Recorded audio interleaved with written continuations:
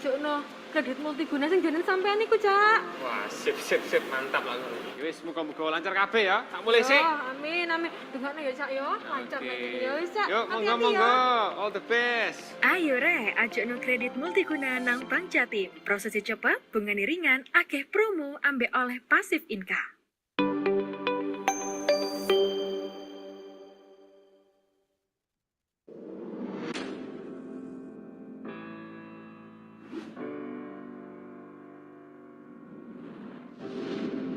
Whenever making a decision, we must be there.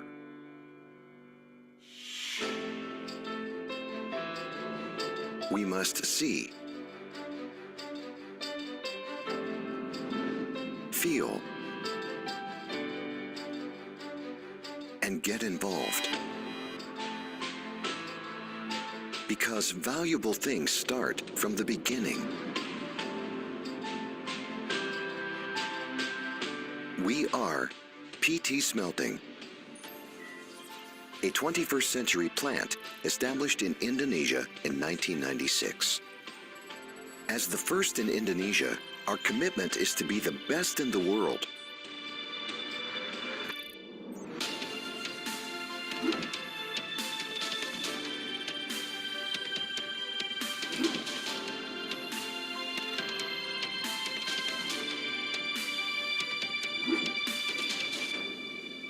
From this 2-kilometer track, the integrity journey of PT Smelting begins.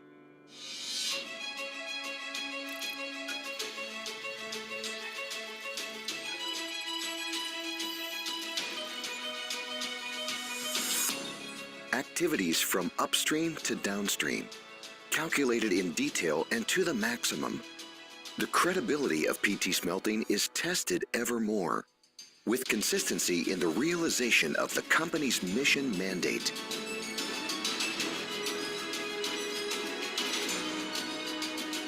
This modern method, recognized by the world since 1970, helps PT Smelting maintain a balance between nature conservation and industrial productivity.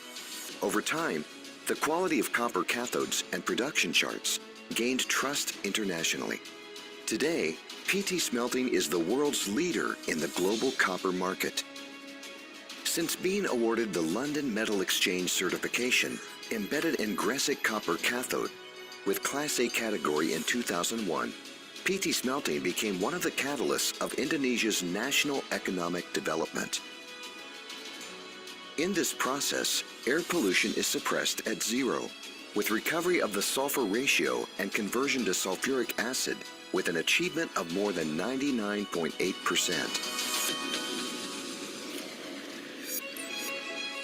For 24 hours, the production process of PT Smelting runs without stopping, supported by these various facilities. None of the waste produced by PT Smelting is wasted. All are processed into products that are useful and of economic value.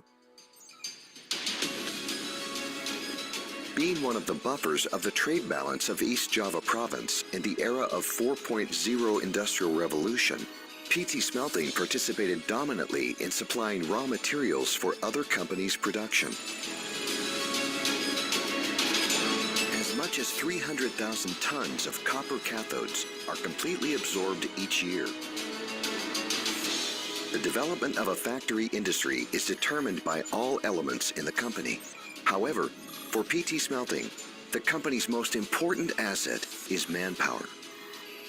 Harmonization of a comfortable and safe working atmosphere built around PT Smelting's environment in an organized and integrated manner.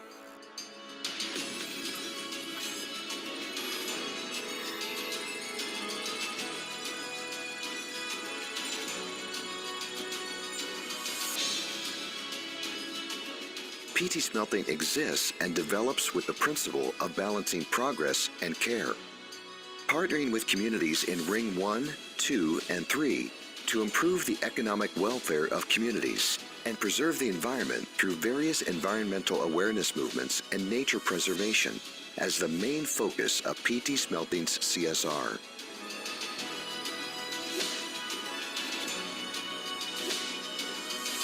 PT Smelting would not have achieved such great heights without the support and involvement of its stakeholders. Because PT Smelting is living for lives.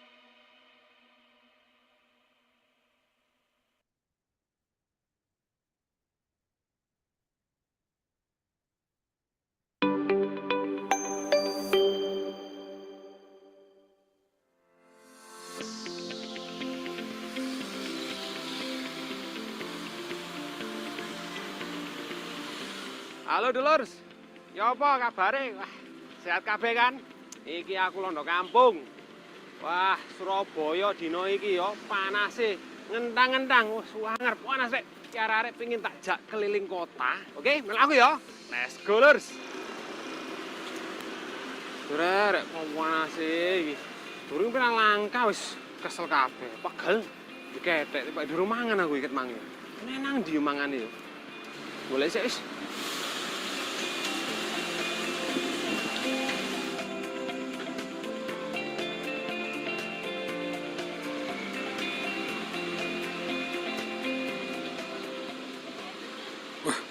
Masih mana apa yuk? Kok ketok Padang? Apa iku sini jenengi saka Padang? Aku pesen kayak iya. Sego Padang, tunggal. Sego Padang enggak, kenapa sego campur ya? Loh, Cak, kalian nyanyi aku dah. Itu gede sego Padang. Nah, ini aku masak ini man. Kok sampean? Sego Padang kan? Itu sego putih jenenge. Oh, sego putih. Lagi dia tuh sampean ini. Dia tapani, Cak. Itu lagi penghematan, jadi duit, pengeluaran aja. Akhir bulan sih, San. Loh, sampean itu karyawan tetap sih? Iya, masuk karyawan tetap. Tapi kan lagi penghematan, kebutuhan lagi aja. Turun kok daftar anakku sekolah, Kak.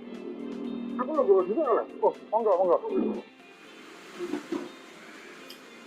Kebetulan ini ketemu sampean.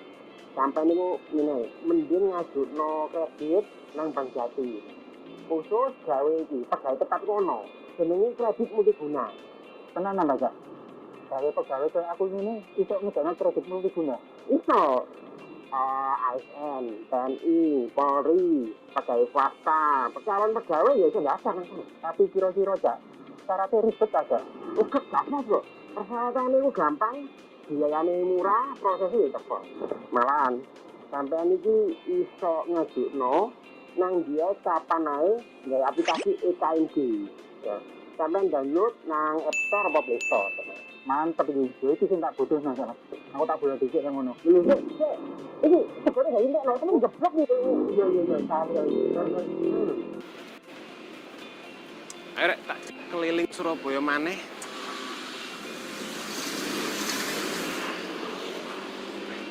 Ya ono mbak-mbak iki. Kok iki nek diprank ya. Coba wis suwe gak ngeprank.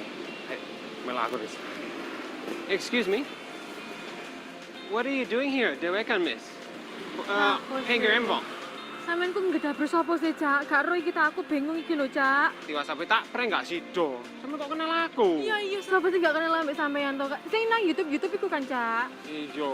Iki lho, Cak, iso ngewangi tabanku kempes iki lho ya apa apike iki. Wajahe sampean lungsek ngono. Gara-gara iki ta? Gak mek iki tok saiki ya apa sing gak lungsek, Cak ya. Pertama cicilanku akeh, terus nang omah makku njaluk dhuwit terus. Ono maneh anakku njaluk susu sing regane 2 juta. Ya apa hari apa gak ngeluh saiki aku ketambahan iki kempes maneh, Cak. ASN sih. Biasanya akeh ngono duwike. ASN yo ASN, Cak, akeh yo akeh duwike. Tapi lah nek ngene iki kabehne barengan aku duit teko endi, Kak? Sampeyan mending ngene lho, ngajukno kredit nang Bank Jatim khusus gawe ASN. Iso ta? Jenenge kredit multiguna.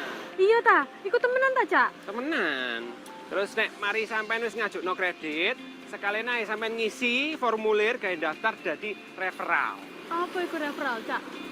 Jadi sampean iku ngejako kanca-kancane sampean ngajukno kredit pisan nang Bank Jatim. Engko awakmu entuk iki penghasilan tambahan teko kono. Iya ta? Iso ta? Yo alias passive income. Tahu krungu passive income? Niki sik ket krungu teko sampean iki. Ya wis, Cak, aku tak ndang budal yo. Mumpung iki sik buka nek yamene iki bange masuk ta. Bek aku iso nambah penghasilan, Cak. Gak perlu ndasku iki, Cak. Loh, terus iki sampean ganti bane nang ndi? Iku lho, Cak, ana leke nang kono iku lho. Ya aku Walah Pak ban iku ta. sampeyan wangi Pak abot iki. Ya, tak sorong. Oke, Lurs. Videone sampai tak mene ayo. Ya wis tak mulai sik suwun sing akeh nonton videone. Goodbye. Iku lho Mbak ambek sing mangi ku ya. Napa kok nang kene ya? Diparane ya. Iku lak Mas Padeng Mbak Ban sing mangi ketemu. Kok nang kene ketemu maneh. Iya, Cak. Lah apa nang kene? Iki Urusan lho, apa? ape ngajukno kredit multiguna sing jeneng sampean iku, Cak. Wah, sip mantap lah.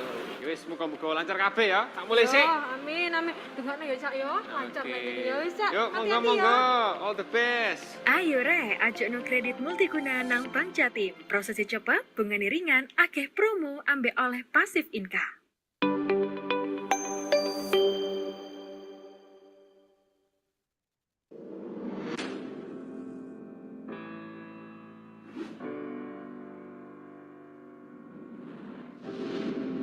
Whenever making a decision, we must be there.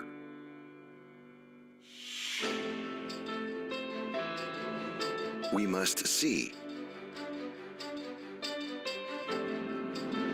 feel,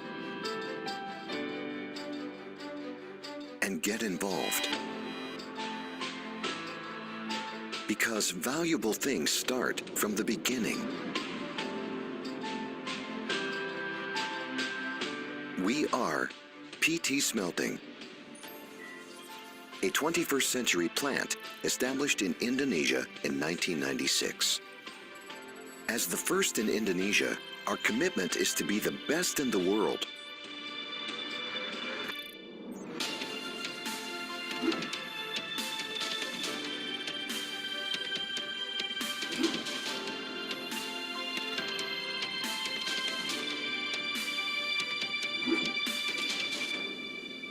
From this 2-kilometer track, the integrity journey of PT Smelting begins.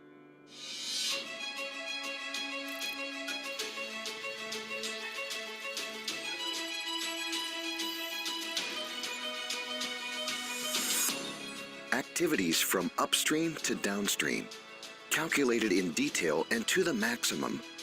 The credibility of PT Smelting is tested ever more, with consistency in the realization of the company's mission mandate.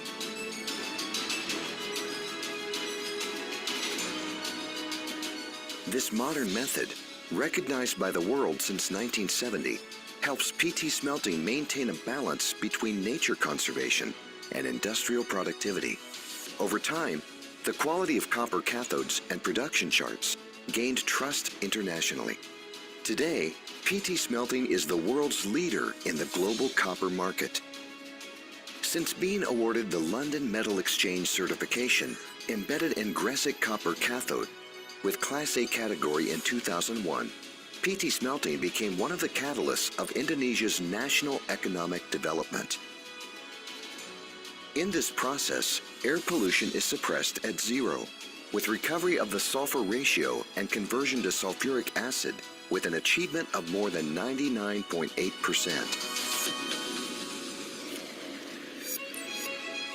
For 24 hours, the production process of PT Smelting runs without stopping, supported by these various facilities. None of the waste produced by PT Smelting is wasted. All are processed into products that are useful and of economic value. Being one of the buffers of the trade balance of East Java province in the era of 4.0 Industrial Revolution, PT Smelting participated dominantly in supplying raw materials for other companies' production. As much as 300,000 tons of copper cathodes are completely absorbed each year. The development of a factory industry is determined by all elements in the company.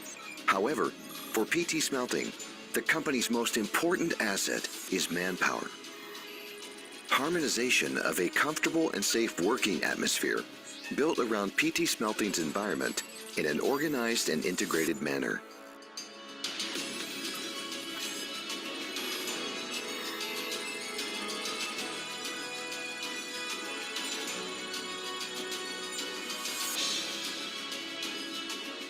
PT Smelting exists and develops with the principle of balancing progress and care, partnering with communities in Ring 1, 2, and 3 to improve the economic welfare of communities and preserve the environment through various environmental awareness movements and nature preservation as the main focus of PT Smelting's CSR.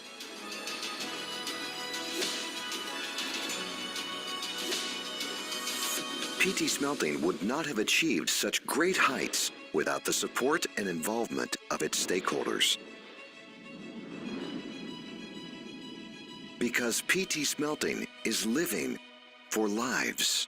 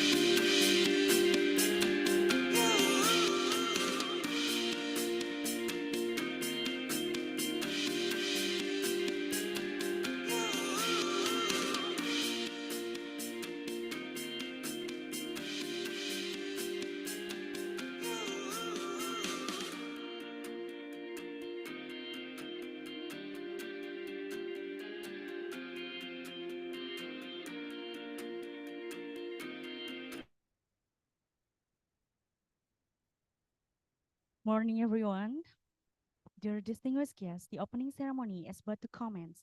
Please kindly take your seat. If your friend is not in the area right now, we kindly ask you to please alert them to return to their seats as soon as possible.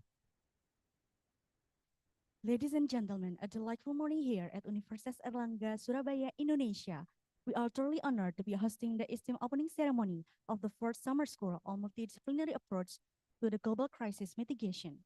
This extraordinary occasion is made possible through the collaborative efforts between the Postgraduate School of Universitas Airlangga, The Faculty of Environmental and Natural Resources of Ho Chi Minh City, University of Technology, Vietnam, and the Institute of Environmental Engineering and Management of the National Taipei University of Technology, Taiwan. We also appreciate the support from our sponsor, Bank Jatim and PT Smelting, PT PLN Persero, and PT PLN Nusantara Power.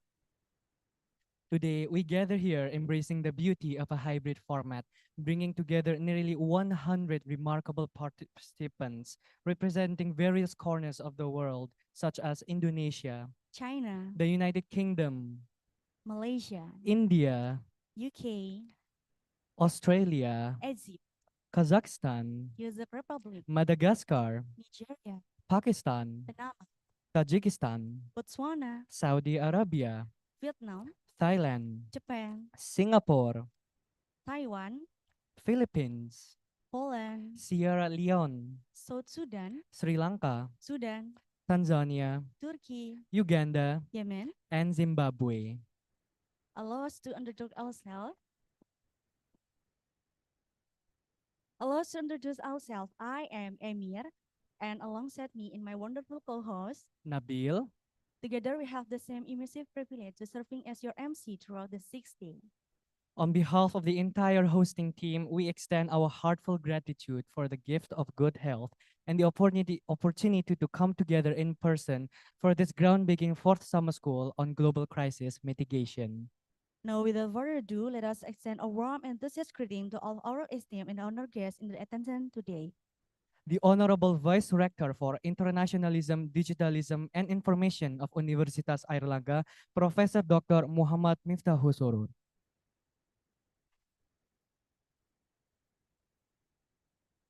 The Board of Directors of Postgraduate School, Universitas Airlangga, Professor Dr. Rudi Purwono, SA, MSA.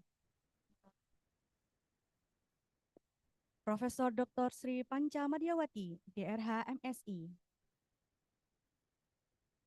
Profesor Dr. Suparno Wijoyo, SH MHum.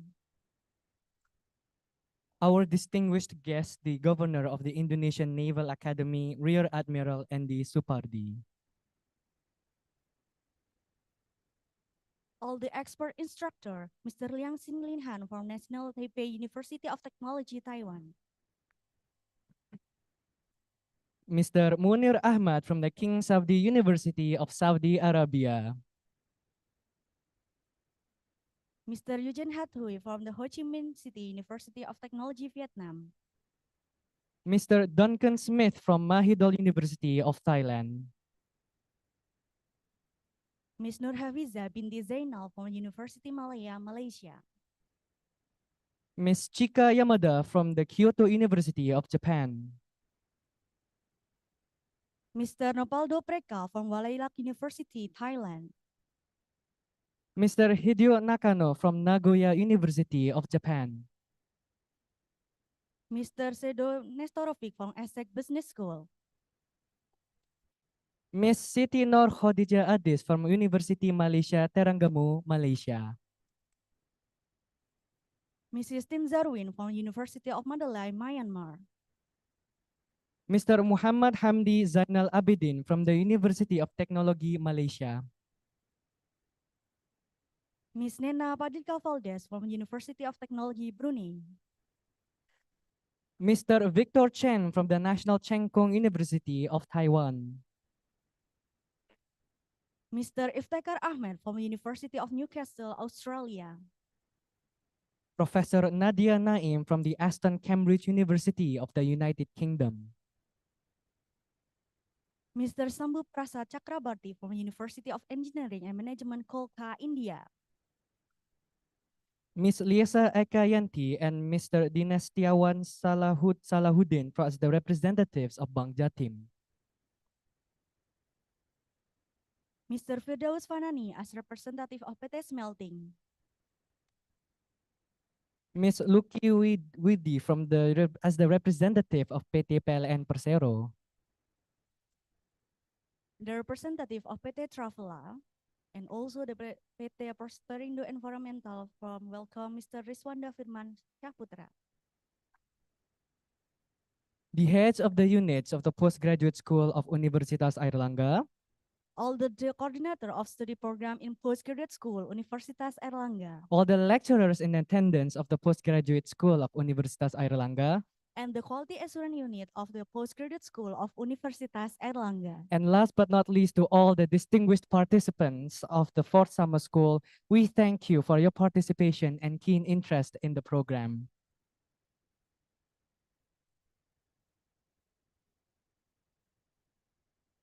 Now we kindly request everyone to please rise for the national anthem of Indonesia Raya, followed by our university anthem, Hymne Airlangga. To all the participants, please rise.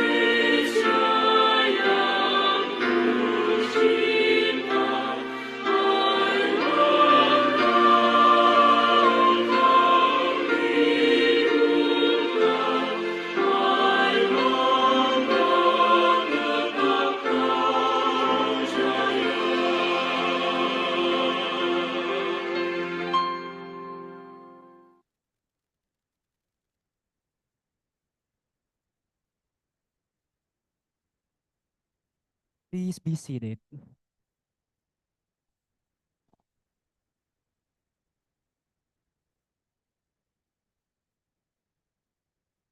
Now it is our pleasure to introduce our esteemed speaker to deliver this opening speech. We'll begin with Professor Dr. Badri Munir Sukocho, the Director of Postgraduate School of Universitas Erlangga. Please join me to welcoming him, Professor Dr. Badri Munir Sukocho.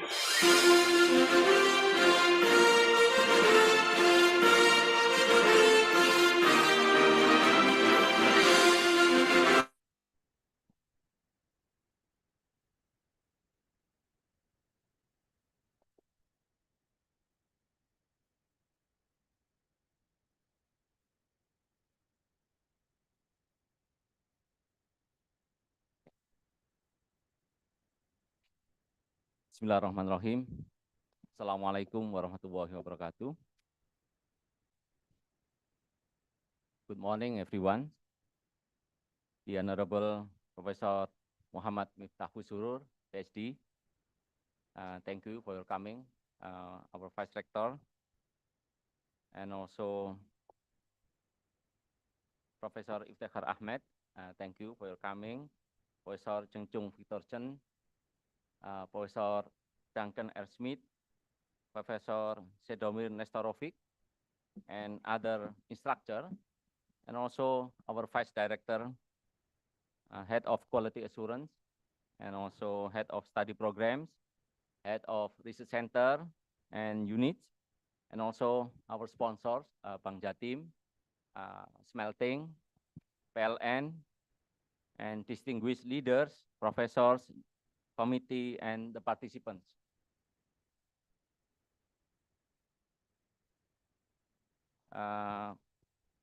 Currently, I think we are entering the second year of post-COVID-19, and the theme of this summer school, the fourth summer school of Universitas Erlangga postgraduate school, is multidisciplinary approach to global crisis mitigation, which is highly relevant for us as human beings. As Indonesia and the world emerge from the pandemic, lawmakers, regulators, and society at large must confront these developments.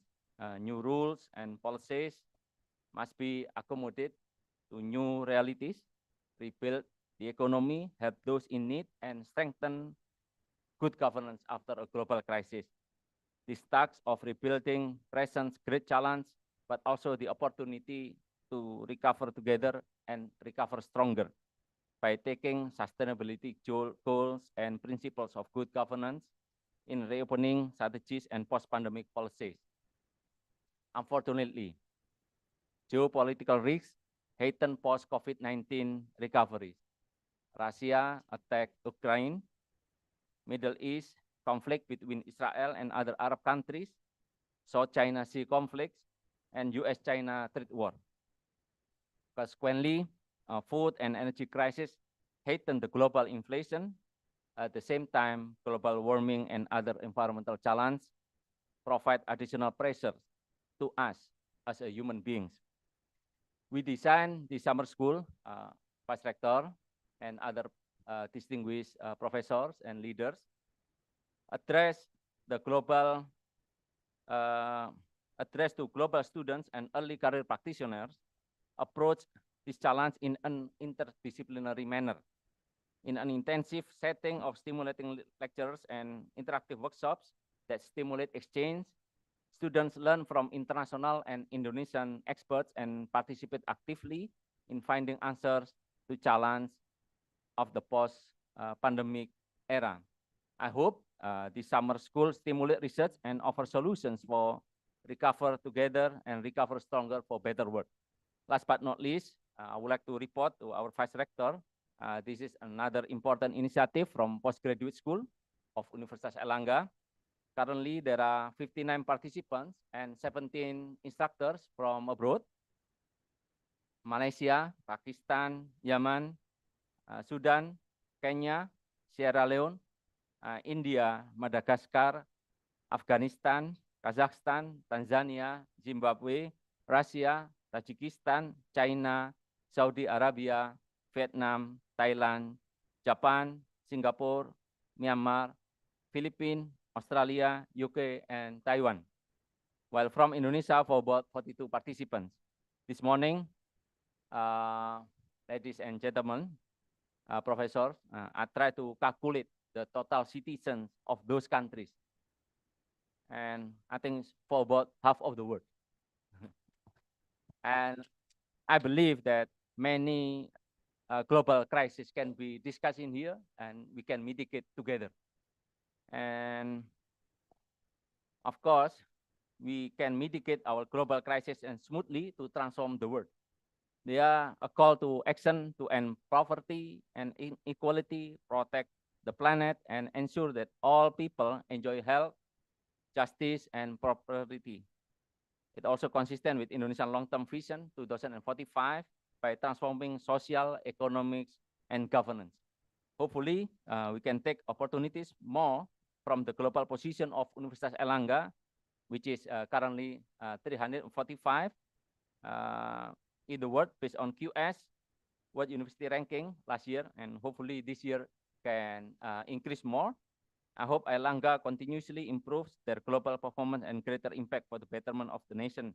So I think before our Vice Rector, I think we can give a big applause to everyone who joined this summer school. And thank you and have a wonderful and insightful summer school in Surabaya. Wassalamualaikum warahmatullahi wabarakatuh.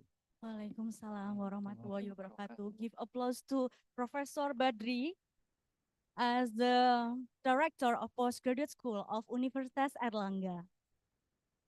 The second welcoming speech will be delivered by the Honorable Professor Muhammad Miftah Husurur as the Vice Rector of Universitas Airlangga. Please join me in welcoming him, Professor Muhammad Miftah Husurur.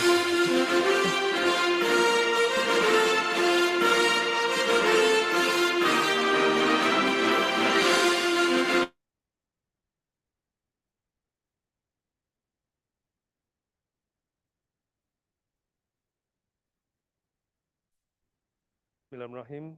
Assalamualaikum warahmatullahi wabarakatuh. Dear college professor, lecturers, and also instructor, participant, ladies and gentlemen. On behalf of Universitas Airlangga, I would like to express my sincere gratitude and welcome you to the fourth summer school of multidisciplinary approach to global crisis mitigations hosted by Postgraduate School of Universitas Airlangga. Honorable Director and also Vice Director of the Postgraduate School, Professor Badri Munir Sukoco, Professor Rudi Purwono, Professor Sri Panca, and also Professor Suparto Wijoyo.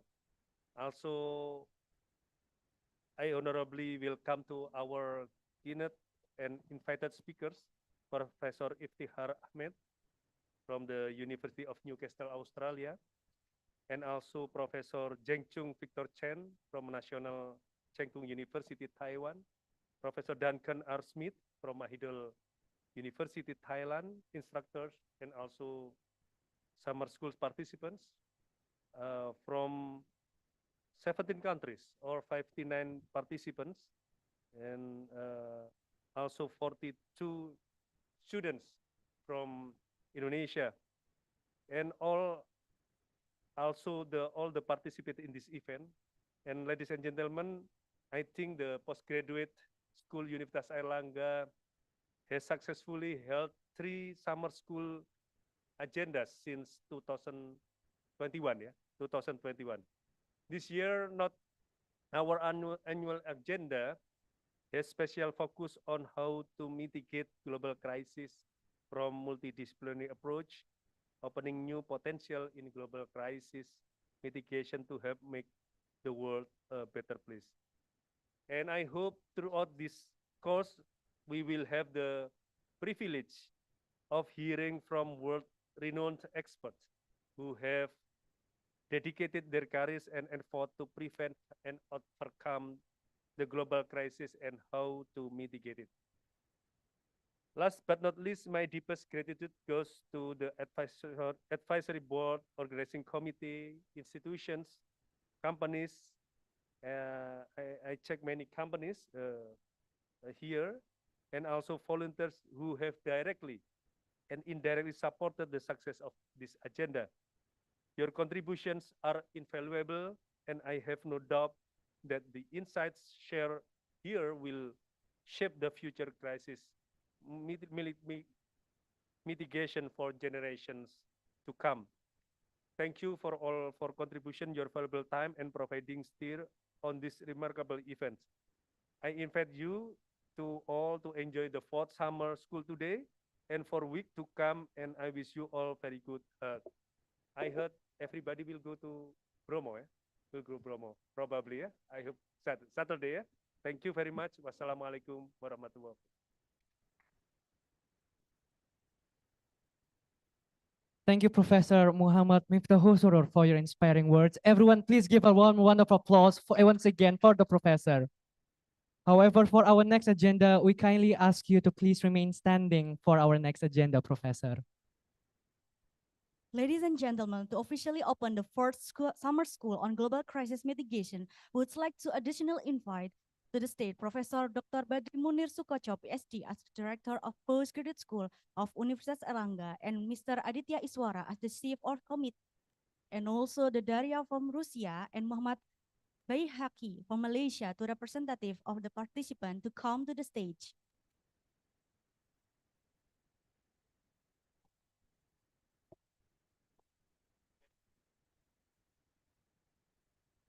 Once again, we invite Daria from Russia as the representative of participant who come to the stage.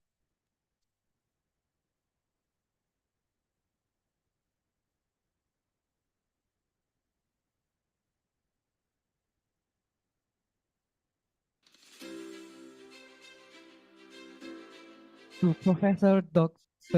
Muhammad Miftahul Surur, you may now present the traditional shawl to the participant representatives.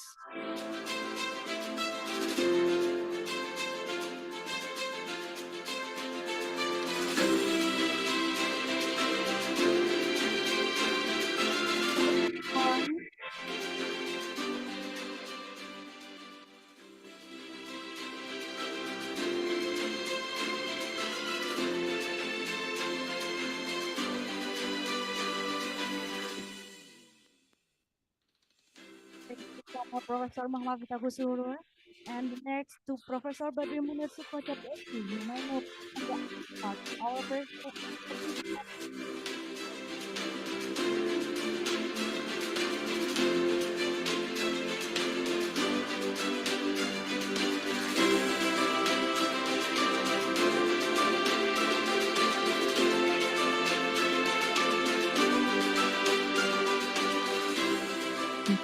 Aditya Iswara, you may now present the goodie bags to the participant representative.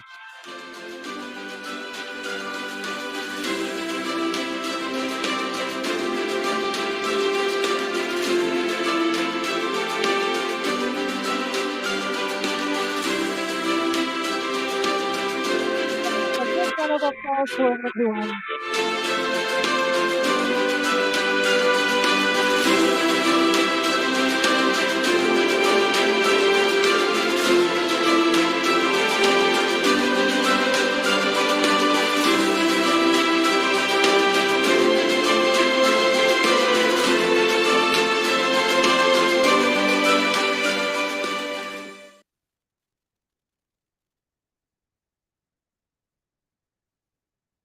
You may now return to your seats.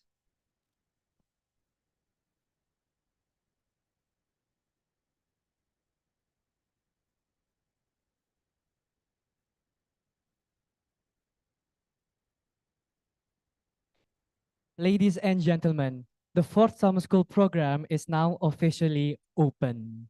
Everyone, please give a big round of applause once again.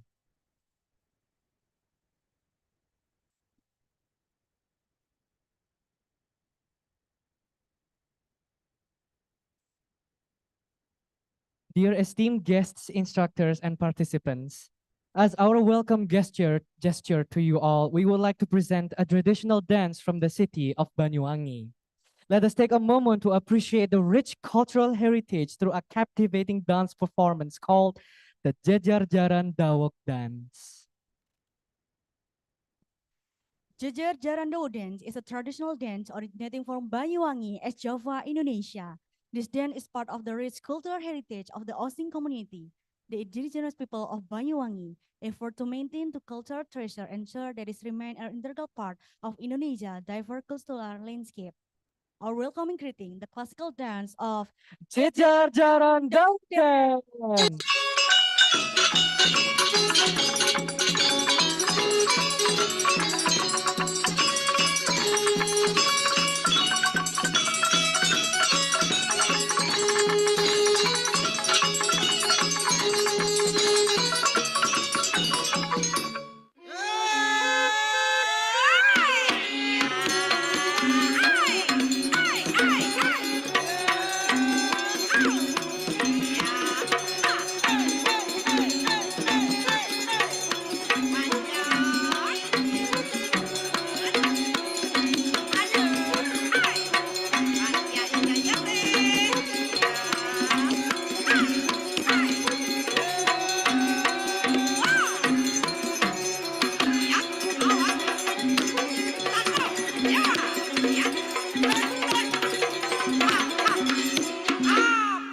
Salam penghormatan sekarang dimulai keren. Ya.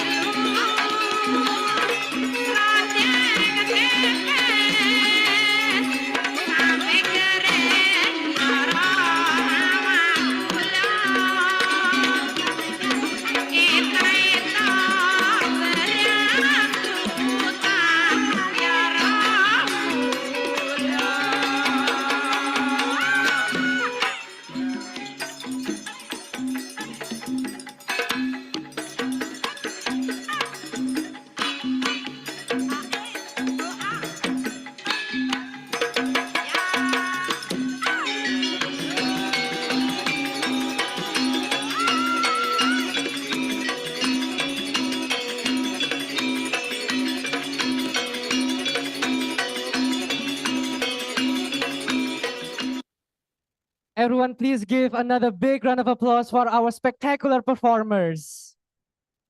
We hope the previous performance has left you all feeling refreshed and energized. Now we shall proceed to our highly anticipated keynote speech. It is truly an honor and a privilege to have Professor Khonkar Iftikhar Ahmed from the University of Newcastle, Australia, here with us today. Please join us in warmly welcoming Professor Khonkar to the stage.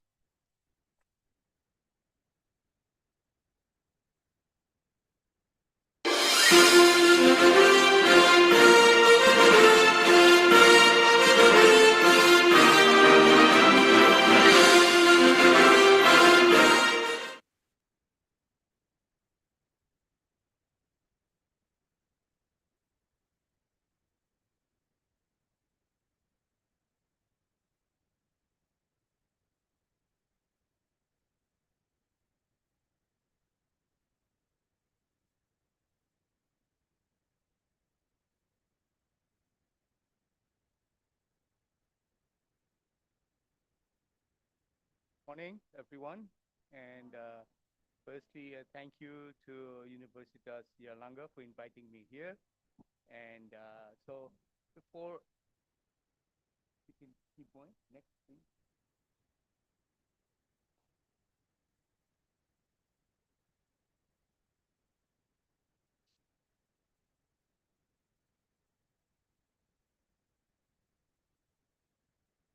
Right, so we are now in this global crisis era, and I won't go into great detail. You know this already.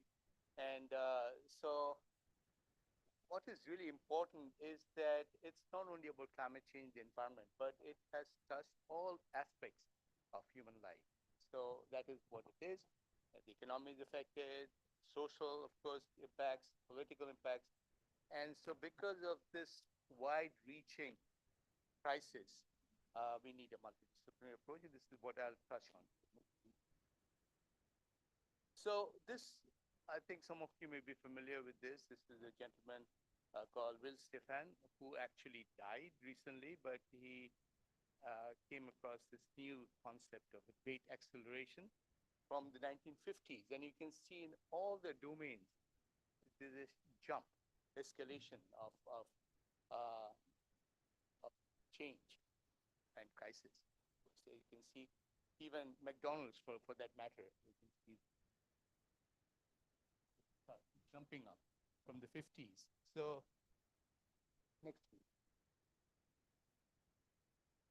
So why a multidisciplinary approach? Why should we do that? And because it's this crisis is complex, And it's interconnected, these three main domains: economic, social, and environmental. So these factors are intersecting, and basically you see, for example, when the social and environmental factors intersect, then we have what is bearable, and so on. So these interact, and that gives us a comprehensive understanding and gives us innovative solutions, and then how to effectively implement mitigation techniques. Next, please.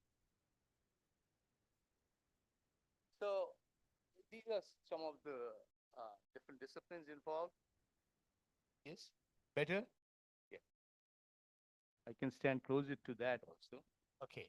Um, yes, so there are all these different disciplines, and this is not an exclusive list. There are many others, perhaps, but these are some of the main ones. And you can see the kind of interdisciplinary approach that I've been involved in. This is a book that we edited together and looking at disaster resilience and sustainability from a multidisciplinary point of view. And even that is from my university, University of Newcastle. You can see that the scientists are, addressing this crisis in a variety of ways. As you can see, they are trying to develop what they call a carbon gobbling um, plant. So the plants actually absorb carbon anyway, but this gobbles, so this accelerated rate of reduction of carbon. Next, please. So looking at these disciplines, the first one, environmental science, this is obvious. And what the role is, it's climate change analysis solutions, and also looking at biodiversity conservation. So there's a case study, and many of you may know about the ozone layer reduction through the Montreal Protocol, is that the ozone layer, which was very being depleted because of ozone, and and hydrofluorocarbons emissions, that has been reduced quite a bit now. And so that's just a case study of how this crisis has been addressed. Next, please. Public health, again, its role in crisis mitigation, disease prevention control, health system strengthening. These are the two main areas. And COVID-19 is, of course, the case study which we are all familiar with. And I won't go into in great detail, just to tell you that now we are in a post-COVID era. But even recently, as you can see, that was just last week, that in Australia, there's a new variant of COVID which has come up. So it has not gone away. We are still kind of grappling with this mutating, transforming virus. And that's a case study also which we authored, which was published, um, looking at how our University of Newcastle, dealt with COVID. Next, please. Economics, yes, role in crisis management. We're looking at economic impact assessments and policy development for economic resilience. So if you look at that, this is a case study from financial crisis management, and you know that the world has been beset by various kinds of financial crises. So if you look at that, I won't go into in great detail, of course, but this is United Nations Committee for Development and Trade, and this is the kind of ideas that they had at national, international level. And what they really tried to emphasize, that developing countries such as Indonesia, they need to be participants in reducing the global impacts. So that is, they have to be partners. Next, please. Or looking at social sciences, so understanding human behavior, social dynamics, community education, engagement. And this is the project that we looked on in Aceh in Indonesia, how the people transformed their houses. So this was multidisciplinary. I come from a architecture background, but here we looked at social science and architecture, how people behave, how they adapt to, how they change. You can see, for example, the toilets are very different in that part of the world because they have a clean water tank and an impure water tank. The impure water tank is for washing after defecation, for example, whereas the pure one is for ablution and bathing. So, but when the organizations built these houses, they didn't cater to these kind of traditional cultural concepts. So the people modified these houses. So we documented about 27 houses. That drawing on top, you can see the red part is what people did. the additions. And you can see the photograph also. The second one, you can see that the addition that they made to that house, it's double of what was given to them. And when we studied the traditional Achinese house, they were approximately 100 square meters in size because the extended family lives there. The son gets married and the wife moves in and so on. But when they gave these houses, they were small nuclear houses. You can see on top, two brothers, they got two houses and they joined them to make them one house. So this is the kind of idea that we looked at in terms of crisis management, crisis mitigation, social science. Next, please. Political science, again, crisis management, if we look at it, governance and policy making, international cooperation and trades. And if we look at it, there are just so many agreements, so many, they're growing each and every day. 1957, there was only one multilateral agreement. By 2012, there were 747. And now there are more than 250,000 treaties of various kinds. And so more and more actors involved, state, non-state, civil society, etc. And this kind of multiplicity of actors has created fragmentation. And now there is a gridlock. Every time there's the conference of parties, the COP climate conferences, there's no agreement, there's no consensus. Next, please. Technology and engineering, that's the other area. We can look at innovative solution, infrastructure development, data analysis, and predictive modeling. So when we look at that part, this is a case study. This is in cyclone early warning system in Bangladesh. And that is a research project that we did. And you can see the evacuation centers where people actually evacuate the cyclone refugees. And they're normally schools, but they are converted very quickly. And very recently, I think it was last week, there was a big cyclone and only 12 people died. But if you look at 1970, it was more than 500,000 people died. 500,000 people died. 1991, 148, around that figure, and now it's gone down to 12. So you see the reduction in human fatalities through this early warning system. Next, please. So multidisciplinary collaboration. Why multidisciplinary collaboration? Again, it's a cross-disciplinary research team, and there are different organizations, the United Nations, they also follow a multidisciplinary approach, and also the idea of public-private PPP. And that is a program in Indonesia, USAID Advanced Program with the Japanese organization consulting firm called Miyamoto, that they started working together with public and private sectors to join them together and helping the small and medium-sized industries, enterprises to kind of flourish through that program. And through that, and you can see that that's the UN cluster system. Every time there's a disaster, the UN cluster system, and you can see there are different clusters, shelter, gender, water and sanitation, and so on. So all these clusters. And that top one is actually a project that we worked on, in a multidisciplinary project. Some of us colleagues from my School of Architecture and Built Environment and also School of Humanities and Social Sciences. We combined to work on this project looking at the SDGs, SDG 13 specifically. Can you go to the next one? Can you play it? Can you play the video?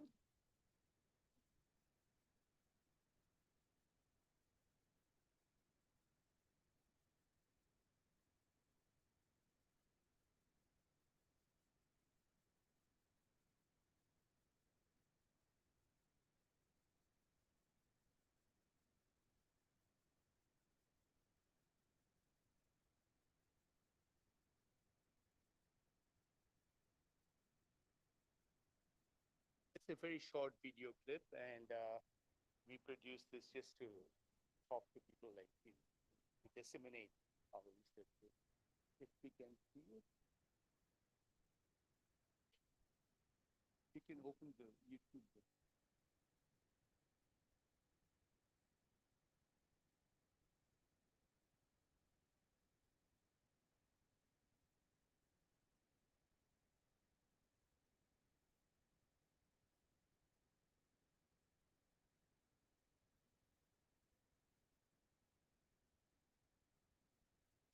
Never mind.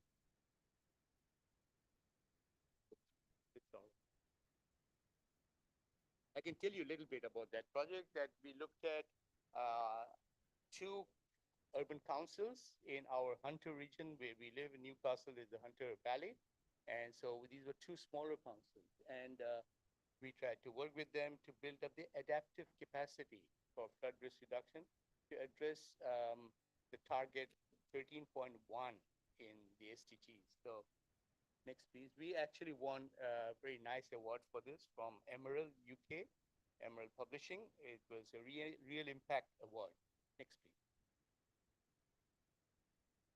So what are the challenges and barriers? I've been going through all these kind of mitigation solutions, but obviously they're not without its challenges. Communication coordination is a big issue. Different political systems work differently. That is a big issue also.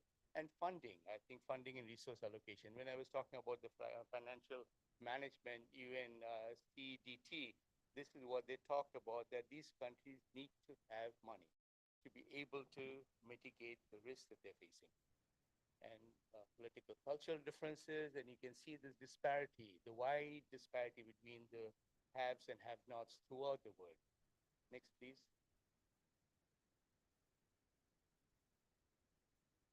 So what are the strategies? Best practices, we have to have good communication channels and have a shared goals and objectives, continuous learning and adaptive learning. I think that is perhaps very important.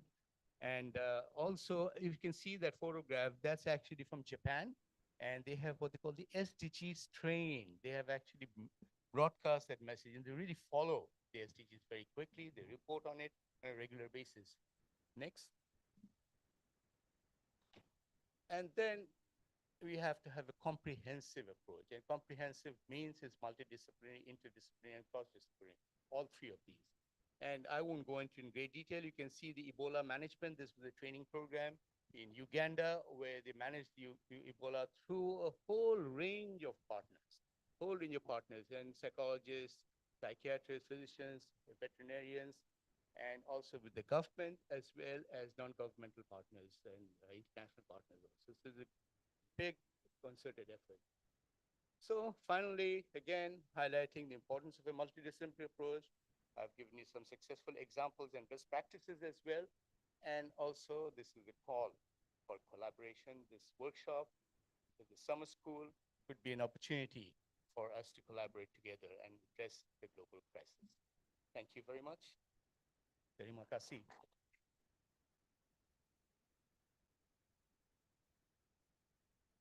Thank you, Mr. Konkar, for graciously sharing your insights with us. Your contribution is deeply appreciated. Once again, please give applause to Mr. Konkar from University of Newcastle, Australia. Ladies and gentlemen, this event cannot run without the support of our sponsor from Bank Jatim, PT Smelting, PT PLN Persero, and PT PLN Nusantara Power. Give applause to our sponsorship.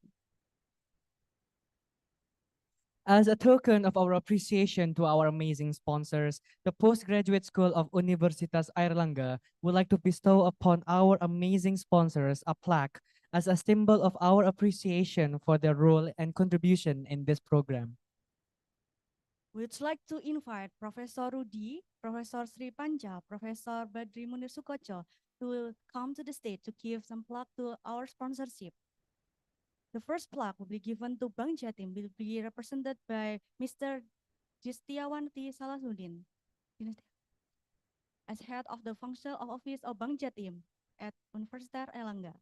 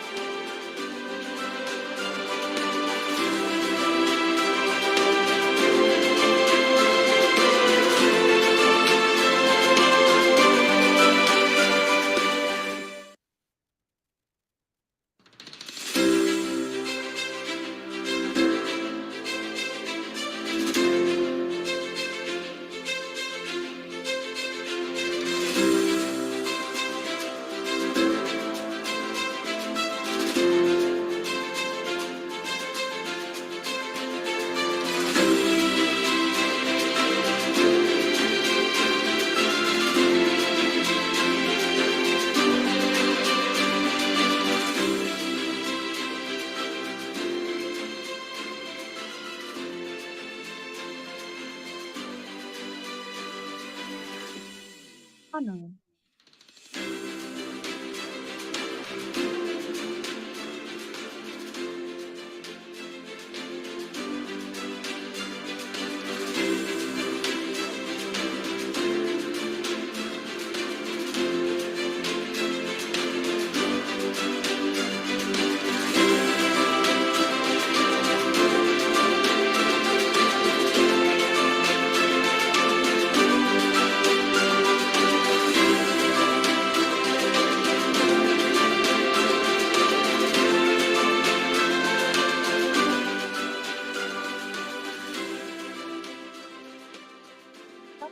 If you are in the entered stage, you come to the stage to give some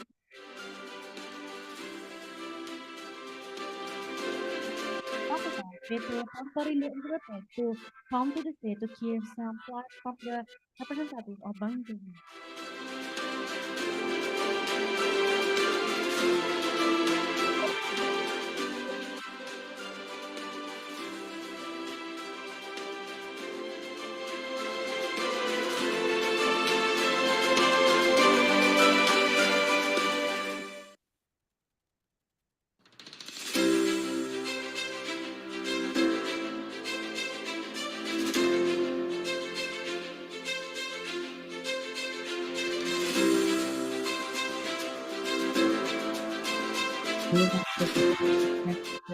Smile at the camera, everyone.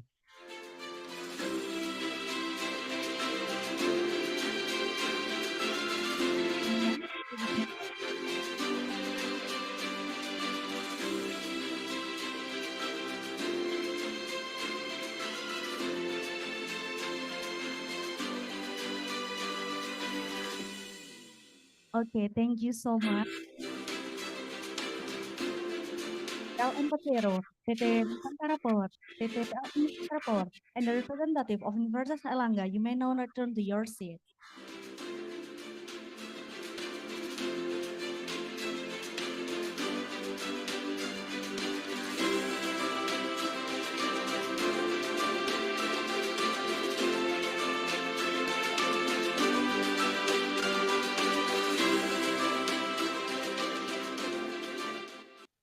Ladies and gentlemen, the plaque handover to our amazing sponsors wraps up our opening ceremony this morning. As we bid farewell to this momentous occasion, we extend our deepest appreciation to all our esteemed guests, esteemed instructors, and participants who have embarked on this remarkable journey together, embracing the start of the fourth summer school program on global crisis mitigation. On behalf of organizing team, we humbly apologize for any mistaken and inconvenience during this opening ceremony. Ladies and gentlemen, before starting our next agenda after the opening ceremony, we would like to announce a 5-minute break. You may use this time to use the washroom or take some of the snacks that have been provided by the committee outside. Please return to your seats in about 5 more minutes. Thank you. And to all our esteemed guests who are in attendance with us today, we greatly appreciate your attendance today. And if you have any further agenda, you may now leave the room. Thank you.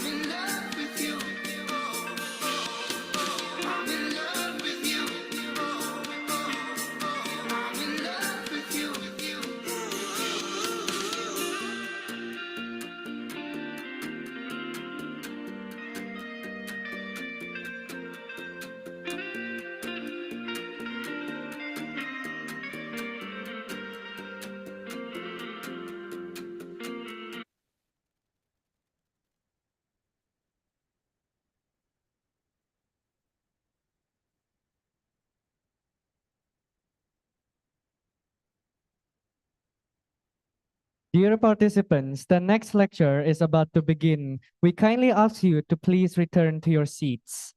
Thank you.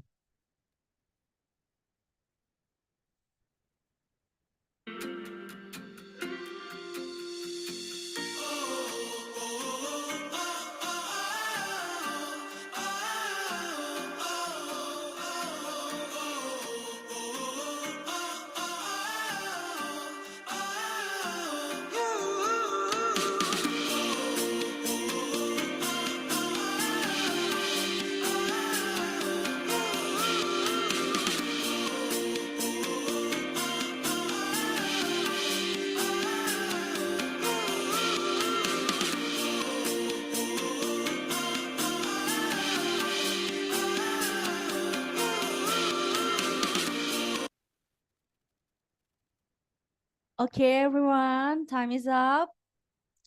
Please come to the stage to continue our agenda today. Once again, please, to all participants, please return to your seats as the next agenda is about to begin. Once again, we would like to announce to all participants to please return to your seats as we now move on to our next agenda. Thank you.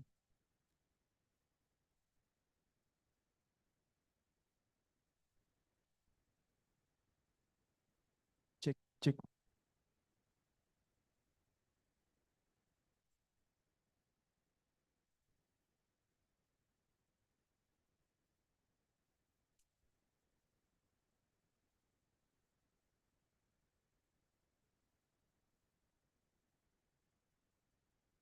Once again, we remind to all the LOs that remind the participant to come to the stage because the lecture will be begin in 5 minutes.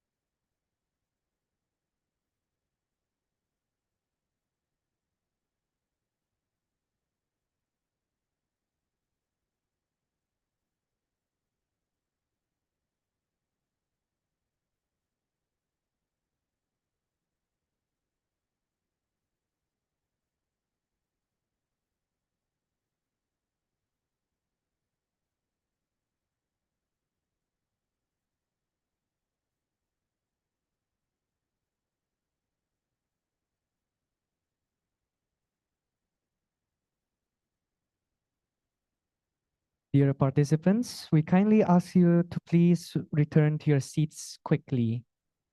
Participants, if your friend is not in the room, we kindly ask you to please alert them to please return to their seats as the next lecture is about to begin. Thank you. Thank you, Nabil, for reminding us. Once again, everyone, the agenda is about to begin. We kindly ask you to return to your seat.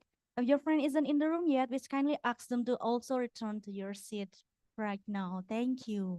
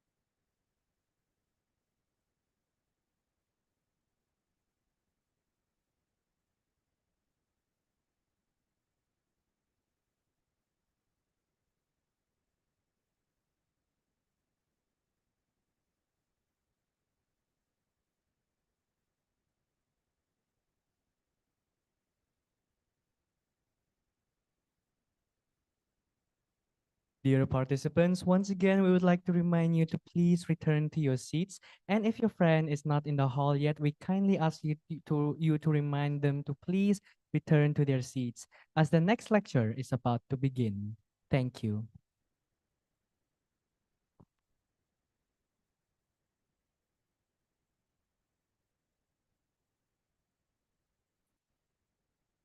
Okay, once again, everyone, the agenda about to begin. We kindly ask you to return to your seat. If your friend isn't in the room yet, we kindly ask to return. Thank you. You may call your friends or your participant fellow to back to the seat. Thank you.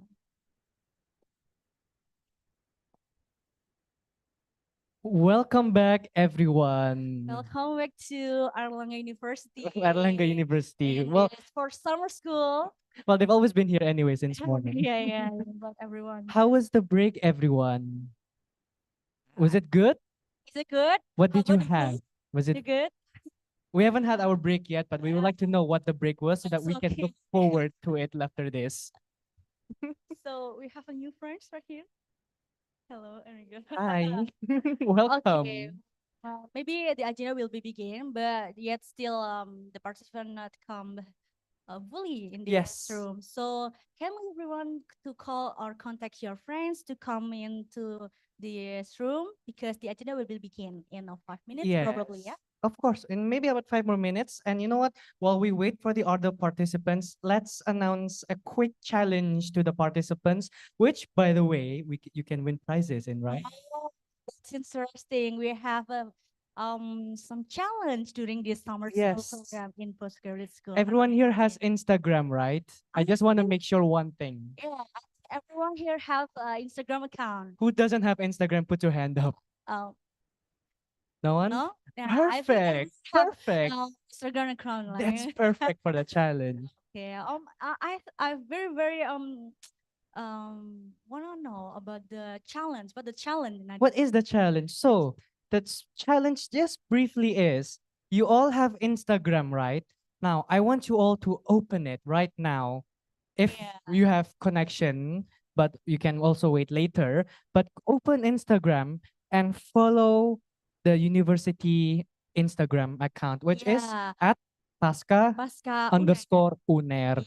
Is it on this? No, it's not on this. Oh yeah, you just follow Pasca UNER and also the challenge is The challenge is to post anything about the program every day. And yeah. every day you must tag the university Instagram account. Yeah. And we will judge which one is the best one every day. So every day there is a chance to win a special prize from the university. Yeah, we have a special gift to all of you guys Special that gift. yeah, it was a special gift to all of you guys that winning this challenge. So simply the challenge is you guys just post some memory or photos during this summer school program in this Instagram, and also don't forget to tag I think KIS it's postgraduate I think it's school. Pasca underscore UNER, I Yeah, think. Pasca or So you just PASCA underscore UNER. tag us. Oh, actually you can Yeah. tag us even if you want. So we can choose all of you guys that the great one. Yeah, we can connect it. We'll share our Instagram at the end of the lectures today, but it looks like Enrico, we are ready for today, and it looks like most of the participants are in the hall as well. So, without further ado, we will now proceed with our next agenda of today, which is the first lecture, which will be moderated wonderfully by our friend Enrico. Everyone, give a big round of applause for Enrico right here.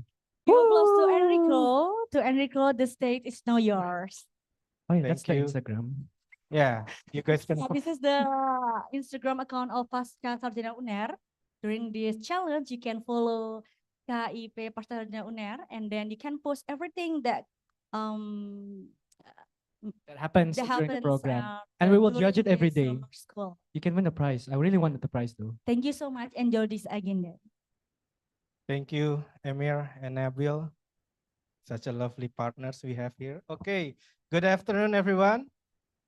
Good afternoon. I think the snack attack is already begin. Some of you start to be sleepy right now, but I hope that you guys still in a good shape, good spirit to begin to begin our lecture series. Okay, my name is Enrico and I am humbled and delighted to become one of your moderators during these summer school programs. Um, Using a grand theme of multidisciplinary approach to mitigating global crisis, uh, also in line with our school tagline, School of Leadership. What is the relation between crisis mitigation and leadership? We, postgraduate school, believe that every leader must be an agile leader, a resilient leader, but also humble leader to learn and gain as many experience as possible. Back in COVID era, 2 years ago, we see many leaders that have been dragged down to the ground, but also many leaders that thrive and succeed during the COVID baptism of fire. We, postgraduate school and the committee of the summer school, believe that each one of you can succeed and thrive during the time of crisis.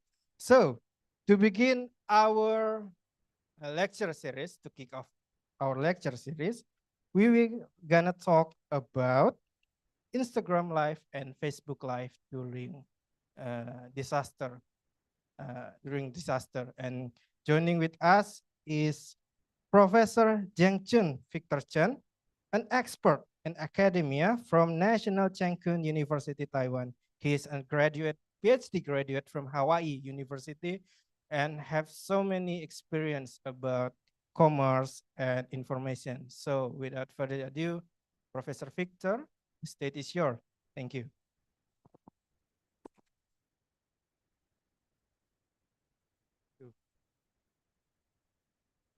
All right. First of all, thank all of you. When I received the invitation from Mr. Professor Badri, I I was very shocked. I don't know what to speak about geopolitical crisis, and then I thought about it. So I think, yeah, I mean, our country is in this geopolitical area. So I think I may say something about Taiwan first, because I know some people don't know Taiwan. Mostly they say Thailand, right? Anyone from Thailand? So we are not Thailand, right? So I want to take a few minutes to talk about Taiwan, and then so that you know these geopolitical situations a little bit, but this is not my major. So this is only from my personal views. Next slide. All right, it's a very small island with only 168 islands. Altogether is 36,000 square kilometers. So in terms of the area occupied, is number 138 in the world. Is a pretty teeny tiny country among the 200 countries in the world. The name was called Formosa 400 years ago. So I did a little bit research. The company called the Eastern Indian Company was very popular and dominating in this Pacific Ocean area.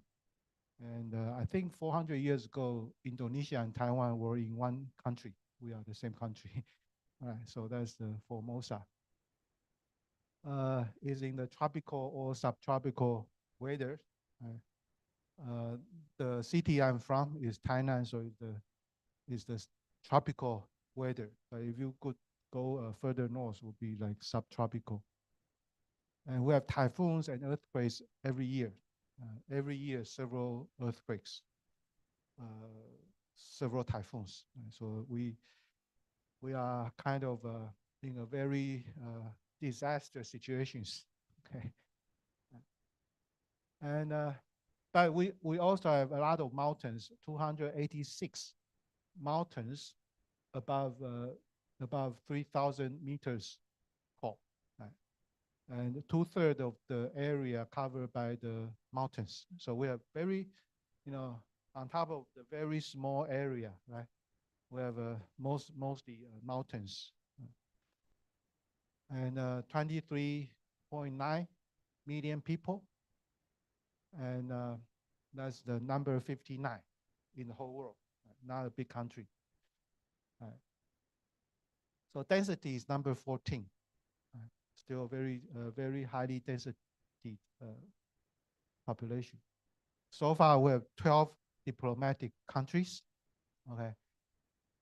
In terms of the GDP, we are ranked number 21. In terms of purchasing power per capita, is the number 20. In terms of GDP divided by per capita, is number 12 in terms of the purchasing power.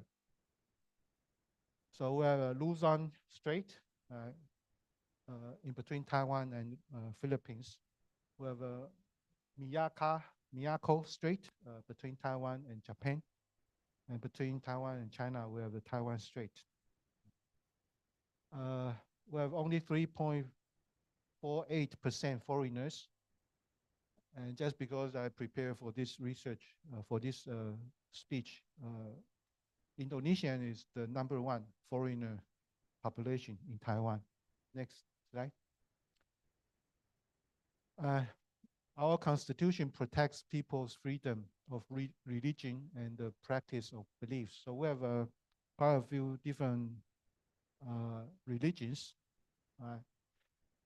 And so we have the 43.8% folk religions, which is a mix of my understanding, which is a mix of the Buddhism, Taoism, Confucianism, and some traditional belief. And then pure Buddhism is 15%, but not really pure. A lot of temples also including Taoism. 13.7% unaffiliated. I think those unaffiliated are more like what I said, the mix of the Buddhism, Taoism, Confucianism, and some traditional beliefs. And 5.8% Christian, 1% Muslim.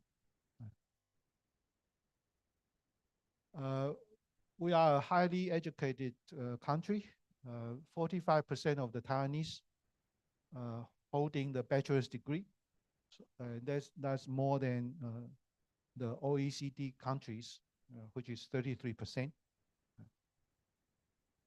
And we are ranking for the 5th year in the healthcare index, the top, the #1, according to this Numbeo. So the score we received is 86, South Korea 82.7, Japan 79.3, the Netherlands 78.9, France 78, and so on. So we are, in terms of the healthcare, we are fine. We are actually this February I was sent to the NCKU hospital. The cost was big to me, but if you compare to the cost in the USA, is probably 100 times more. Okay, a little bit promotion about my university, the National Cheng Kung University. Cheng Kung means success. So you could literally translate, it's called National Success University. We are ranked #2 in Taiwan. In terms of QS ranking, we are 228. In terms of SIMEGO, 476. In terms of THE, 501. And that's about my university. Next. Okay, we have several #1 companies in the world. Of course, to prepare for this research, I try to find the information. The #1 semiconductor company is TSMC, Taiwan Semiconductor Manufacturing Company. The #1 electrical OEM, ODM company is Honghai Precision. It used to have 1 million workers in China, but not anymore. Notebook OEM, ODM is Quanta Computer, is #1 in the world. #1 gaming company is ASUS. #1 cell phone chip is MediaTek. #1 power supply is Delta Electronics. Cell phone camera, Lagan Precisions. IC Test and Package ASE Holdings, PCB Road Tech Electronics, and so on and so forth. A total of 17 companies is number one in the world, according to 111 News. Next, right. Over 60% of the world's semiconductors imported from Taiwan. Over 92% of the advanced semiconductors from Taiwan. And TSMC ranked number 9, biggest market capital company, following the Meta, Berkshire Hathaway. Top 5 companies in the world, including Microsoft, Apple, Nvidia, Alphabet, Amazon. And number 7, Meta. Number 11, Broadcom. Number 14, Tesla. All use the semiconductors manufactured in Taiwan. And we use semiconductors in every day. So you can say the semiconductor is the most important industry in Taiwan. Next. Next, please. All right. About our economy, again, we are small, right? We are like 130, in the world, right, in terms of the territory, 59 in terms of populations. But according to some rankings, we are okay, right? According to Allianz 2023, we are number 5 richest countries in the world. The USA is number 1, Switzerland number 2, Denmark number 3, Singapore number 4, Taiwan number 5. And we are only Taiwan and Singapore among the top 5 still remaining growth in the past 2 years. According to Global Finance Magazine 2023, based on the GDP per capita, Taiwan is ranked number 14. Okay. Next slide. So this is the Global Finance Magazine. So Taiwan is number 14. Next slide.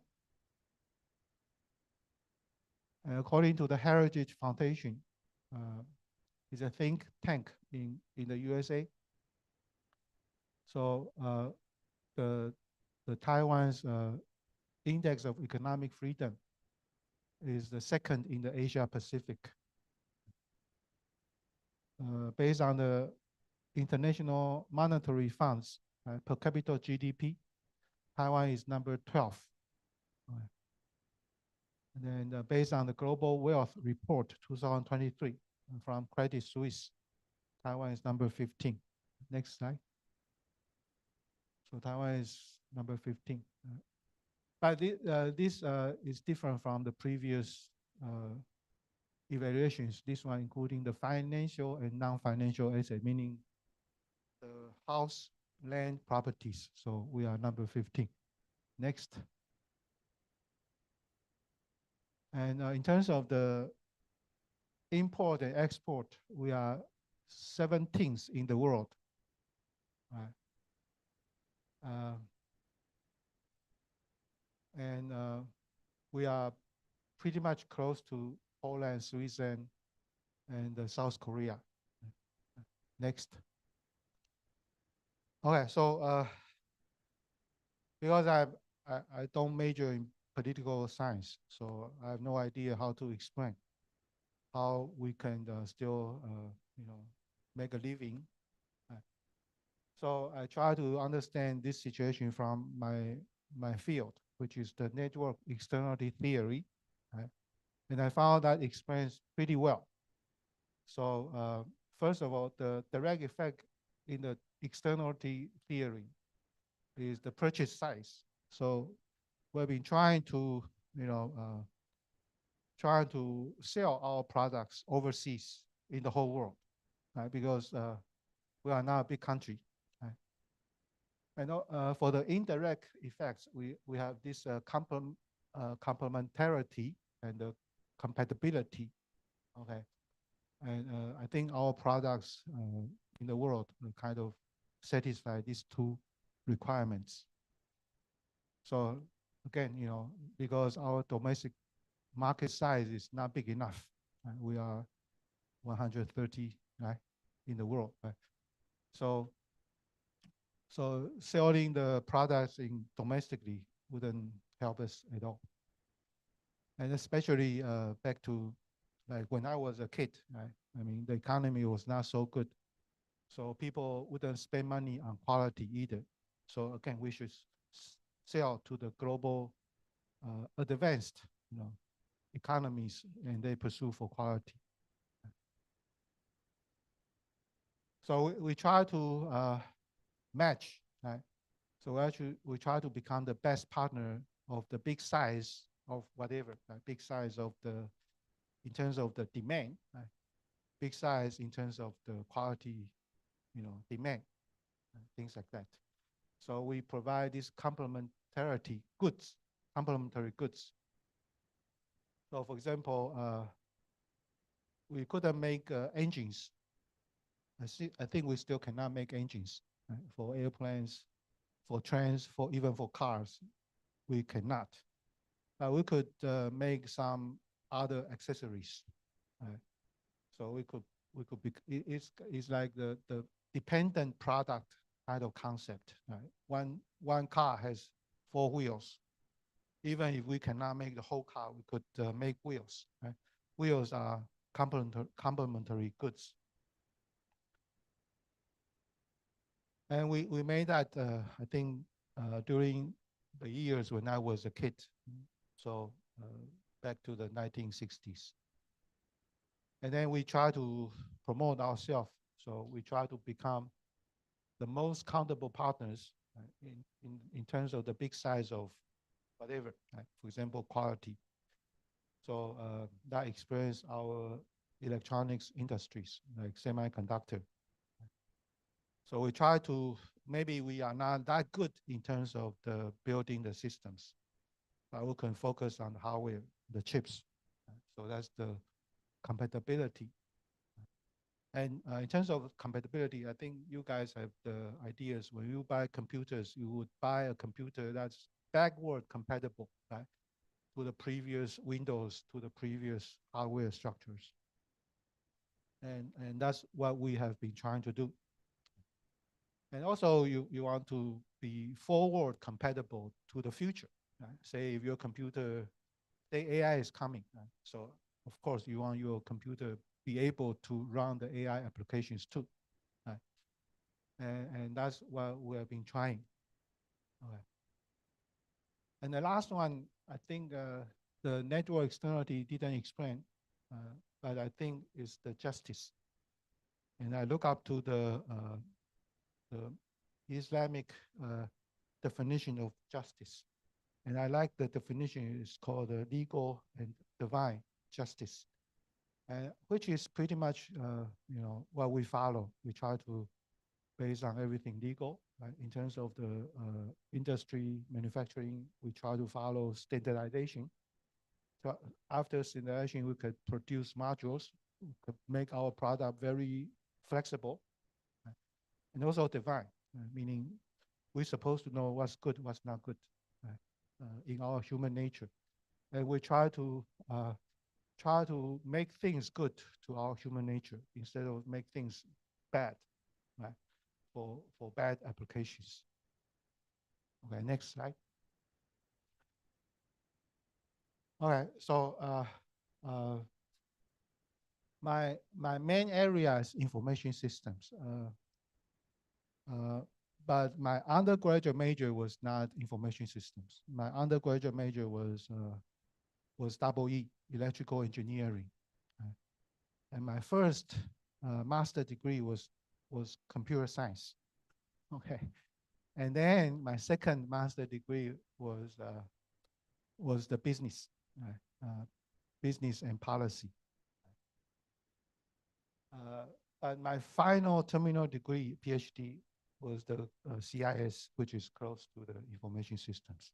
Why I changed? Because along the way I found that I like to do something big. I mean, big in terms of the big applications. All the fields would want to use. So I try to focus on the information systems. So you have the hospital information systems, business information systems, accounting information systems, marketing information system, and so on. So that's why I chose. So it's pretty much follow network externality theory, like we want to follow something big. And the subfields are the e-commerce, social commerce, and information ethics, security, project management, high service quality. That are also kind of aiming to the indirect effect according to the network externality theories, which is the complementary and compatibility. So those things are what I do too. And for example, information ethics, I focus on trust, privacy, intellectual property, things like that. And that's pretty much like justice in terms of legal and divine justice. So I think this is what I do, and I found maybe I'm doing the right thing. It is good to me. Next. Okay, so this is my main talk. All the previous slides to try to fit the summer school theme. Right. But why I study the live streaming? First of all, is available online research paper in International Journal of Human-Computer Interaction. I think it's not available in print yet. This study was based on the master student thesis. Actually, most of my research outputs are based on my master student thesis. So the master student is the second author. And the third author is my PhD student. So basically, Sing tried to help me to revise the papers. And so the original idea actually came from the master student years ago. They like live streaming, and I was not very much into that. But gradually, after supervising her, I found it's quite interesting, and I also like the live streaming too. And I think in comparison to the short video, I think live streaming is probably better. Of course, I'm biased. Because short videos are so short that I think most viewers cannot really get full, complete information. And then besides, the systems keep feeding you the similar videos. So people become more and more, sorry to say that, opinionated. Okay. But I think live streaming probably is better than short videos. So I think doing this kind of research is interesting to me. Right? And we try to compare the way the two different platforms. There are several platforms could play the live streaming. We pick up the Facebook and Instagram. Next. So you see the Snapchat, Twitch, Facebook, YouTube, Instagram, and so on. They all are the big platforms. Right? They are the big phenomena. Right? We do research, we want to focus on the big phenomena. I always told to the students, if you pick up the right topic, you are halfway success. But if you pick a not so good topic, it's not going anywhere. And so 53 of the companies plan to increase the budgets for live streaming. And by 2030 is $416 billion market value. 82% internet users watch live videos. All right, next slide. I think one thing we understand is the real-time interaction. Right? When you watch the live streaming, is a real-time interactions, right? And that really try to foster this engagement. For a long time, I think business has been focusing on, for example, purchase or purchase intention or adoption, adoption intention. I think over the years, I think we know engagement is probably more important by broadly defining the different activities. So in addition to the purchase, we have a lot of things like the sharing, posting, commenting, and so on. They are very important too. So what I wanted to do was the live streaming would contribute to the engagement or not. And not only that, we also try to see the streamer, viewers, and also the viewers interactions would contribute to the engagement or not. Right. So when we were trying to do that several years ago, right, have papers to publish in top journals sometimes takes forever. So this one, I think it took like more than 5 years. So I cannot say it's a really new paper, but back to 5 years ago, it was quite interesting to me. Right? So at that time, we think basically no studies, no similar studies studying that, and no studies trying to compare. And we know Facebook and Instagram, even though they belong to the same company, but the two platforms are very different. Next slide. So, for example, Instagram creating and capturing moments visually. Facebook for informational and detail-driven. So actually, we know that too. I think the students much better than I do. So the original idea was, okay, then how do they differ in terms of the contributions to the engagement? And besides, engagement is very important. So our research question, what are the platform-related factors that motivate live streaming viewers to interact with the streamers and other viewers? That's our research question 1. Research question 2, how do those factors influence live streaming viewers' engagement on different platforms? So these are the 2 major research questions. Again, we thought we asked a good question.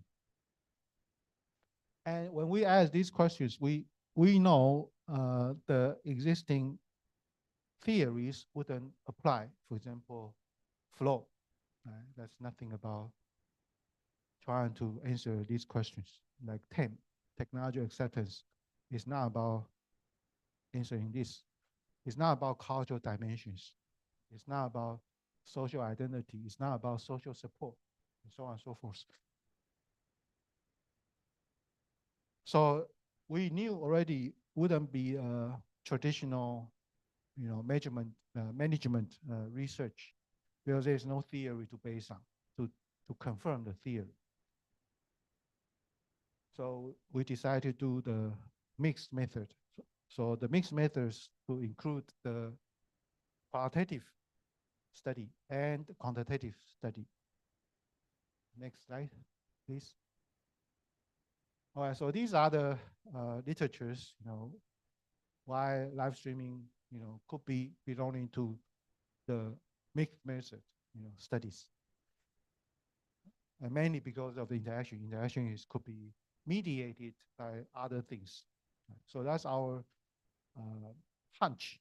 We didn't know for sure yet, but that's a pretty good leadings, and to make us to conclude we are going to do the mixed method research. Next slide.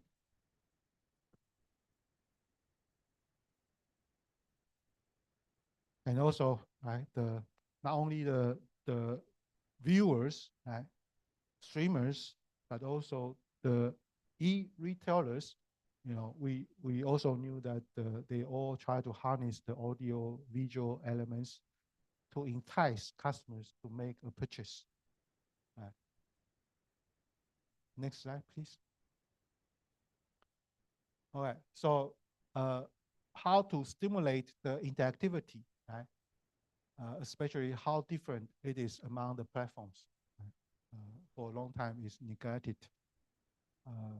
because we could see enjoyment on this live streaming. We could see even technology acceptance in adopting the, such a platform. But we wouldn't see those more detailed factors to stimulate the interactivities and also how they differ in different platforms. And also from the definition of our dependent variable, we kind of knew that the engagement is from interactive and co-creative user experiences, including thoughts, emotional concerns, intrinsic. So again, that gave us a better idea, right?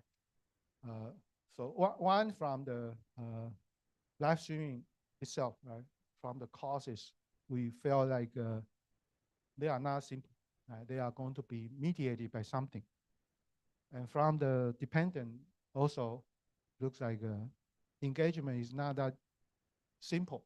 It's a multi-dimension, is from different causes.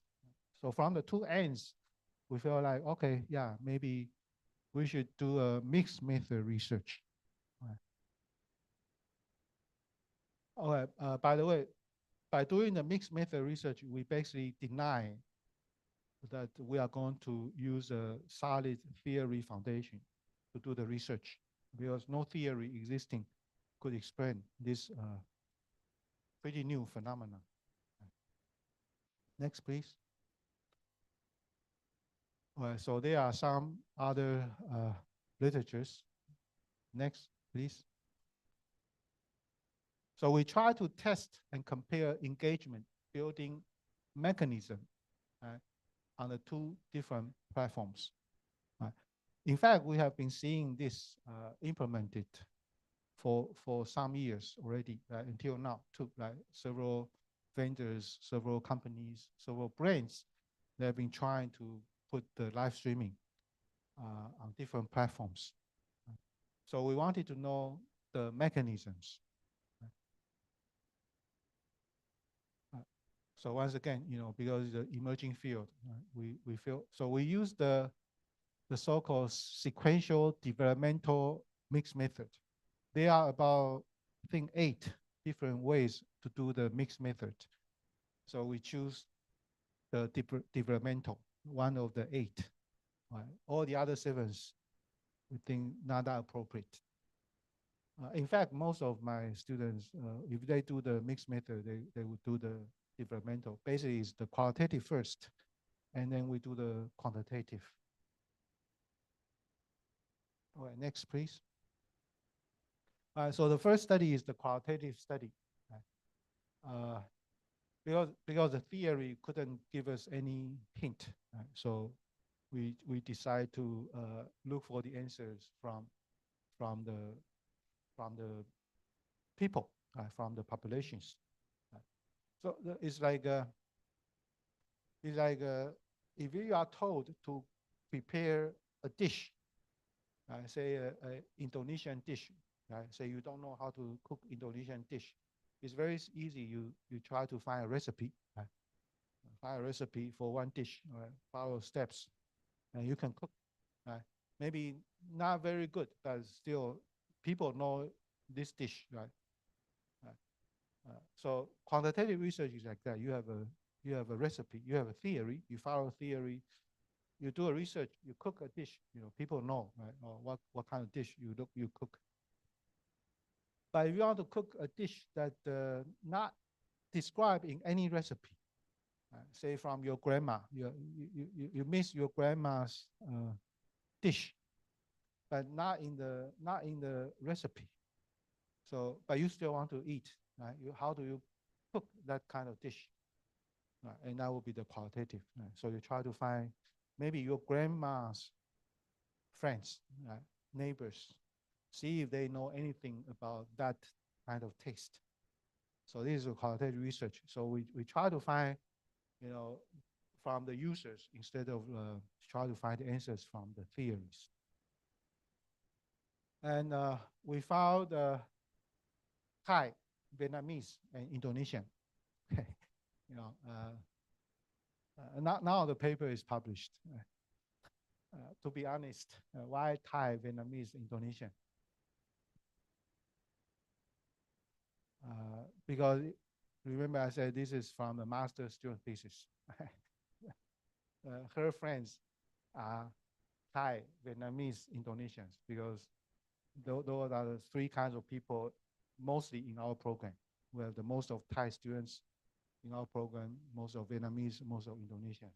So, but during the paper, review process, we have to justify this. So this is why we justify. We said the three countries rank third, seventh, and eighth among the countries with the highest number of Facebook users. Again, that was the afterwards, justification. Next. And also 69 million Facebook users in Vietnam, 70% of entire population, 64 Instagram. In Asia, the number 19 participants are being interviewed. And then we use the, for people who do the qualitative research, after our interviews, we need to do the transcriptions, right? Try to analyze based on the transcriptions. And we use the Max QDA 20, right? We actually, my lab has been using different software like NViva, different. And we like using the software to help us to do a little bit data analysis, qualitative data analysis, because previously we found the traditional way, using the human manual, right, things to do the data analysis, maybe not as good. Again, that's our experiences. So, for example, the previous study was about the Thai.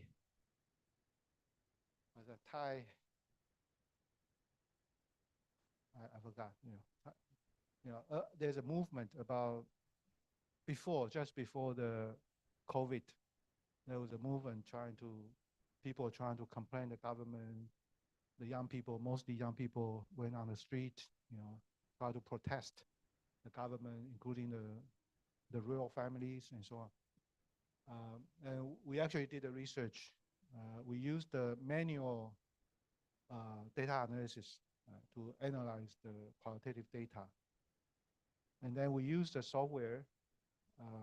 Then we found the software seems to be able to find more. So after that, about 3-4 years ago, then we try to use the software. Next. All right, so I mean, there are a lot of details. I think we still use the main labels, right? 2 coders, right? Went through the whole thing, trying to decide the coding system, and then later they separate, each one doing their own work. Right? So if there's anything they disagree, then they have to sit down again to try to solve the problems. And the first time they try to do it, 86% of them are pretty much equal. So meaning the 2 coders, working separately, pretty much agree, each other's, analysis. Next, please. Anyway, after the coding, we did find some characters, and we did also find some distinctive differences between the streamers' viewers and viewers' viewers, which is good, because that's what we try to find out, because the theories didn't provide us anything. The previous articles didn't provide anything. But by doing the qualitative research in the first study, it seems like we're doing the right thing. The beginning was 19, but actually only 15 qualified. So the final result was based on the 15 qualitative interview data analysis. And we also conducted 4 more interviews to confirm the conclusions. Next, please. So based on the interview results, right, we basically try to finalize our model and our measurement. For the details of the qualitative data analysis, I think it's too long, so we'll skip it. Next. Next. Next. Next. Next.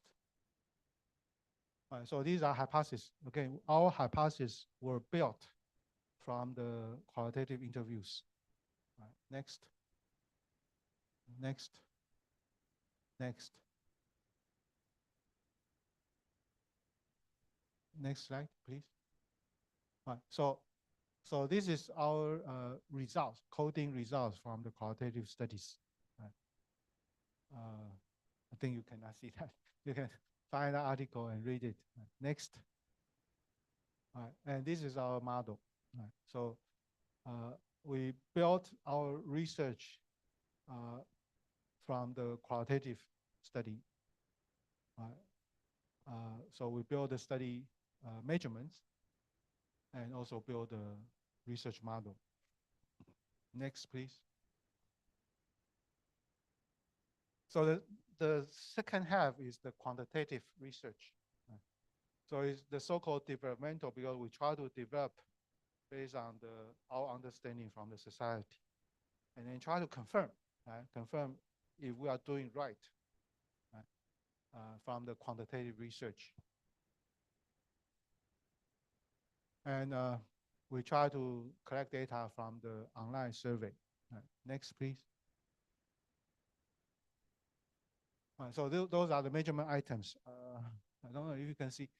Some concepts are built from the study, from the interviews. Some we could borrow from the previous research questions, like this one. I think most of them come from our own interview. Very few come from the previous research findings. Next, please. And this is CFA, confirmatory factor analysis. So we try to do this causal model, right, data analysis. And the first stage is the confirmatory factor analysis. Next. And this is the demographic. We have 404, right, totally. It's an online survey. And we have 2 kinds of samples. One, Facebook, one, Instagram. We have questions to screen them, which platform they often use. Next. So this is the reliability test and convergent validity test. When we run the CFA, we need to make sure our measurement model is good. Next. And this is also the AVE. AVE is also another different kind of the validity. And we try to see the correlation matrix, which is the input to the SEM2. Next. Then we try to test the HTMT. HTMT is used to test the discriminant validity in between each construct, 5 constructs. We want them to be different enough. And the criteria is below 90% or 85%. I think they all follow this criteria. Next. All right, so this is the cross loadings, which is to test the measurement model in the CFA. Next. And this is the PASC coefficient for the combined 504 samples. You can see the result not that good, right? But it's okay. Besides combined, because we expected the two platforms could be different, could have different impact to the final dependent engagement. So not very surprised. It's not too bad, actually. Next. So these are combined. So the R square was pretty good, almost 45%. Not too bad. Again, that's combined. Next. So this is predictive power because we use the POS, and POS over the years evolved from POS 1, 2, 3, now it's 4. When we prepare the data analysis, we use the third version, 3.0 version, and we had the Q square to do the predictions. Next. Then remember I said that the two platforms, right, Facebook and Instagram. So we try to run the MGA multi-group analysis to split the data. And the different platforms do show the differences. The result a little bit improved. For example, the some hypothesis, from the not significant to the significant. The not significant in the combined sample, but significant become, when we separate, some are becoming the supported significant. Next, please. So again, we don't have time to go through each hypothesis and result. You can read the paper, and the paper is very detailed. Next. And we also tested the mediation. So we found that some are the so-called full mediation. So they don't have the partial, they have the full mediation, which makes the research also quite interesting too. So like recommendations with the full mediations, but the aesthetics relevance seems like no mediations. Meaning the mediators are those viewer to viewer or viewer to streamers interactions. Some are not fully mediating, especially on this aesthetics relevance. But for the recommendations, the mediations, either streamer viewers or viewer interactions are important, mediating. Next, please. There are some other data analysis we didn't run, but we didn't show. We did run in the data analysis. For example, we also showed the common method bias, but we didn't show it here. We did quite a few different tests. But I think this is the conclusion. Am I doing okay? Okay. So, yeah. We have three major contributions. First of all, this study is among the rare ones to distinguish interactivity in two dimensions, streamer-viewer and the viewer-viewer. And we try to identify the platform-related antecedents in this interactivity in live streaming context. The second, also to our best understanding, this article is among the rare ones that attempt to compare the usage patterns in two different platforms. Okay, so and we try to come to this conclusion by doing a lot, by doing the mixed method. Next, please. Most importantly, I think among the three, this one probably make us the most proud that this article shed light to the mechanisms of building the customer engagement. When we were doing this, I also teach the e-commerce. Engagement is very important, much more important than purchase. Even with more than 10 years studies on engagement, we still don't quite understand well, not to mention in this live streaming, context. So we are very proud of these findings. So although the both aesthetic relevance and recommendations are important, right? But the mechanisms how these two factors build customer engagement are different. So this is our major findings. Okay, that's it. Next slide. Any questions? Okay, thank you. Give a big round of applause to Professor Victor. Okay, right now we are on the Q&A session. If you guys have any question, please raise your hand. Any question? Okay, over there.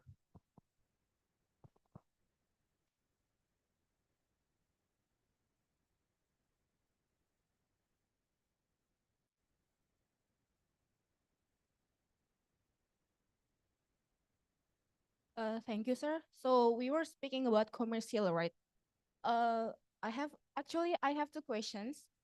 Like, what should we do when we have good engagement growth, but there are no significant business results? Like, for example, we struggle in attracting new customers. That is the first question. And for the second question, you know that each social media platforms like Instagram and Facebook, they both have very different audiences who may also have very different preferences, and how to utilize these different preferences to strengthen our brand positioning. Thank you. Can you repeat the first question? You mean struggling customers? The first question is, what should we do when we have good engagement growth, but there are no significant business results? Like, for example, we are struggling in attracting new customers. Okay, the engagement, if you are new, if you are sure your customers are fully engaged, that's good news. First of all, you are very good and loyal and sticky customers. That you don't worry you are going to lose. That's a good thing. But how to make the engaged customers to make them purchase more? You mean? What do you mean? What do you want to know about them? To generate tangible business results. Generate. Yeah, like I want to attract new customers, but the engagement growth is great, but I have no new customers. On the top of my head, I think you can try to think about the spillover effect. See if there's any spillover effect, spillover to outside of your group. I mentioned about the short video. I think short video too short and couldn't be able to give the readers, the viewers, the good enough information. And also because of the short video content, kind of further reinforce people's understanding, which is actually not good because people become more and more closed, not open. On the live streaming, maybe the same. On the engaged customers, maybe the same too. So I think your question is how to extend to the not so engaged the customers to the outsiders. I think on top of my head, you can think about the spillover. And there's a theory called spillover effect theory. But I think it's a good question. I think, even in the elections, this is what, at least in Taiwan, I know that quite a few politicians trying to penetrate to different groups. I mean, they could have their own supporters, no problem. If anyone wants to win, they have to have more and more other people to come to support them. But with nowadays media and social media, it seems very hard. So I think you asked a very good question. The second thing, I guess, probably you could do similar things like we did, trying to use the qualitative or trying to use the mixed method. See if that's exactly what we faced. We did have good theory to tell us what to do on the new phenomenon. So that's the second thing I suggest. And your second question again? I forgot. The second question is, you know that each social media platforms like maybe Facebook and Instagram have very different audiences, and they also may have very different preferences too. And I want to ask how to utilize these differences to strengthen our brand positioning. Okay, I think you must have done some research, and that's why you know people on the Instagram and people on the Facebook are different. There's a saying say that what's that? Birds of a feather flocks together. Same kind of feather, right? Birds, they get together. Right? So the social media is pretty much like that. Whether we belong to the same group or not, that tells a lot of things in terms of marketing segment, for example, in terms of all kinds of geo population, whatever segment.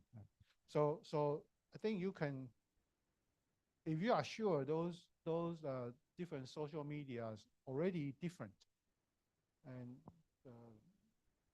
the segment, can I say the segmentation concept in marketing, you probably could use, but you want to make sure if the segmentation theory, maybe I don't know, maybe can I say that or not? Really says as details as the nowadays phenomenon you observed. Maybe not, but could give you some directions. For example, the old, the segmentation I learned from when I was young, it was basically based on the age, the education, those social economic status. And but later we adopted like a location. Then later we adopted like location plus the demographic, and so on and so forth. So I think there's a trend of research trying to understanding the segmentations. So you could try to find the articles on the recent, more developed research findings. See if that could give you some ideas. Maybe not enough, because if you are depending on how deep, how detailed the questions you want to ask. That's my answer. Thank you for your answers. Thank you. Okay, thank you. Is there any more question from the offline participant? Any question? Is there any question from the Zoom? No? Okay. Okay. F1.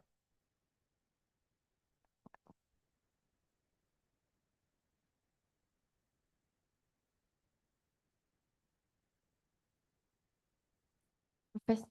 Hello, Professor. Thank you very much for your presentation. It's really interesting.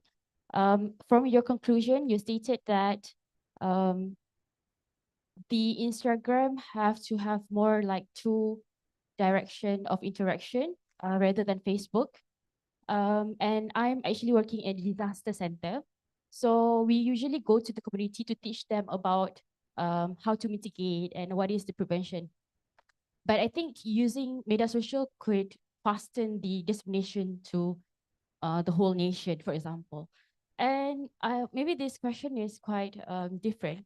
What is the actually impact of doing live and actually just posting something that lasts? You know, can you understand my question?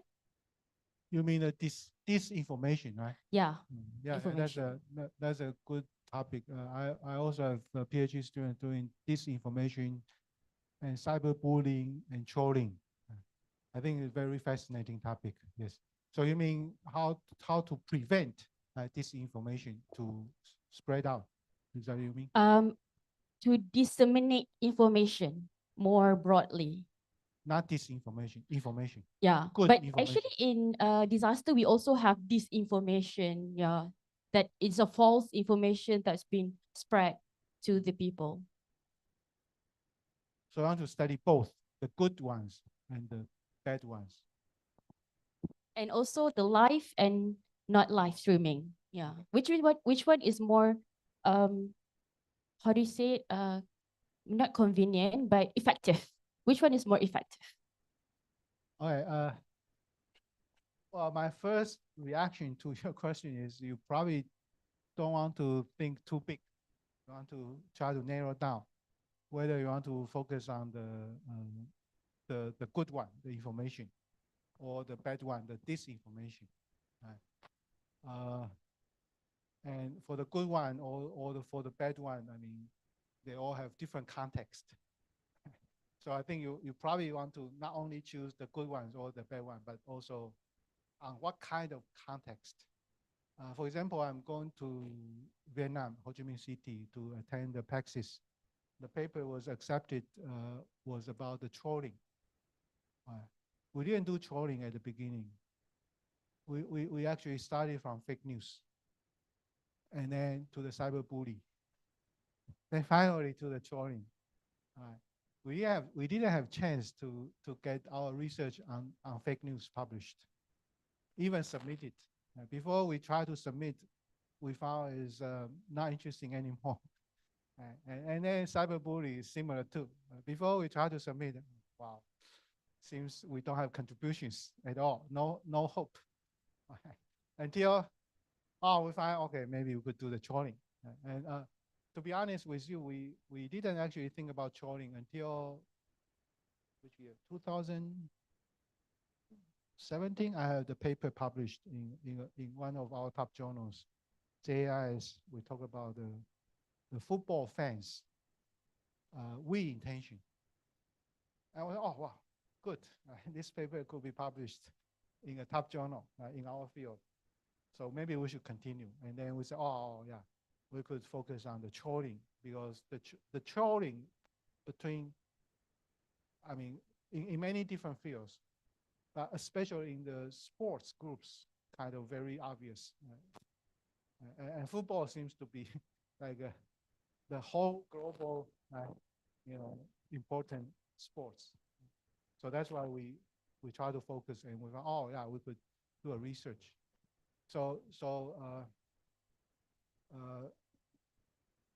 for the implementation, I think, especially for students, you could just try to focus, try to pick the very important, interesting topic, and then just do it. But of course, if you are like like world famous professors, then you can challenge yourself to ask big questions, right, to win the Nobel Prize or something. Any response? Good. Okay. And I believe that it's for the Q&A session. Everyone, give one big applause to Professor Victor. Thank you, Professor Victor. Okay. Before we have our lunch break, I have some announcement to make, especially for those participants who are joining with us in Zoom. So the community already sent a registration link through the chat box. Please kindly fill it up for the today absence and today e-certificate. And for those who are attending here offline, kindly to scan the barcode up here. Okay. If you already fill it up, the barcode, we're gonna have a lunch break. Do you have any announcement? That's good. Okay. We're gonna have lunch break for around 1 hour. So please return to this room at 1 p.m. so we can continue to our lecture series. And by that, have an enjoyable lunch, everyone. Thank you. Thank you so much. Thank you so much, Enrico. You must all be feeling tired after the last lecture. I walked into the room and the aura was so different. It was so quiet. But yeah, just like Enrico said, we are going to be having a 1 hour lunch break after this. A few announcements for those of you who pray. The praying room is downstairs on the 4th floor. You can ask an LO to help maybe take you there maybe.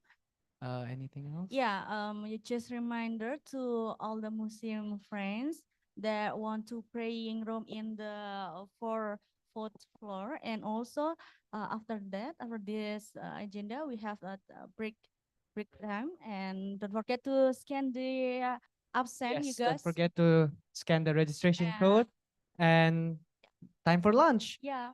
For the participants, please remain seated and we will allow for our guests instructors to please have lunch first. Enjoy For the guests and instructors, you may leave the room and go to your right. Thank you so Thank much, you. everyone. For the participants, please remain seated as we allow the instructors and guests to please take the lunch first. Enjoy Thank the you. lunch. Enjoy the lunch as well. What is for lunch, by the way? Indonesian food and also Indonesian food, of yeah, course. spaghetti and also anything else. I'm so excited to eat. I'm hungry. Yeah. Enjoy the lunch, everyone. For the guests and instructors, once again, you may now leave the room and you may have your lunch. Thank you. For the participants, please remain seated.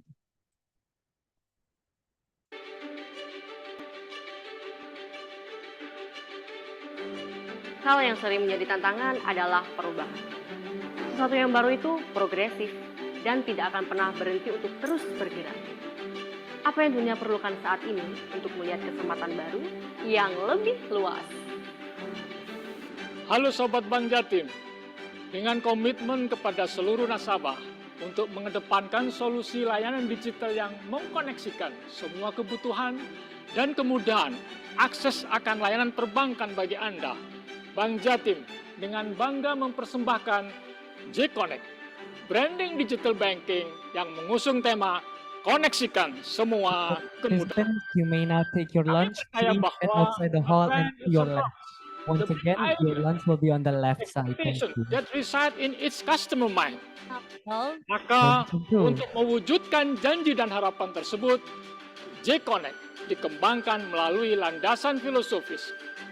Convenience, memberikan kenyamanan dan kemudahan bagi Anda untuk bertransaksi di mana saja dan kapan saja.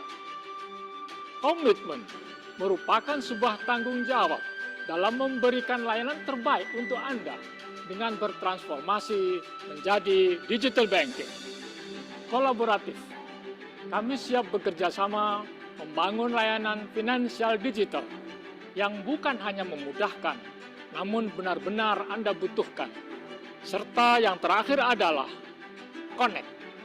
Kami menghubungkan convenience, komitmen, dan kolaboratif sehingga menghadirkan konektivitas finansial digital dengan terus melakukan inovasi untuk membantu Anda menjawab segala tantangan yang ada. Dalam mengembangkan inovasi layanan digital dan memberikan solusi dengan segala kemudahan, kabar baik dan hal yang paling menggembirakan adalah bahwa J-Connect berperan dalam 3 pilar penting. Pilar pertama J-Connect untuk Pemda dan ASN.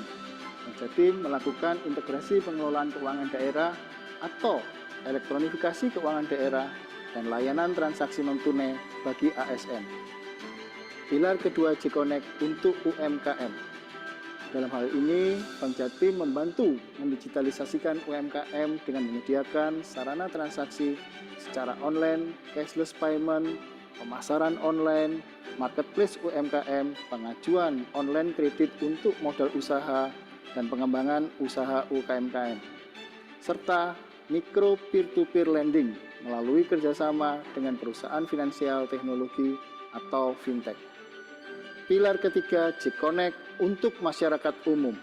Bank Jatim selalu memenuhi segala kebutuhan masyarakat umum seperti perorangan, perusahaan swasta, lembaga pendidikan, lembaga sosial, dan lainnya akan layanan perbankan yang mudah diakses, dapat dilakukan di mana saja dan kapan saja, serta yang pasti aman dalam bertransaksi.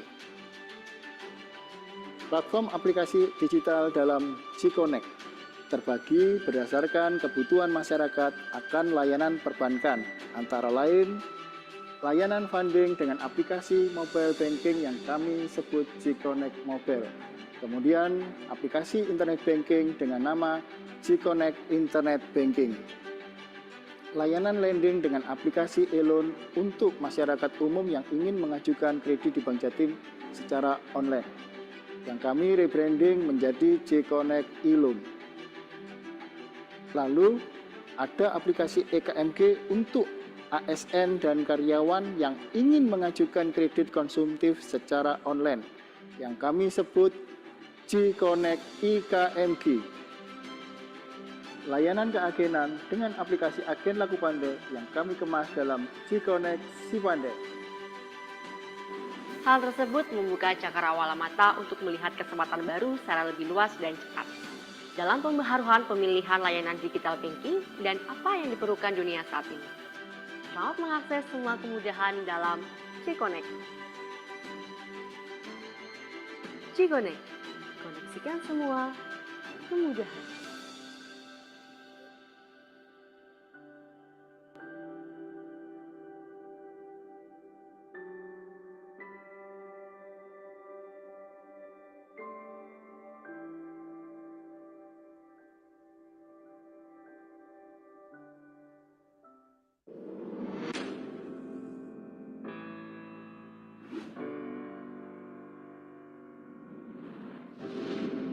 Whenever making a decision, we must be there.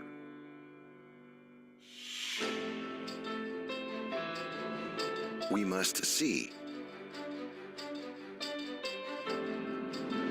feel, and get involved. Because valuable things start from the beginning. We are PT Smelting, a 21st century plant established in Indonesia in 1996. As the first in Indonesia, our commitment is to be the best in the world.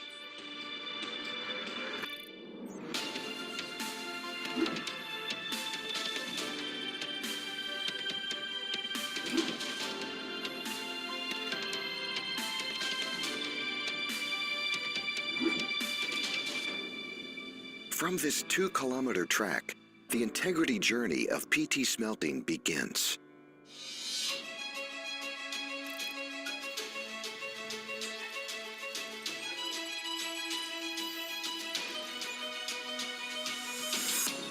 Activities from upstream to downstream, calculated in detail and to the maximum. The credibility of PT Smelting is tested ever more, with consistency in the realization of the company's mission mandate.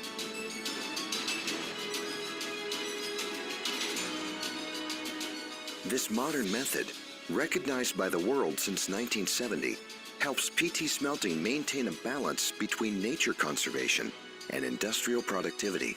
Over time, the quality of copper cathodes and production charts gained trust internationally. Today, PT Smelting is the world's leader in the global copper market.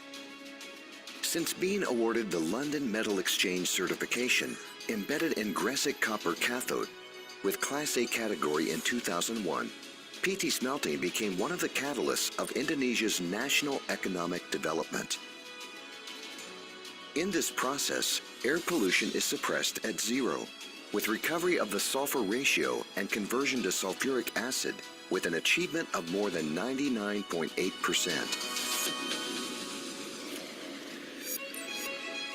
For 24 hours, the production process of PT Smelting runs without stopping, supported by these various facilities.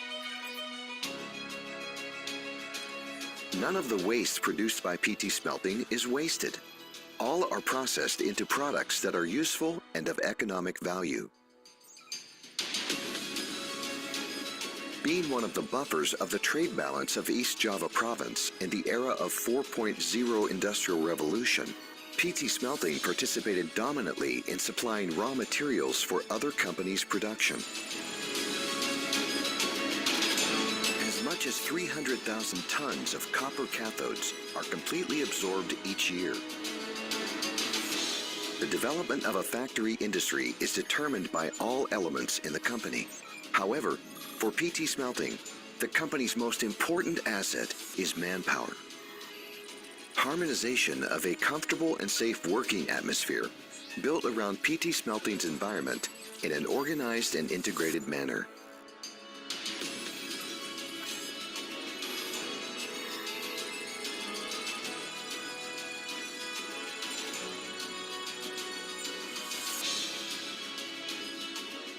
PT Smelting exists and develops with the principle of balancing progress and care. Partnering with communities in Ring 1, 2, and 3 to improve the economic welfare of communities and preserve the environment through various environmental awareness movements and nature preservation as the main focus of PT Smelting's CSR.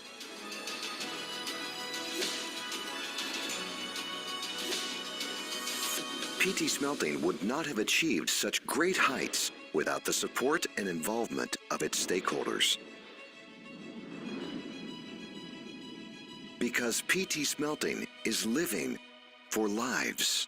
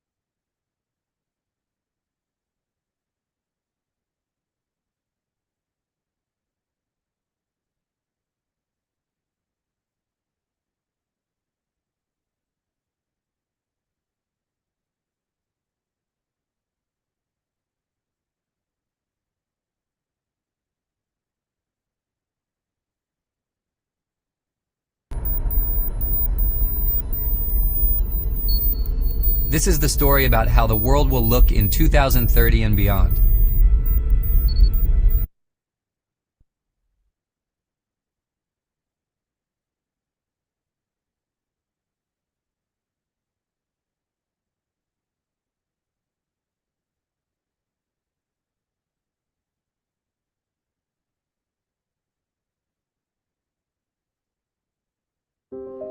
What is urban resilience?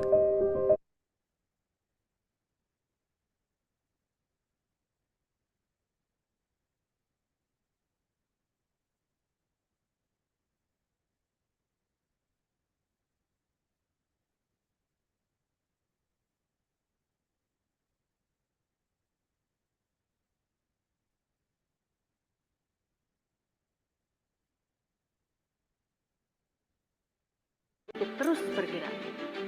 Apa yang dunia perlukan saat ini untuk melihat kesempatan baru yang lebih luas? Halo Sobat Bank Jatim, dengan komitmen kepada seluruh nasabah untuk mengedepankan solusi layanan digital yang mengkoneksikan semua kebutuhan dan kemudahan akses akan layanan perbankan bagi Anda, Bank Jatim dengan bangga mempersembahkan J-Connect, branding digital banking yang mengusung tema koneksikan semua kemudahan. Kami percaya bahwa a brand is a promise, the big idea, the expectation that reside in its customer mind. Maka untuk mewujudkan janji dan harapan tersebut, J-Connect dikembangkan melalui landasan filosofis. Convenience, memberikan kenyamanan dan kemudahan bagi Anda untuk bertransaksi di mana saja dan kapan saja. Komitmen merupakan sebuah tanggung jawab dalam memberikan layanan terbaik untuk Anda dengan bertransformasi menjadi digital banking. Kolaboratif, kami siap bekerja sama membangun layanan finansial digital yang bukan hanya memudahkan, namun benar-benar Anda butuhkan. Serta yang terakhir adalah Connect. Kami menghubungkan convenience, komitmen, dan kolaboratif sehingga menghadirkan konektivitas finansial digital dengan terus melakukan inovasi untuk membantu Anda menjawab segala tantangan yang ada. Dalam mengembangkan inovasi layanan digital dan memberikan solusi dengan segala kemudahan, kabar baik dan hal yang paling menggembirakan adalah bahwa J-Connect berperan dalam 3 pilar penting. Pilar pertama J-Connect untuk Pemda dan ASN, Bank Jatim melakukan integrasi pengelolaan keuangan daerah atau elektronifikasi keuangan daerah dan layanan transaksi non-tunai bagi ASN. Pilar kedua J-Connect untuk UMKM. Dalam hal ini, Bank Jatim membantu mendigitalisasikan UMKM dengan menyediakan sarana transaksi secara online, cashless payment, pemasaran online, marketplace UMKM, pengajuan online kredit untuk modal usaha, dan pengembangan usaha UMKM, serta mikro peer-to-peer lending melalui kerjasama dengan perusahaan finansial teknologi atau fintech. Pilar ketiga J-Connect untuk masyarakat umum. Bank Jatim selalu memenuhi segala kebutuhan masyarakat umum seperti perorangan, perusahaan swasta, lembaga pendidikan, lembaga sosial, dan lainnya akan layanan perbankan yang mudah diakses, dapat dilakukan di mana saja dan kapan saja, serta yang pasti aman dalam bertransaksi. Platform aplikasi digital dalam J-Connect terbagi berdasarkan kebutuhan masyarakat akan layanan perbankan, antara lain layanan funding dengan aplikasi mobile banking yang kami sebut J-Connect Mobile. Kemudian aplikasi internet banking dengan nama J-Connect Internet Banking. Layanan lending dengan aplikasi e-loan untuk masyarakat umum yang ingin mengajukan kredit di Bank Jatim secara online, yang kami rebranding menjadi J-Connect e-loan. Lalu ada aplikasi EKMG untuk ASN dan karyawan yang ingin mengajukan kredit konsumtif secara online, yang kami sebut J-Connect IKMG.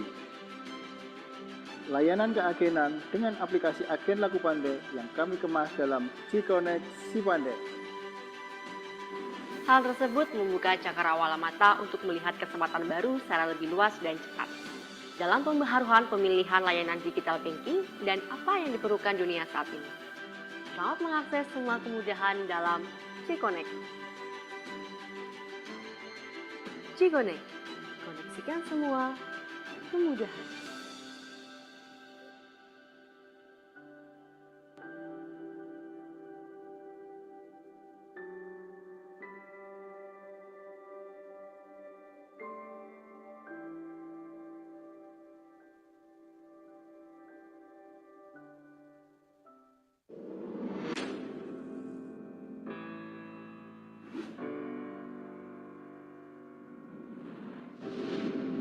Whenever making a decision, we must be there.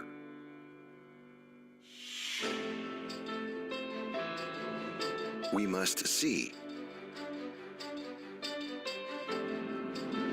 feel, and get involved.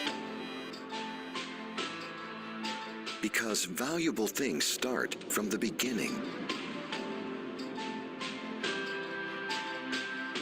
We are PT Smelting, a 21st century plant established in Indonesia in 1996. As the first in Indonesia, our commitment is to be the best in the world.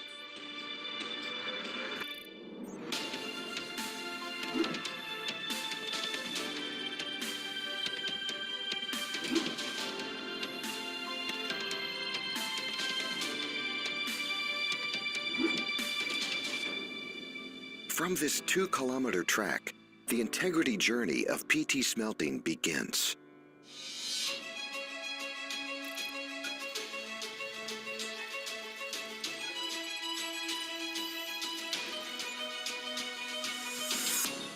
Activities from upstream to downstream, calculated in detail and to the maximum.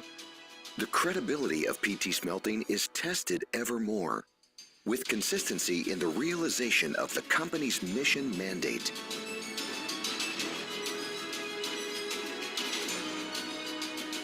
This modern method, recognized by the world since 1970, helps PT Smelting maintain a balance between nature conservation and industrial productivity. Over time, the quality of copper cathodes and production charts gained trust internationally. Today, PT Smelting is the world's leader in the global copper market. Since being awarded the London Metal Exchange certification, embedded in Gresik copper cathode, with Class A category in 2001, PT Smelting became one of the catalysts of Indonesia's national economic development. In this process, air pollution is suppressed at zero, with recovery of the sulfur ratio and conversion to sulfuric acid with an achievement of more than 99.8%. For 24 hours, the production process of PT Smelting runs without stopping, supported by these various facilities. None of the waste produced by PT Smelting is wasted. All are processed into products that are useful and of economic value. Being one of the buffers of the trade balance of East Java Province in the era of 4.0 Industrial Revolution, PT Smelting participated dominantly in supplying raw materials for other companies' production. As much as 300,000 tons of copper cathodes are completely absorbed each year. The development of a factory industry is determined by all elements in the company. However, for PT Smelting, the company's most important asset is manpower. Harmonization of a comfortable and safe working atmosphere built around PT Smelting's environment in an organized and integrated manner.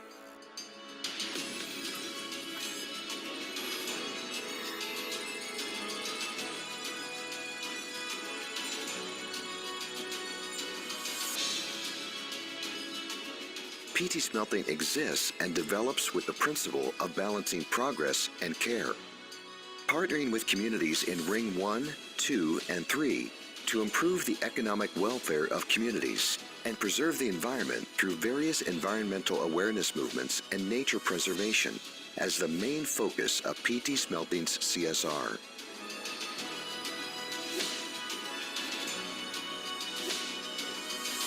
PT Smelting would not have achieved such great heights without the support and involvement of its stakeholders. Because PT Smelting is living for lives.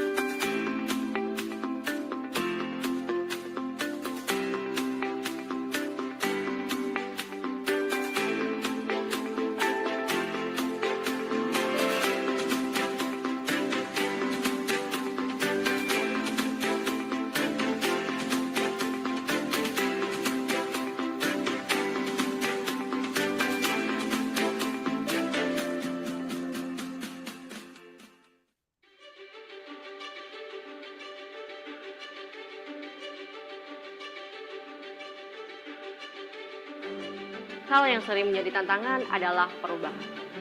Sesuatu yang baru itu progresif dan tidak akan pernah berhenti untuk terus bergerak.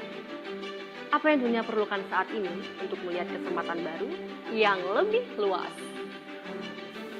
Halo Sobat Bank Jatim, dengan komitmen kepada seluruh nasabah untuk mengedepankan solusi layanan digital yang mengkoneksikan semua kebutuhan dan kemudahan akses akan layanan perbankan bagi Anda, Bank Jatim dengan bangga mempersembahkan J-Connect, branding digital banking yang mengusung tema koneksikan semua kemudahan.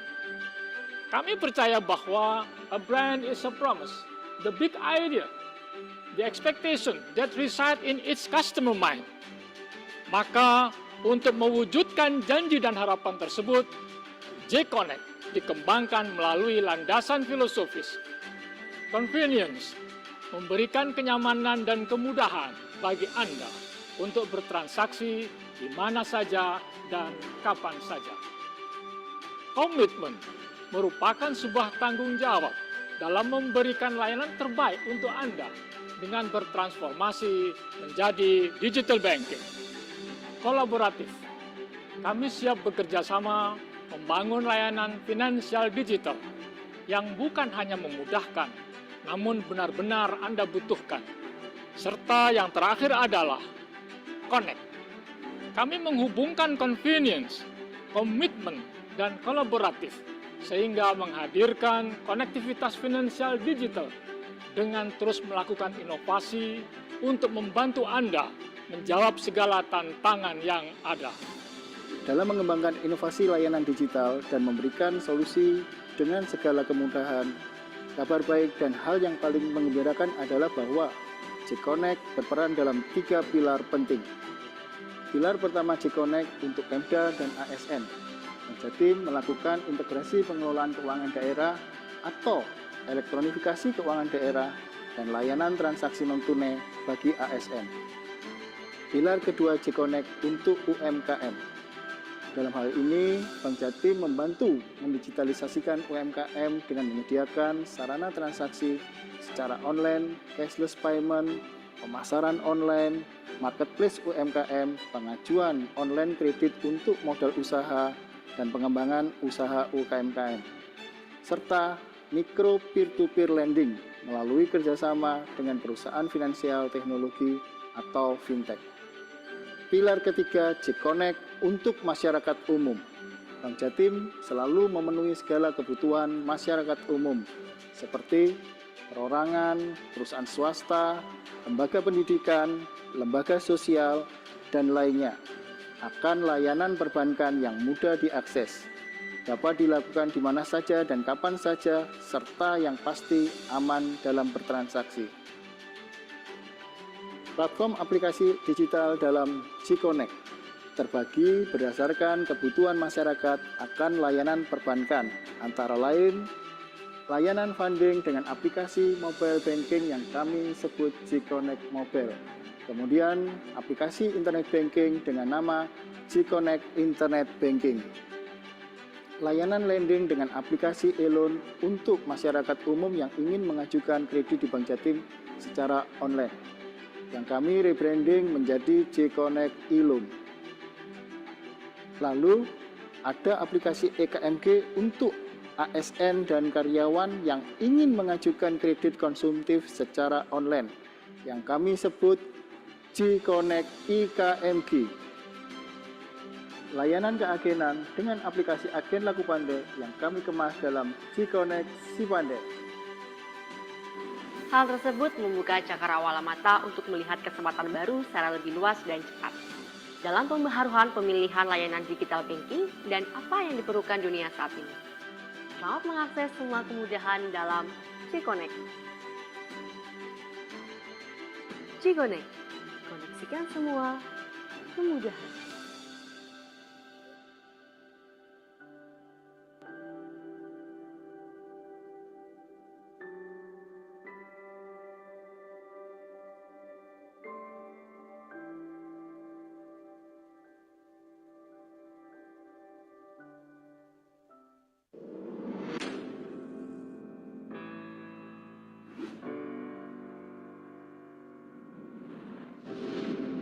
Whenever making a decision, we must be there.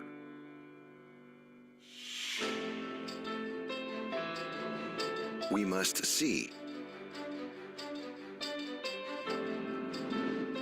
feel and get involved. Because valuable things start from the beginning. We are PT Smelting, a 21st century plant established in Indonesia in 1996. As the first in Indonesia, our commitment is to be the best in the world.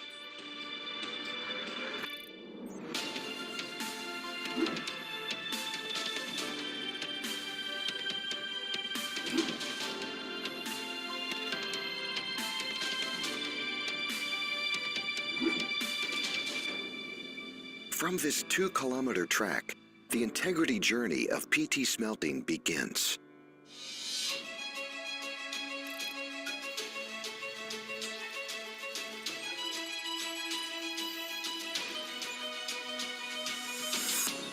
Activities from upstream to downstream, calculated in detail and to the maximum. The credibility of PT Smelting is tested ever more, with consistency in the realization of the company's mission mandate.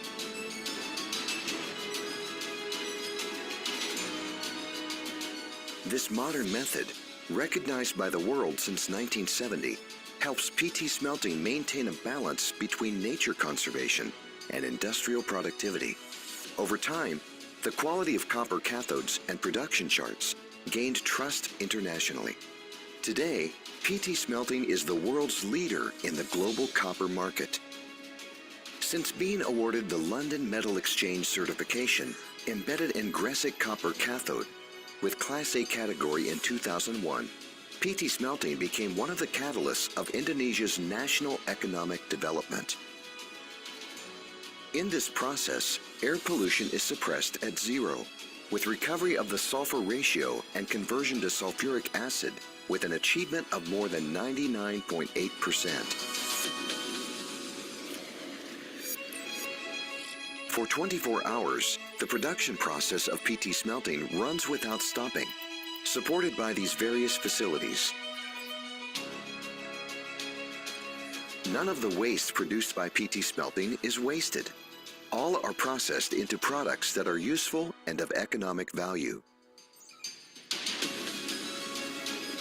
Being one of the buffers of the trade balance of East Java province in the era of 4.0 Industrial Revolution, PT Smelting participated dominantly in supplying raw materials for other companies' production. As much as 300,000 tons of copper cathodes are completely absorbed each year. The development of a factory industry is determined by all elements in the company. However, for PT Smelting, the company's most important asset is manpower. Harmonization of a comfortable and safe working atmosphere built around PT Smelting's environment in an organized and integrated manner.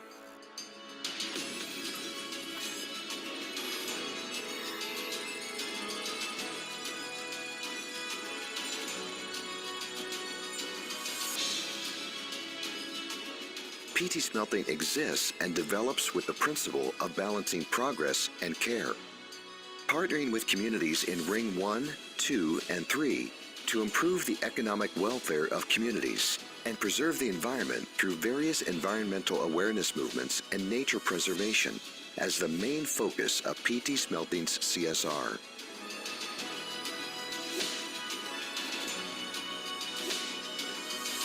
PT Smelting would not have achieved such great heights without the support and involvement of its stakeholders. Because PT Smelting is living for lives.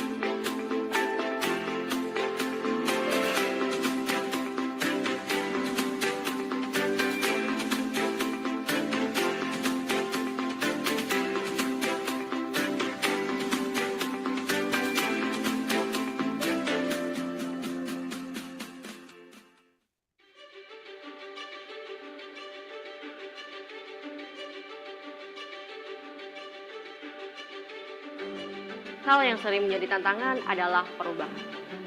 Sesuatu yang baru itu progresif dan tidak akan pernah berhenti untuk terus bergerak. Apa yang dunia perlukan saat ini untuk melihat kesempatan baru yang lebih luas? Halo Sobat Bank Jatim, dengan komitmen kepada seluruh nasabah untuk mengedepankan solusi layanan digital yang mengkoneksikan semua kebutuhan dan kemudahan akses akan layanan perbankan bagi Anda, Bank Jatim dengan bangga mempersembahkan J-Connect, branding digital banking yang mengusung tema koneksikan semua kemudahan. Kami percaya bahwa a brand is a promise, the big idea, the expectation that reside in its customer mind. Maka untuk mewujudkan janji dan harapan tersebut, J-Connect dikembangkan melalui landasan filosofis. Convenience, memberikan kenyamanan dan kemudahan bagi Anda untuk bertransaksi di mana saja dan kapan saja. Komitmen merupakan sebuah tanggung jawab dalam memberikan layanan terbaik untuk Anda dengan bertransformasi menjadi digital banking. Kolaboratif, kami siap bekerja sama membangun layanan finansial digital yang bukan hanya memudahkan, namun benar-benar Anda butuhkan. Serta yang terakhir adalah connect. Kami menghubungkan convenience, komitmen, dan kolaboratif sehingga menghadirkan konektivitas finansial digital dengan terus melakukan inovasi untuk membantu Anda menjawab segala tantangan yang ada. Dalam mengembangkan inovasi layanan digital dan memberikan solusi dengan segala kemudahan, kabar baik dan hal yang paling menggembirakan adalah bahwa J-Connect berperan dalam 3 pilar penting. Pilar pertama J-Connect untuk Pemda dan ASN. Jatim melakukan integrasi pengelolaan keuangan daerah atau elektronifikasi keuangan daerah dan layanan transaksi non-tunai bagi ASN. Pilar kedua J-Connect untuk UMKM. Dalam hal ini, Bank Jatim membantu mendigitalisasikan UMKM dengan menyediakan sarana transaksi secara online, cashless payment, pemasaran online, marketplace UMKM, pengajuan online kredit untuk modal usaha, dan pengembangan usaha UMKM, serta mikro peer-to-peer lending melalui kerjasama dengan perusahaan finansial teknologi atau fintech. Pilar ketiga J-Connect untuk masyarakat umum. Bank Jatim selalu memenuhi segala kebutuhan masyarakat umum seperti perorangan, perusahaan swasta, lembaga pendidikan, lembaga sosial, dan lainnya akan layanan perbankan yang mudah diakses, dapat dilakukan di mana saja dan kapan saja, serta yang pasti aman dalam bertransaksi. Platform aplikasi digital dalam J-Connect terbagi berdasarkan kebutuhan masyarakat akan layanan perbankan, antara lain layanan funding dengan aplikasi mobile banking yang kami sebut J-Connect Mobile.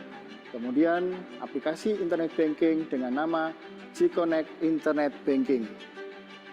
Layanan lending dengan aplikasi e-loan untuk masyarakat umum yang ingin mengajukan kredit di Bank Jatim secara online, yang kami rebranding menjadi J-Connect e-loan. Lalu ada aplikasi EKMG untuk ASN dan karyawan yang ingin mengajukan kredit konsumtif secara online, yang kami sebut J-Connect IKMG.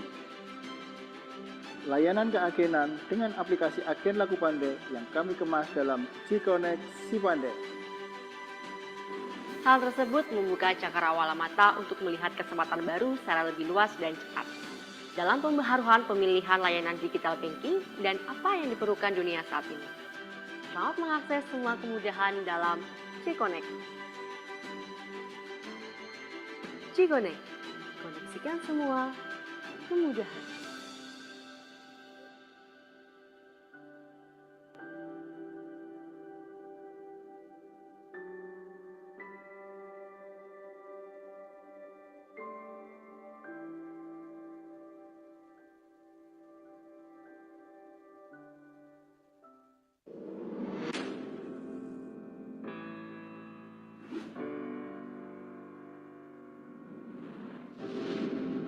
Whenever making a decision, we must be there.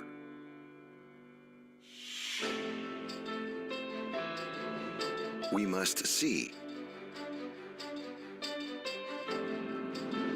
feel, and get involved. Because valuable things start from the beginning. We are PT Smelting, a 21st century plant established in Indonesia in 1996. As the first in Indonesia, our commitment is to be the best in the world.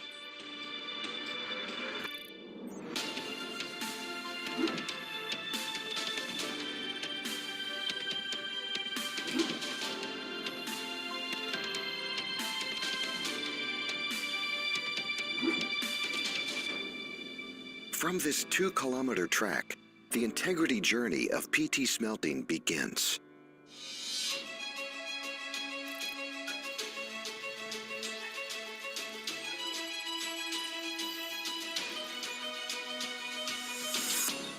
Activities from upstream to downstream, calculated in detail and to the maximum.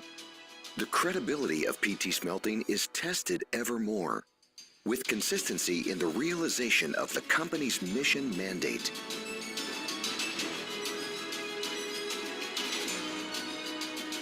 This modern method, recognized by the world since 1970, helps PT Smelting maintain a balance between nature conservation and industrial productivity. Over time, the quality of copper cathodes and production charts gained trust internationally. Today, PT Smelting is the world's leader in the global copper market. Since being awarded the London Metal Exchange certification embedded in Gresic copper cathode with Class A category in 2001, PT Smelting became one of the catalysts of Indonesia's national economic development. In this process, air pollution is suppressed at zero, with recovery of the sulfur ratio and conversion to sulfuric acid with an achievement of more than 99.8%. For 24 hours, the production process of PT Smelting runs without stopping, supported by these various facilities. None of the waste produced by PT Smelting is wasted. All are processed into products that are useful and of economic value. Being one of the buffers of the trade balance of East Java province in the era of 4.0 Industrial Revolution, PT Smelting participated dominantly in supplying raw materials for other companies' production. As much as 300,000 tons of copper cathodes are completely absorbed each year. The development of a factory industry is determined by all elements in the company. However, for PT Smelting, the company's most important asset is manpower. Harmonization of a comfortable and safe working atmosphere built around PT Smelting's environment in an organized and integrated manner.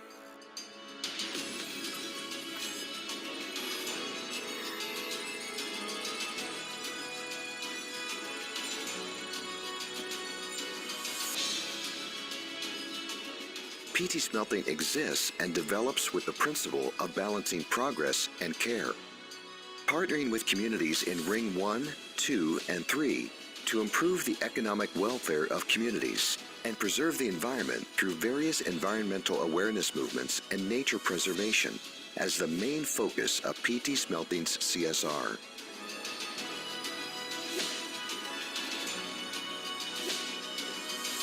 PT Smelting would not have achieved such great heights without the support and involvement of its stakeholders.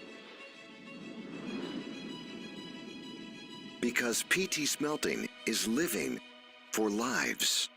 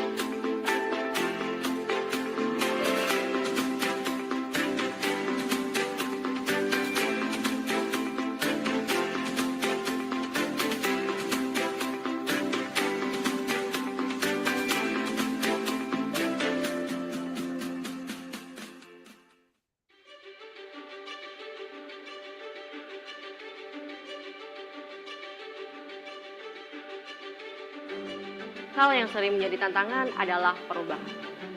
Sesuatu yang baru itu progresif dan tidak akan pernah berhenti untuk terus bergerak. Apa yang dunia perlukan saat ini untuk melihat kesempatan baru yang lebih luas? Halo Sobat Bank Jatim, dengan komitmen kepada seluruh nasabah untuk mengedepankan solusi layanan digital yang mengkoneksikan semua kebutuhan dan kemudahan akses akan layanan perbankan bagi Anda, Bank Jatim dengan bangga mempersembahkan J-Connect, branding digital banking yang mengusung tema koneksikan semua kemudahan. Dear participants, this is a Kami friendly percaya reminder bahwa that a this lecture brand will is begin at promise, 1 a p.m. deep idea, Please kindly alert your friends to the vision next that lecture will reside in begin its soon. customer mind. Thank you. Maka untuk mewujudkan janji dan harapan tersebut, J-Connect dikembangkan melalui landasan filosofis, convenience, Once again, we'd like to remind to kenyamanan all dan participants kemudahan that the bagi next lecture Anda will begin at 1 p.m. transaksi Please di mana kindly alert saja your friends dan that the next kapan lecture will saja. begin at 1 p.m. and make their way towards the hall. Merupakan sebuah tanggung jawab dalam memberikan layanan terbaik untuk Anda dengan bertransformasi menjadi digital banking. Kolaboratif, kami siap bekerja sama membangun layanan finansial digital yang bukan hanya memudahkan, namun benar-benar Anda butuhkan. Serta yang terakhir adalah connect. Kami menghubungkan convenience, komitmen, dan kolaboratif sehingga menghadirkan konektivitas finansial digital dengan terus melakukan inovasi untuk membantu Anda menjawab segala tantangan yang ada. Dalam mengembangkan inovasi layanan digital dan memberikan solusi dengan segala kemudahan, kabar baik dan hal yang paling menggembirakan adalah bahwa J-Connect berperan dalam 3 pilar penting. Pilar pertama J-Connect untuk Pemda dan ASN. Jatim melakukan integrasi pengelolaan keuangan daerah atau elektronifikasi keuangan daerah dan layanan transaksi non-tunai bagi ASN. Pilar kedua J-Connect untuk UMKM. Dalam hal ini, Bank Jatim membantu mendigitalisasikan UMKM dengan menyediakan sarana transaksi secara online, cashless payment, pemasaran online, marketplace UMKM, pengajuan online kredit untuk modal usaha, dan pengembangan usaha UMKM, serta mikro peer-to-peer lending melalui kerjasama dengan perusahaan finansial teknologi atau fintech. Pilar ketiga J-Connect untuk masyarakat umum. Bank Jatim selalu memenuhi segala kebutuhan masyarakat umum seperti perorangan, perusahaan swasta, lembaga pendidikan, lembaga sosial, dan lainnya akan layanan perbankan yang mudah diakses, dapat dilakukan di mana saja dan kapan saja, serta yang pasti aman dalam bertransaksi. Is any one of you lose Aplikasi key for digital your dalam hotels? J-Connect terbagi berdasarkan kebutuhan masyarakat akan layanan perbankan. The room number is 915. Layanan funding dengan aplikasi mobile banking yang kami sebut J-Connect Any one Mobile. of you Dan feel that aplikasi you internet guys banking lose dengan your nama J-Connect Internet hotel, Banking. please kindly ask. Layanan lending dengan aplikasi e-loan untuk masyarakat umum yang ingin mengajukan kredit di Bank Jatim secara online, yang kami rebranding menjadi J-Connect e-loan. Lalu ada aplikasi EKMG untuk ASN dan karyawan yang ingin mengajukan kredit konsumtif secara online, yang kami sebut J-Connect IKMG. Layanan keagenan dengan aplikasi Agen Laku Pandai yang kami kemas dalam J-Connect Si Pandai. Hal tersebut membuka cakrawala mata untuk melihat kesempatan baru secara lebih luas dan cepat dalam pembaharuan pemilihan layanan digital banking dan apa yang diperlukan dunia saat ini. Selamat mengakses semua kemudahan dalam J-Connect. J-Connect, koneksikan semua kemudahan.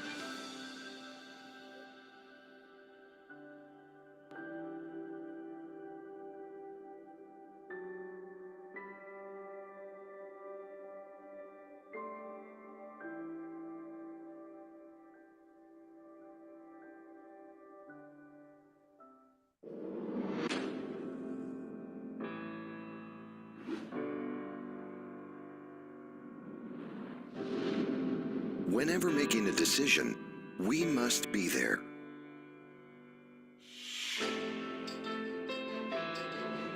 We must see, feel, and get involved. Because valuable things start from the beginning.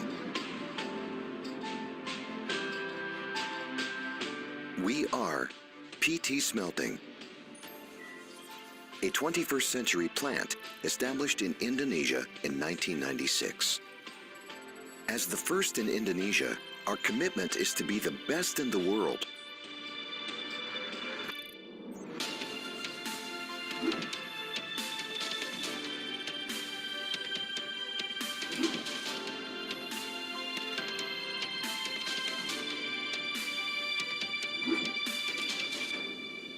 From this 2-kilometer track, the integrity journey of PT Smelting begins.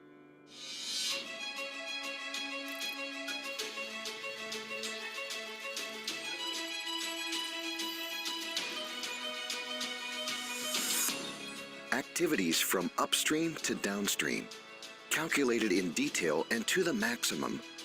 The credibility of PT Smelting is tested ever more, with consistency in the realization of the company's mission mandate.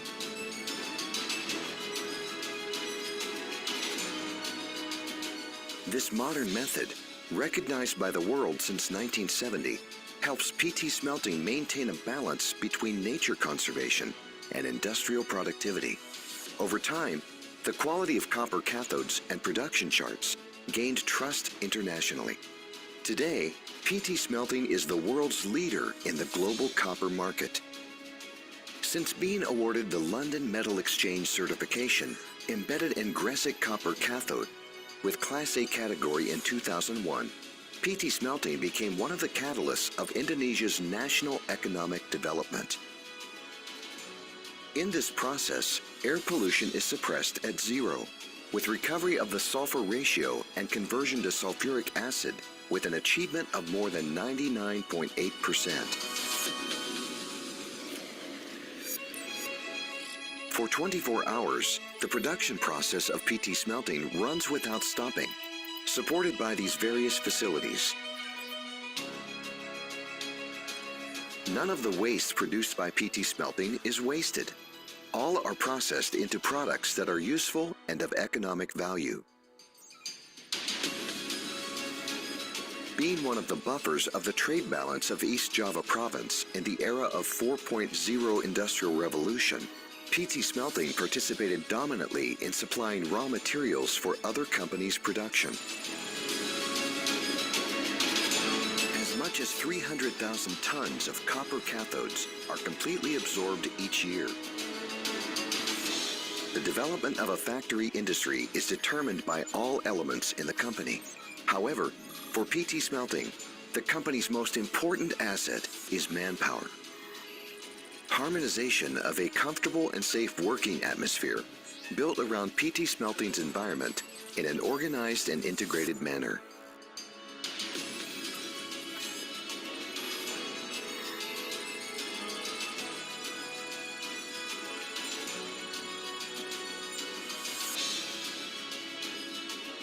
PT Smelting exists and develops with the principle of balancing progress and care, partnering with communities in Ring 1, 2, and 3 to improve the economic welfare of communities and preserve the environment through various environmental awareness movements and nature preservation as the main focus of PT Smelting's CSR.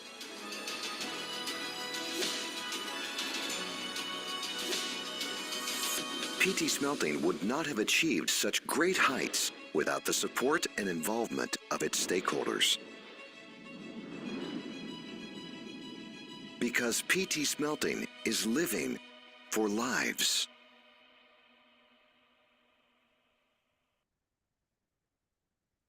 Dear participant, the next lecture is about to begin. We kindly ask if your friend didn't come, please to contact them to come into the class. Thank you.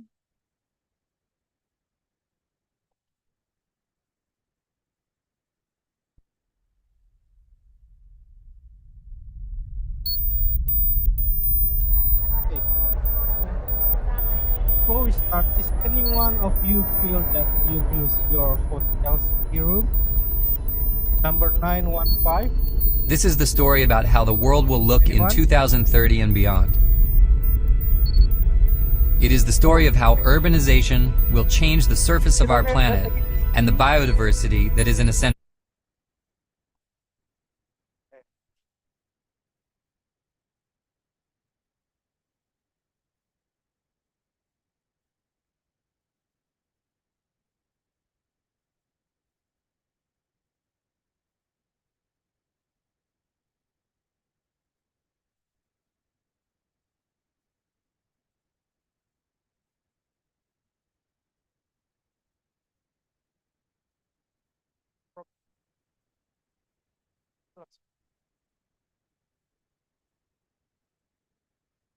Good afternoon, everyone, and welcome back to the Majapahit Hall. Yeah, welcome back to Majapahit Hall. We have been done our lunch. I think Done our lunch. we are more energized and we will going to continue our agenda today. Yes. So don't feel sleepy after all the food you've eaten, because I know I ate 3 plates and I'm already feeling sleepy. You ate a lot of. So I hope that my picture in the camera still stays the same as this morning. Okay. But of course, without further ado, we are going to continue with our agenda today of two series of lectures, which will again be moderated by Enrico. So the time is yours. Welcome back. Thank you, everyone. How's your lunch? Good? Good. Okay, we're gonna continue our lecture series for today. For our second lecture, we're gonna talk about architecture on disaster. And joining with us once again for this talk is Professor Ifte. Professor Ifte is from Newcastle University of Australia. He is an expert in multidisciplinary approach on disaster management, and he is also a graduate from MIT. And without further ado, Professor Ifte, the stage is yours once again. Thank you.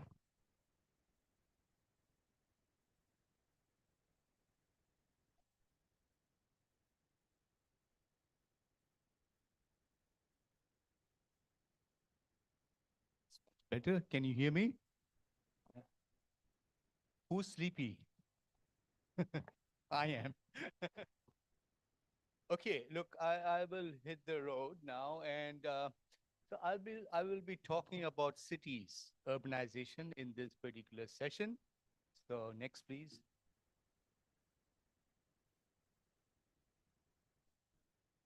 Okay, so if you look at urbanization, we know that the world is rapidly urbanizing. What we have, some of these figures, 6.1 billion 2000 to 7.8 in 2020, and by 2050 it could be 9.7 billion people living in cities. Now, interestingly, we crossed the threshold in 2007 when half of the human race was living in cities. So that was the turning point. So interestingly, what is also happening is that by 2024, this year, we've got 27 of the world's top 32 megacities. Megacities typically over 10 million population. So that's what it is. And by 2050, maybe 68% of the world's population, they'll be living in urban areas. Next. Can you show the video? Let's have a quick look.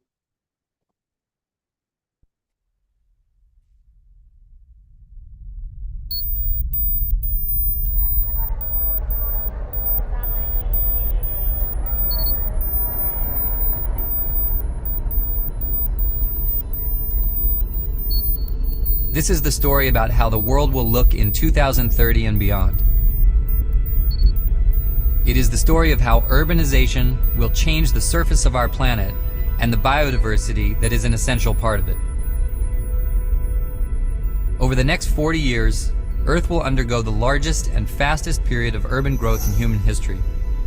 By 2050, an additional area the size of South Africa is projected to become urban.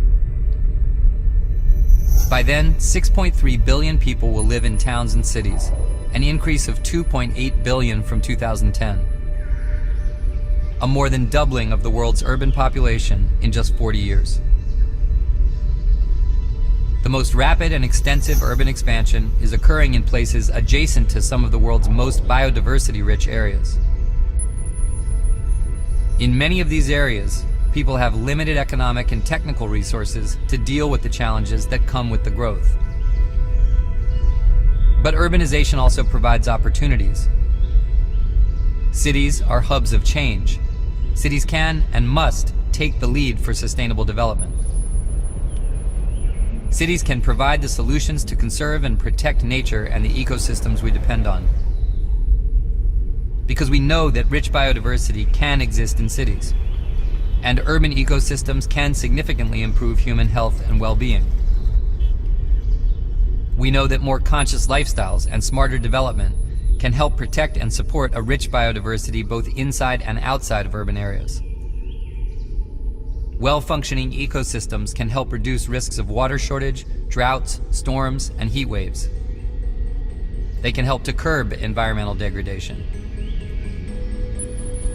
That is why unleashing the potential of cities is vital to securing our sustainable future.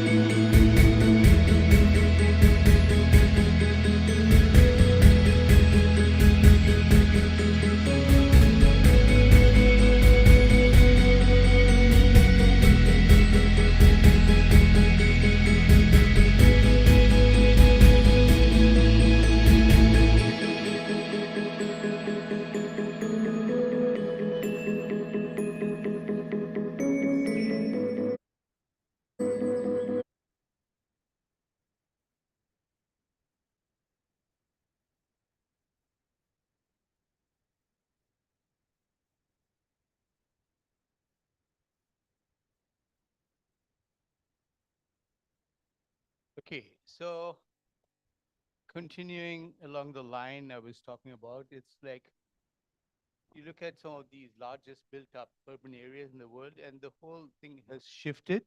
As you can see now, you see some of those cities, they're mostly in Asia. You see Japan and then Indonesia, Jakarta, among the top most populated and densely urbanized cities. Next, please. So just taking two of those very large countries in the world, most populated, China and India, and you see how it's been jumping. China obviously is on a upward trajectory. It's moving very fast. As you can see, 65% of the population already living in cities. India, perhaps not so fast, but it's also urbanizing. As you can see in these photographs, you can see the disparity between people who live in cities. This is extreme wealth, concentration of extreme wealth, as well as extreme poverty, side by side. Next, please. So looking at China, you see that graph, as you can see how it's just bouncing up. It's going up every year, as you can see that. And it's going to be 70%. 70% is like, almost 2/3 of the country will be urban by 2050. It might reach 1 billion. 1 billion is about 1/8 of the world's population. And we are just talking about people living in cities. And of the top 32 megacities, which I showed you earlier, 18 are in China. So next, please. So India, if you compare India with China, only about 35% of the population as opposed to almost 65% in China. This is only 35%, 35%, but in absolute numbers, it's still a very large number. It's 493 million people who live in cities. So, so 2050, again, not so dramatic, 55% just crossing the half mark, and which will be again a large number of people because percentage is belie the actual truth. The truth is that there are 900 million people who are going to live in cities by 2050. And so even then, India is a rural country largely. You can see that 65% of the country is still rural. And so it is going to have the largest rural population in the future as compared to China. Next. So this is just a little case study from a city called Hyderabad in India. And you see like on top, there is the IT village. And so I was there at a conference and they were very proud of the IT city. Dell is there, Microsoft is there, it's all there. So they took us for the tour there. Everything is fine. Once you go inside the compounds, manicured lawns and water sprinklers, beautiful, and air-conditioned offices. You step out, and the reality of India hits you on the face. Street dogs, open drains breeding mosquitoes, um, emaciated women asking for money. That's the reality of India. So side by side, there's this kind of, and then you look at the kind of construction that's going on here. You can't see it too well in this photograph, but it's very labor intensive. So what they're doing is that they're building a basement, and you see from top, they're mixing the concrete and bringing it. So almost primitive forms of construction technologies to make very high modern buildings. And you can see the photograph on the bottom right. You can see all those small shanties.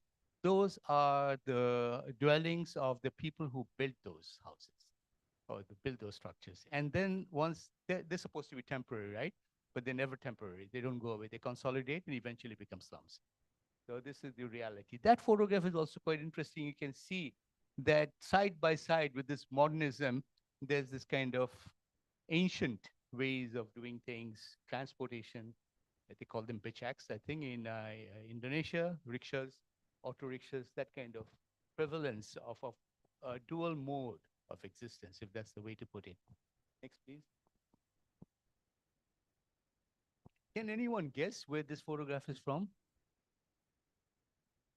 Anyone? Just try it.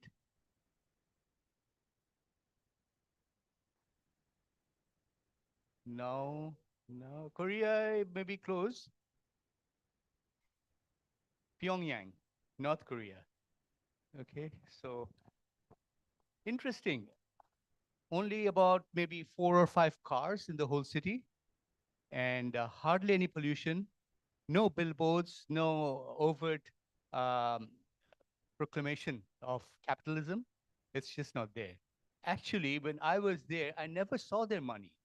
I could never see their money. I only had to deal with foreign currencies, dollars. So, and everyone actually has a house. So that is interesting. Whether it's a very small, tiny little thing, there are no homeless people out in the street sleeping on the pavement. It's not there. So yes, you can talk about all the negative sides of it. Kim Jong-un, he kills people and blah, blah, blah, blah, blah. We can keep going on. There's famine, there's poverty as well in the countryside. But in the city, the time I spent there, it was unusual to be in a context like this and realize that there's so many merits that we've forgotten with this kind of, um, uh, how to put it, neoliberal paradigm, how that has kind of permeated our way of thinking and our philosophies. Next, please. Okay, that's another city. I am actually originally from this city. This is in Dhaka in Bangladesh. And again, side by side, two worlds. There's a large informal settlement, and this is actually the richest part of the city. The most expensive, affluent, not only the city, the country. The most affluent part, and right next to it, a huge slum. So right, it's just side by side. And many of these people actually work there. So they are drivers, they are housemates, everyone, they're catering the cheap labor supply to these residents all around. So they're essential. They need to be there. Without them, the city would collapse.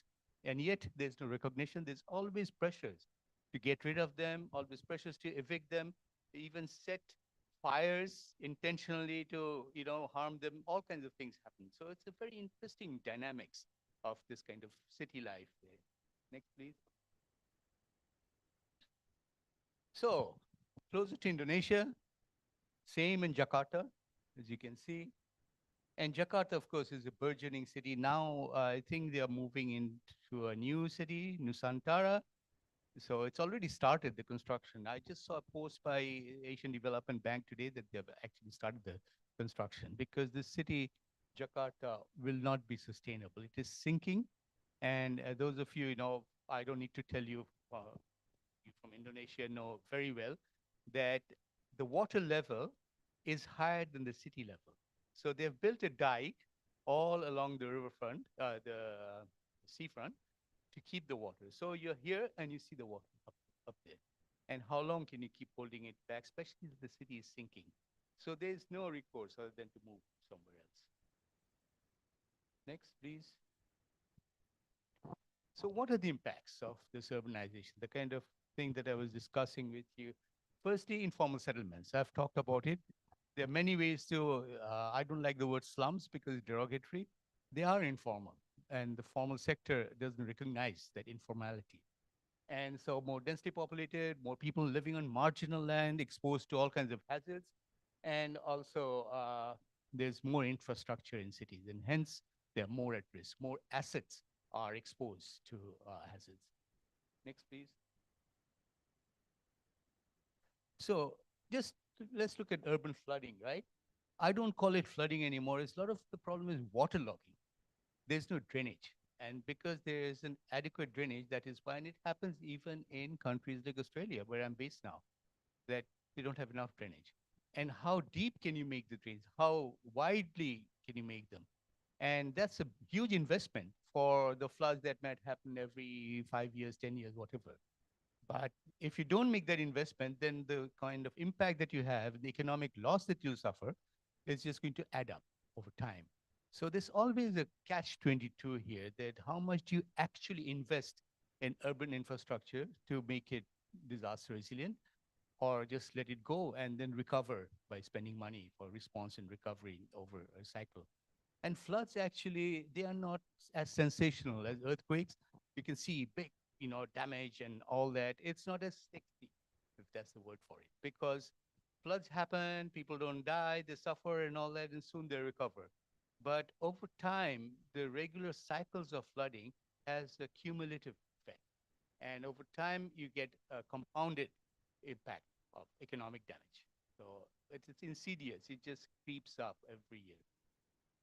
So this is what, so you have your natural ground cover. So normally, this is the normal biodiverse situation.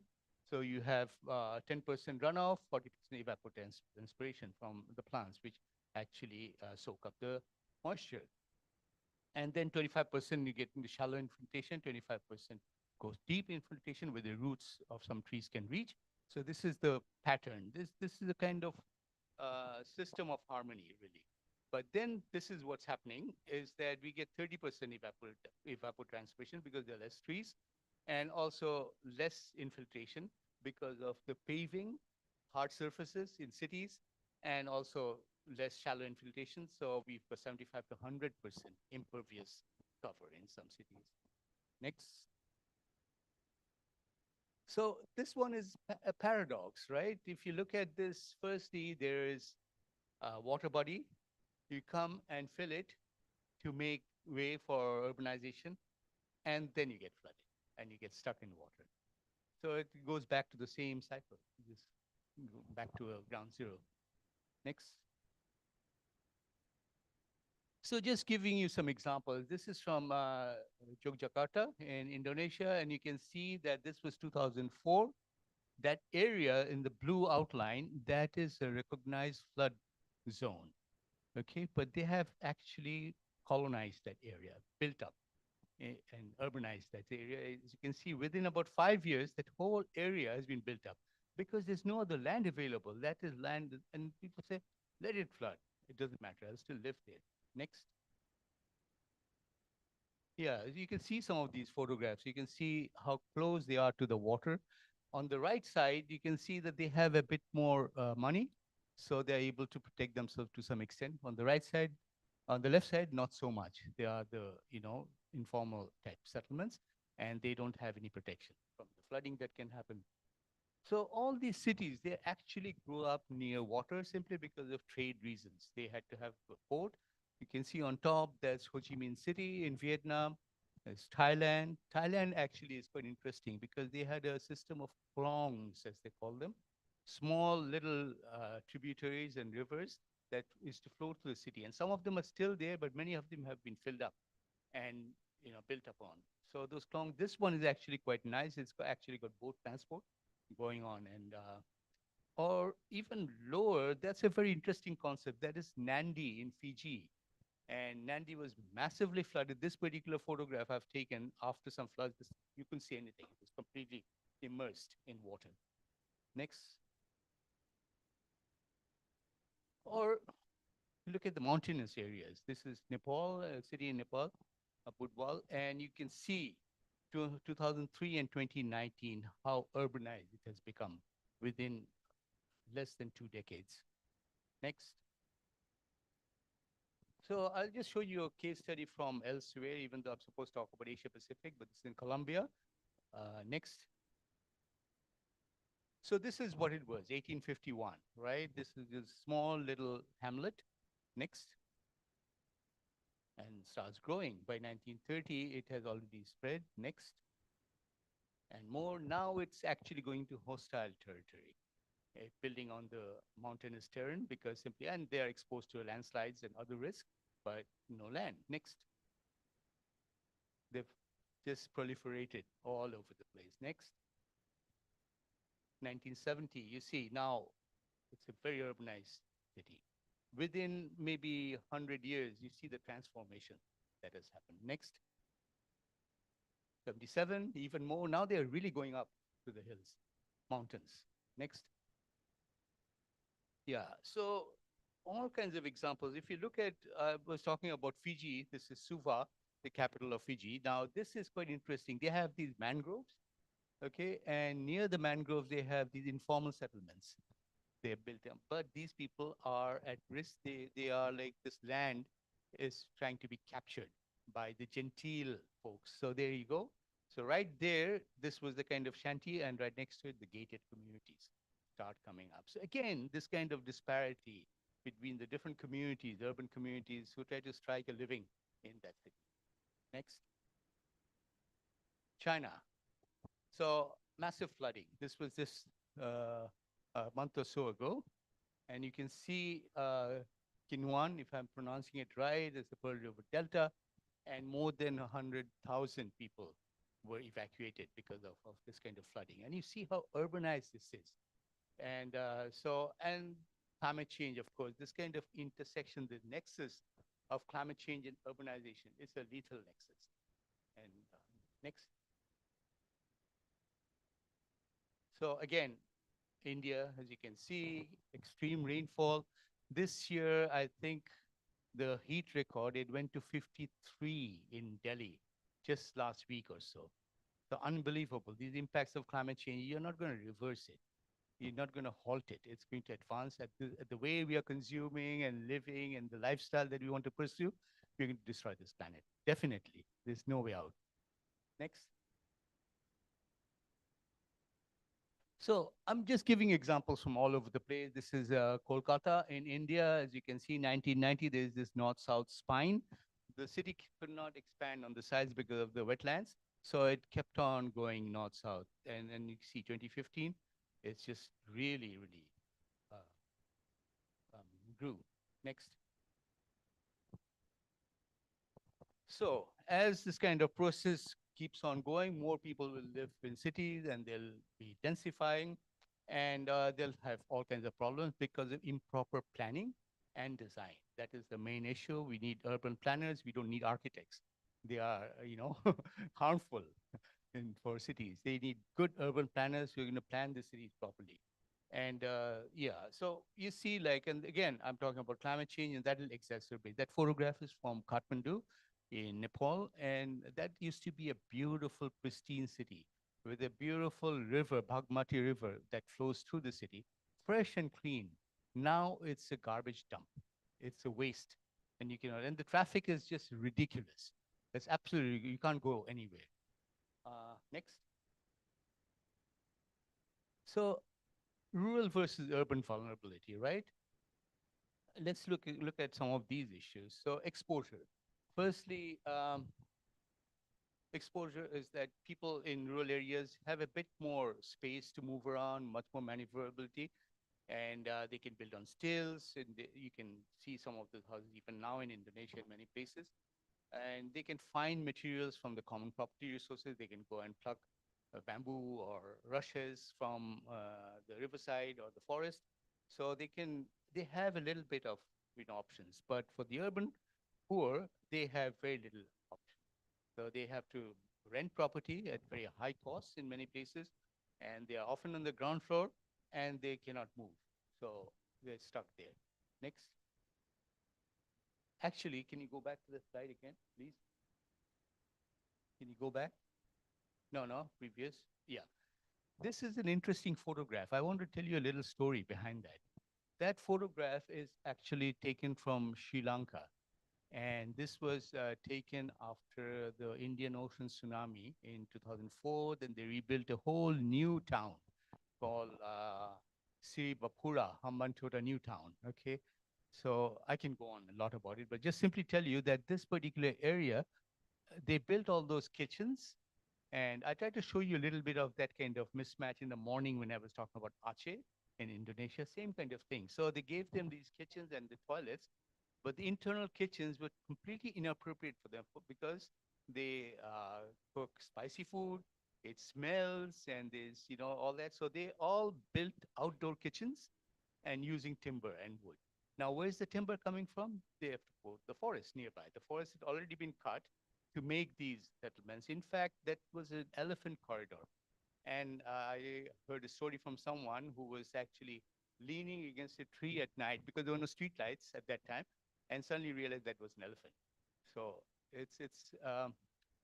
yeah, this human nature interaction, that is also kind of very interesting. I've seen that kind of interaction in many places. But in any case, so here they go, they wake up early in the morning. It's the women who go to forage for wood, timber from the forest. And each day the forest is getting further and further away because they're cutting, going.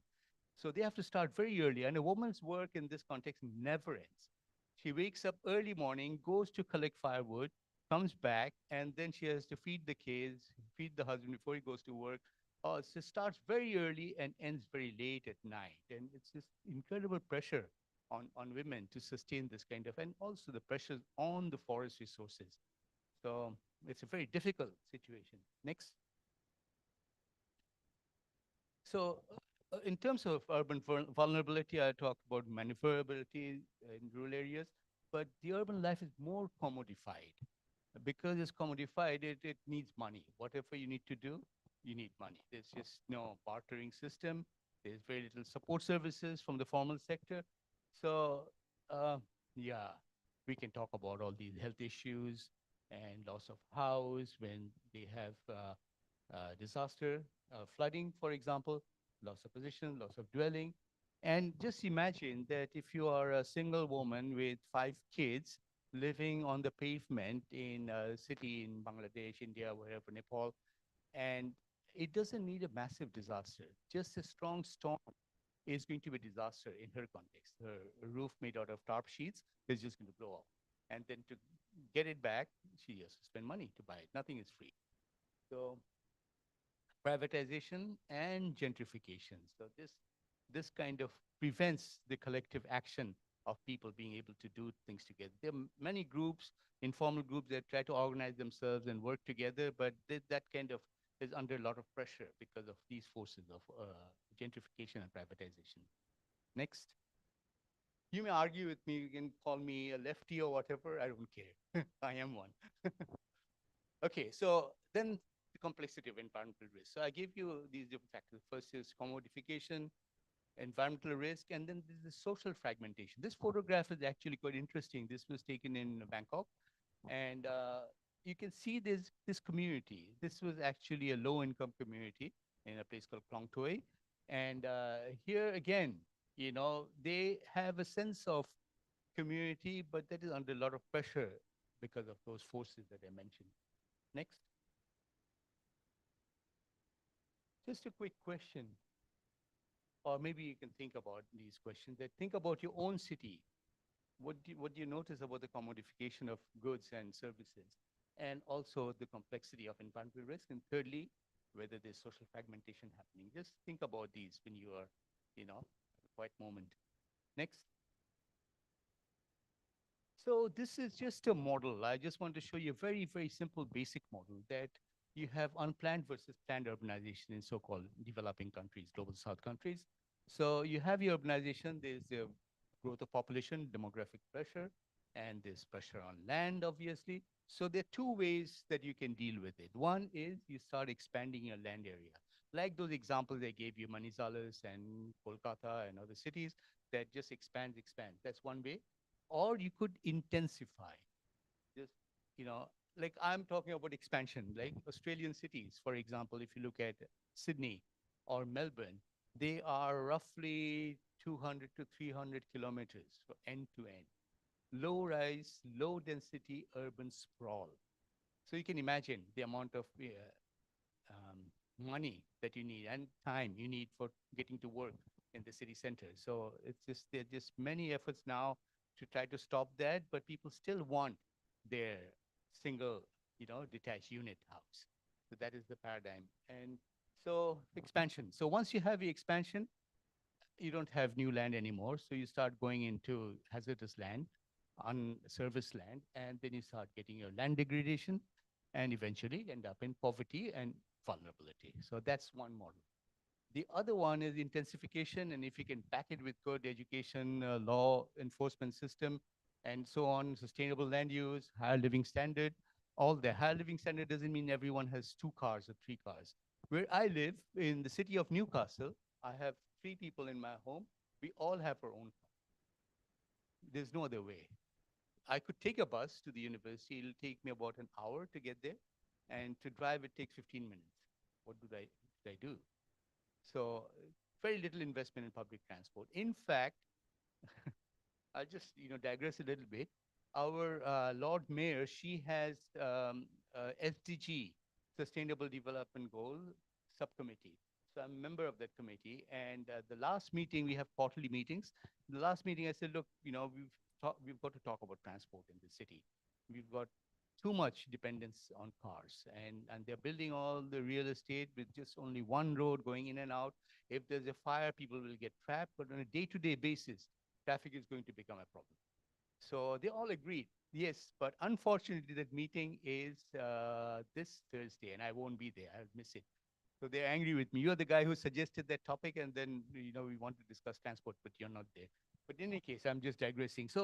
So this is what that particular intensification model will allow you safer areas and less risk, and also intensification. If you have inappropriate technology and policy, then you can go back to that old paradigm, land degradation and poverty and vulnerability. Next. So land use planning, this is a term that we use in many different ways, in many different concepts, but simply they could be two, structural and non-structural. The structural are barriers, and you can have retrofitting, dikes and roads and parks and that kind of physical stuff. That's the structural side. And the non-structural side is you have early warning systems, you have insurance schemes, maybe compensation schemes, all kinds of softer elements that they have to go together. And then, of course, third one is the environmental. You have your barriers and wetland conservation. That photograph is quite interesting. That is from a mangrove in New Caledonia. I don't know if you've heard the news that they have massive riots in New Caledonia because New Caledonia is a French colony even now. So, okay, digressing. Next. So how do we do land use planning for disaster risk reduction and management, DRRM? That is the term I use. Disaster management, you cannot manage a disaster, it's already happened, right? So you manage the risk so that you don't have a disaster, you have reduced impacts. So in any case, so within that context, we can regulate the land so that we have better outcomes. I'll give you some case studies where it's been done like that, and you start using your resources, particularly transportation and telecommunications, as ways forward opportunities, and reduce pollutants, and finally identify the socioeconomic characteristics and activities of certain areas and plan according to that. That is actually from Surabaya, and you can see the Surabaya town plan. I think I was having a discussion with Dr. Chen in the morning, Professor Chen in the morning about the planned approach to Surabaya. Now, I'll say that with a little bit of caveat, and you can correct me because those of you who are from Surabaya can give a better idea. There's a lot of concentration in the center. Okay, very intensified, which is good, I think, in a way, but they're also cutting all the trees. So they have kept some green areas. You can see the green wedges on the edges, but they have actually cut a lot of the forest, natural vegetation to make way for this urbanization. There's also the river that passes through. The river has been taken care of to some extent, but even then, this is a challenge to manage a city like that, particularly transportation, transport routes, the connectivity between the different parts of the city, different parts of the land plan, land use plan. Next. So what are the challenges? I've been talking about challenges. I think firstly, when you have an urban plan, it's usually very general, and social and economic issues are considered, but not risk, disaster risk. And also the problem is that you cannot start from scratch. Some of these cities have already built up. You've seen the number of mega cities. What do you do in such a context when a city has actually been built up so intensified? And these communities, these vulnerable communities, they're not partners in this kind of urban development, urban planning process. Photographs from Bangkok, and you can see there's the SkyTrain, there's the kind of modernization, and just beneath the um, elevated train tracks for the SkyTrain, you have all these small little mushrooming of informal sector enterprises. So again, two groups of people coexist next to each other and somehow maybe even have a sort of symbiotic relationship, if that's the word for it. Next. So two main sensitive areas, high-income residential areas, and these are developed, low-income residential areas. These are informally developed, poorly built, and then these areas are also occupied by industry. And how can you, now the city is encroaching. Maybe when they planned it earlier, the industries were located outside the city, but slowly many of these cities start enfolding those areas, and then they grow all around it. And so obviously, either the industries move or you have to have a very high level of tolerance. These photographs are quite interesting from Ho Chi Minh City. That particular area, District 4, it used to be a very dangerous, poor area. A lot of crime, you couldn't go there at night and so on. Now that area has been developed because there's a World Bank funded project, this causeway that is going right through the city. So many of these people were waiting for compensation, and many of them have by now, I think, got the compensation to serve the land for this kind of top-end urban development. And that's the helipad, actually, in the city. Next. And again, this is my own city, Bangladesh, Dhaka, and you can see this is called the Dhaka Metropolitan Development Plan, DMDP. This was developed in the mid-90s. And the planners, they were actually from the UK, and they thought that this city is going to flood. So what they had was, you can see those round things, those are large water retention areas, pond, they were very large water retention areas. And these were areas on the outskirts where there was naturally occurring wetlands anyway. But now if you go there, they have all been filled up. They didn't follow the master plan. They kind of really subverted it and just keep on building wherever they need to. So many of those areas on the fringes, especially on the eastern fringe, eastern fringe, this side, that actually gets badly flooded every year and occupied by largely low-income populations. Next. So if you look at the city Dhaka, it's rapidly urbanizing. As you can see, it's just jumped up.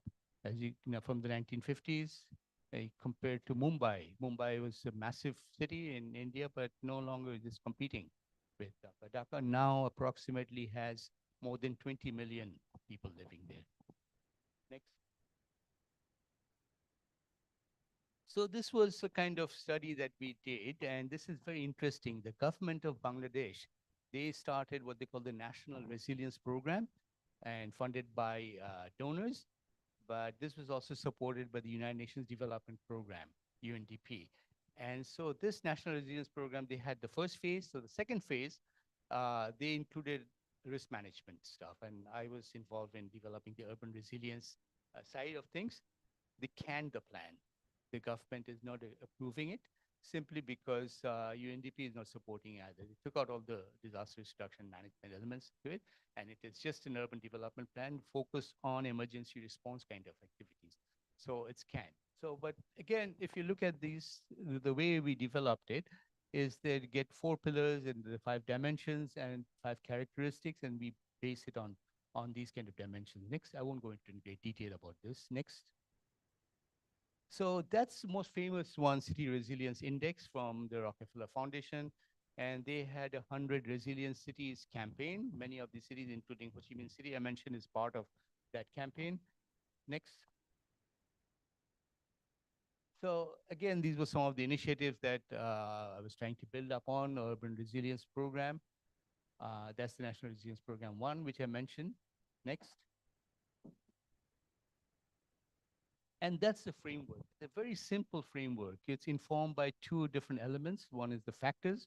What is the risk context? What is the global frameworks like the Sendai framework for disaster reduction or sustainable development goals, and even the Rockefeller Foundation's resilience index that kind of informs the strategic priorities, and then the operational issues. You have your building codes, building regulations, planning regulations, and all that. They support these strategic priorities. You have your capacity gaps you need to address, involve diverse stakeholders, and then target equitably, very important, because the large segment of the city's population is deprived from equity. Next. So that's the result framework. I won't go into it. Next, please.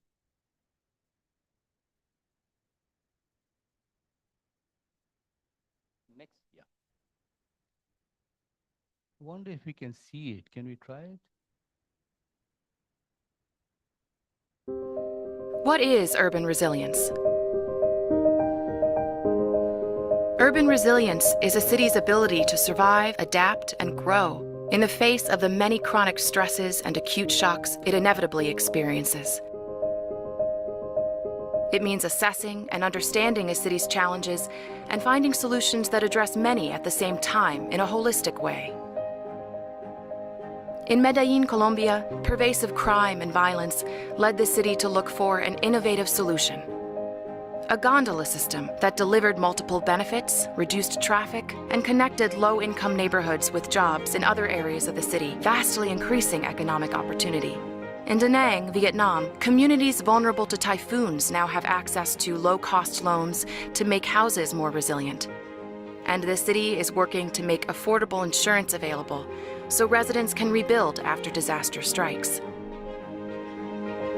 By 2050, 70% of the world will live in cities, and resilience is helping prepare cities for this future.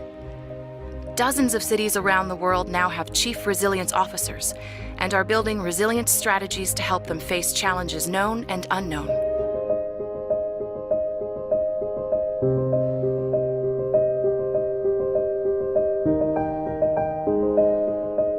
Learn more at 100resilientcities.org. That's the Rockefeller Foundation program I was talking about. Next.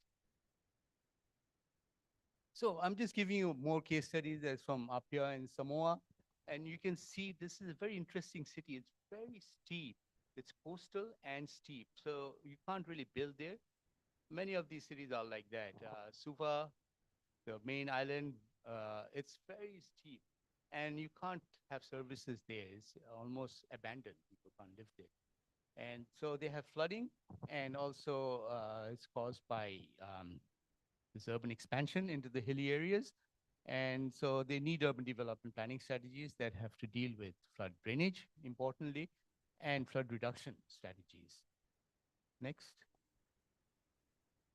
And this is also another example which is very interesting in Vietnam. And this is what they did, but they wanted to live with water. So this is like a bend in the river. And this is south of Ho Chi Minh City, Saigon. And you can see that they have ways for the water to flow, to keep the hydrological balance of that area. And it's also recreational. People can sit outside in the evening. There's a waterway all around, and they try to plan it in such a way there is high density development, but at the same time keeping the water flow so that it doesn't flood. Next.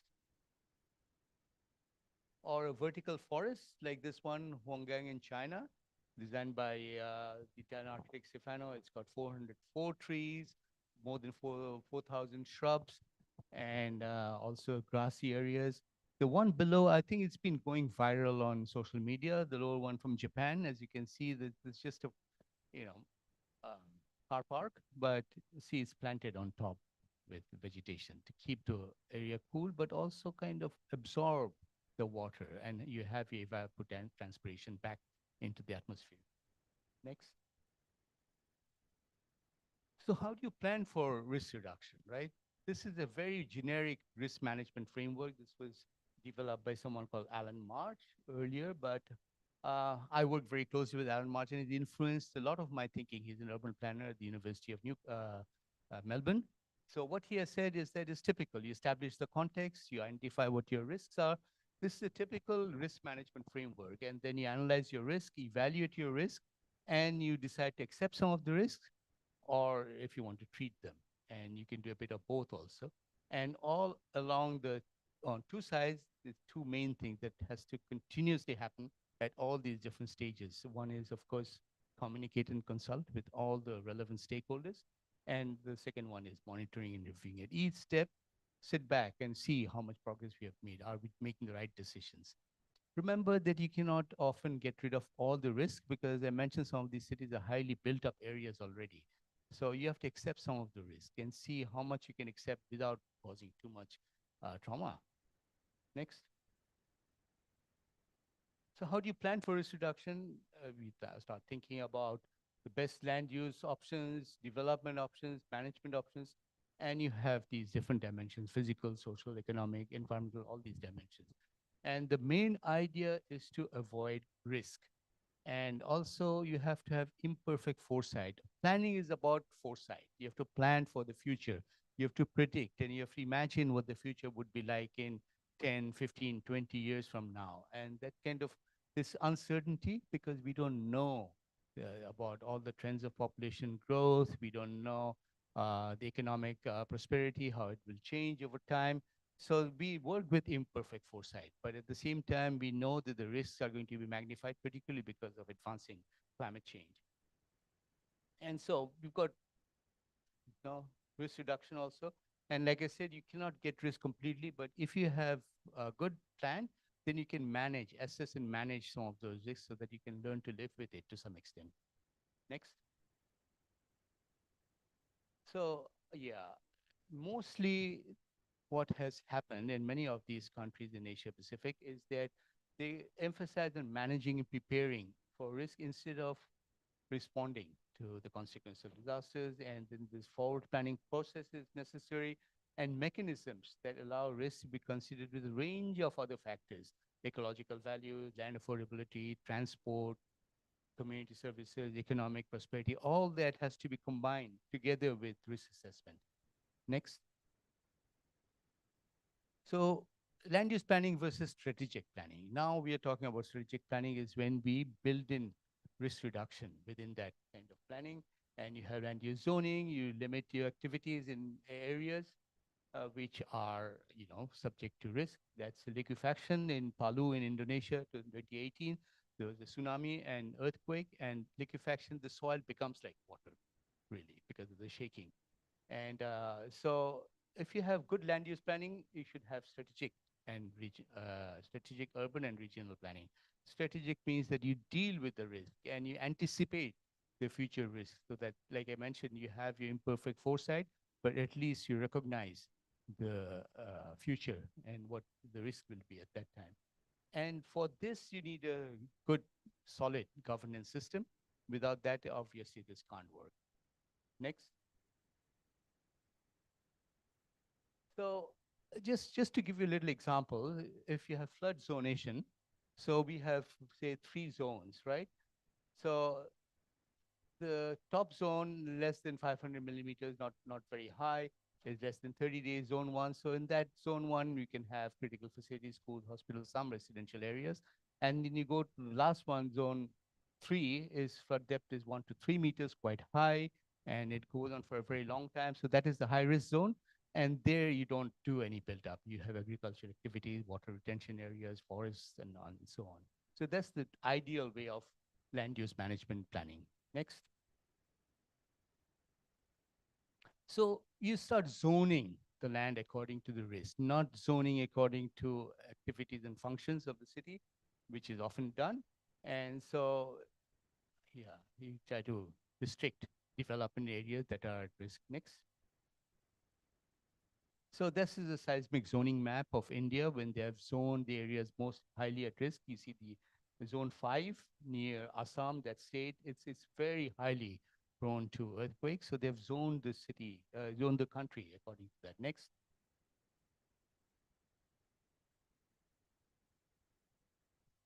Next, please. So that's closer to where I live in Newcastle. As you can see, this is the bushfire-prone land map, and you can see almost all of this is bushfire-prone area, and they've mapped it, but this is often not available in the public domain. I had a tough time trying to get it because people get scared, and it reduces the property values. So people don't want to scare off the property developers and investors. Next. Our flood map for the city of Newcastle, as you can see, is highly flood-prone.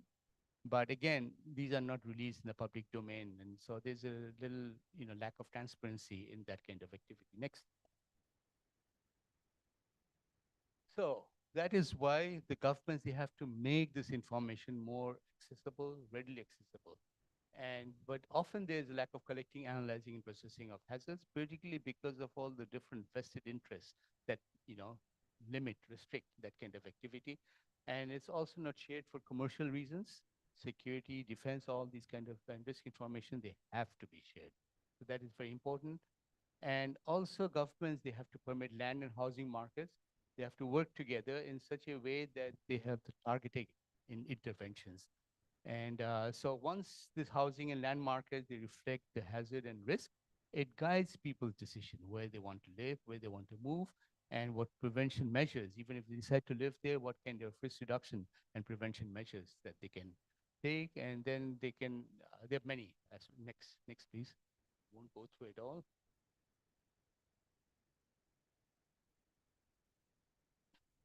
So governments, they have to provide adequate infrastructure, multipurpose services. That photograph I showed you earlier, that's the cyclone shelter in Bangladesh. That is a multi-tiered urban tunnel in Malaysia. And you can see that these kind of multi-purpose ideas that you can do several things together helps, double up some of the resources. And yeah, next.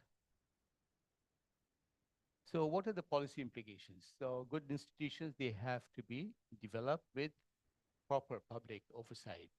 And if these countries have good institutions, then they're better able to deal with disasters. Urban institutions, urban councils, they can look at it in a much more holistic way. And also to allow this kind of democratic process, the dissent.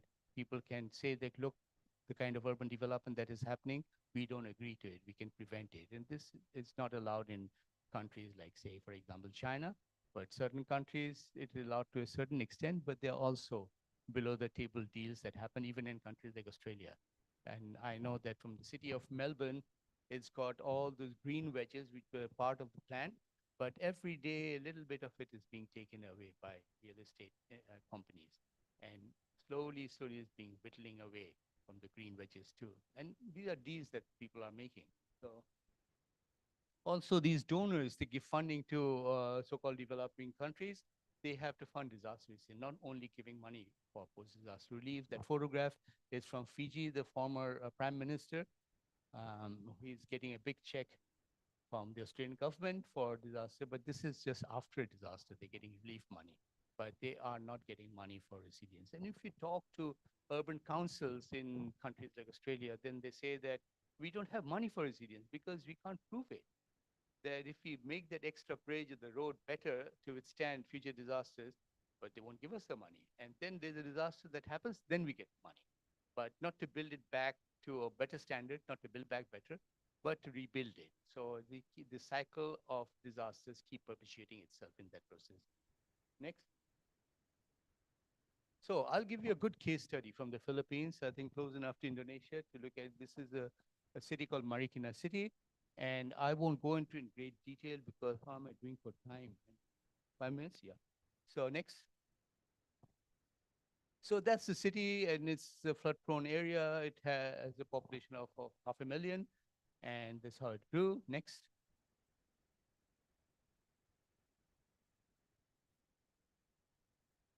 So this is the Marikina River that drains through Manila and into the bay. And so this is a very highly urbanized area with heavy rainfall. Next. And floods. You can see some of the flooding that happened in Marikina City in recent times. Next. So that's the vulnerability. And in 1980s, there were 2,000 households that were living near the riverbank and getting flooded on a regular basis. These were, of course, informal settlements. And so sanitation was a problem, and the river was getting polluted. They didn't have enough like water supply or clean water supply. And there were all kinds of environmental problems, dumping garbage into the river and destroying it. And like that example I gave you from Kathmandu, the Bhagmati River, which is happening in that pattern. Next. So now this new mayor, Meredith Fernandez, she came in, and she's an urban planner by background herself. And her husband is also I forgot his Bayan Fernando, and he was also an urban planner.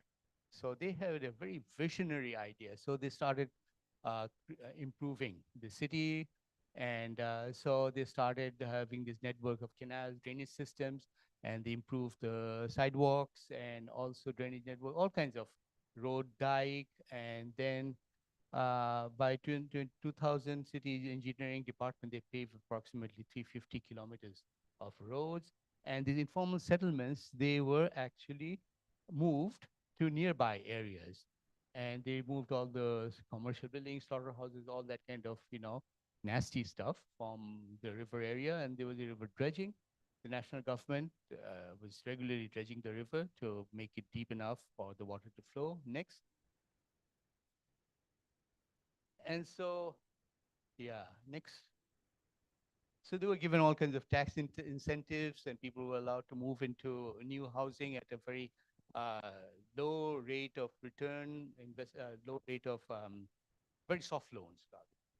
And then there was a mortgage program, which was run by the government. And so originally there was some resistance, but eventually it allowed moving those people into better homes and making the city more habitable in that case. And they were monitoring that there no new informal settlements grow.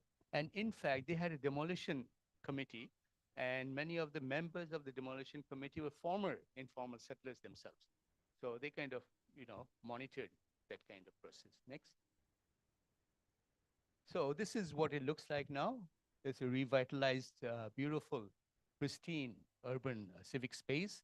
People go there in the evening. They have a night market there, and it's just great. Next. So there's Meredith Fernando, and there's a comment. She got the finalist in World Major Award, World Mayor Award.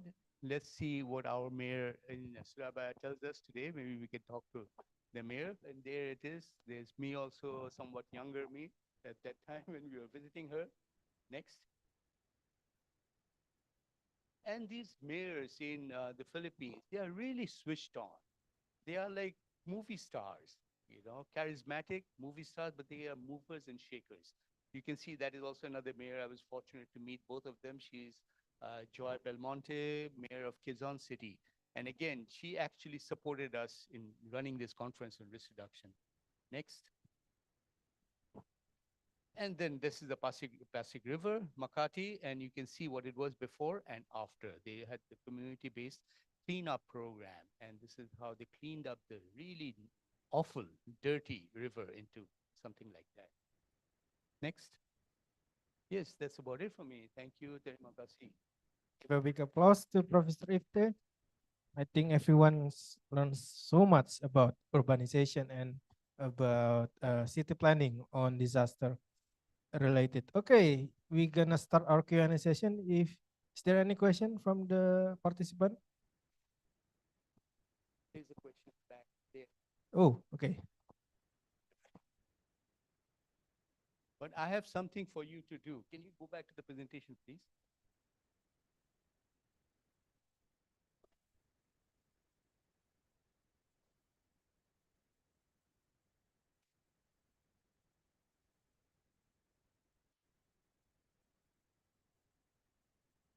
Okay, thank you so much. Hello, Professor. My name is Fadila. I am a student from Airlangga University of Disaster Management major. Okay. I have a few questions. I hope you will, but before I will say sorry first for my bad English. I hope you will understand. Okay. Stand you. First, we all understand that developing cities to be resilient against climate change and disaster is a necessity. However, often these efforts can impact the mental and emotional well-being of the community. In your opinion, how can we balance the need to build resilient cities while maintaining the mental and emotional well-being of the community? Next, in the context of disaster risk reduction, how can this approach adapt to the evolving climate change and urbanization trends?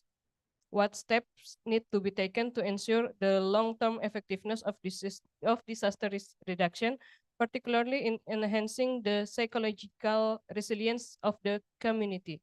Last but not least, I would like to know your thought on disaster mitigation efforts that can be implemented at the community level. What initiatives can be undertaken to minimize the psychological impacts of disaster and climate change on local community? That's all my questions. Thank you. I hope I can answer your question. I think what you are talking about is the kind of mental distress many people, particularly people who don't have enough income, face in these cities. That is for sure. And they have to be partners, number one. You cannot leave them out and have city planning. And so for that, the government has to engage with these communities. Often these communities not recognized. I'll give you an example. In Yogyakarta, people who collect stuff from the street, poor people, right? They scavenge on the street and they use it to recycle and they make an income from it. They are actually champions, right? And so these rack pickers, as they call them, these champions are not recognized by the city.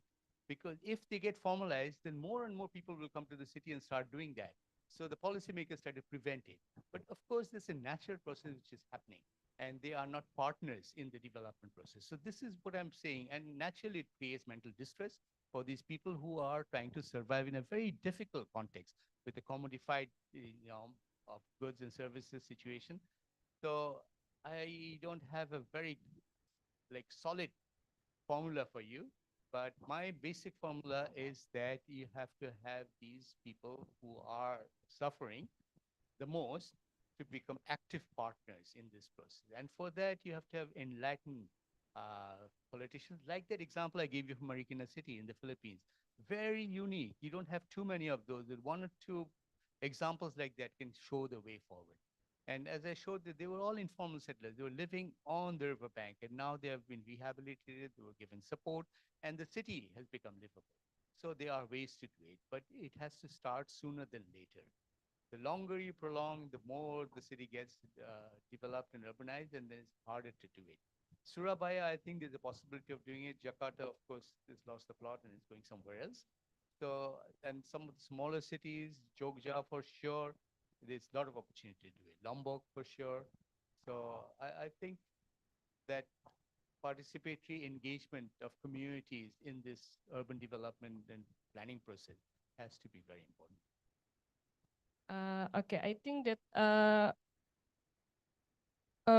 for from your what perspective, I would like maybe this is my what additional question. From your perspective, which one is the effective ways between government what is Just in if you kebijakan You can say it in Bahasa, someone policy, can yeah, translate. government policy. yes, government policy and individual awareness. Which one is the mana yang lebih efektif antara kita meningkatkan kesadaran diri kita atau dari kebijakan pemerintah itu sendiri, karena dua hal tersebut adalah kadang saling bertolak belakang, kurang lebih seperti itu. What she was trying to ask, it was which better policy that it would be implemented, I guess, between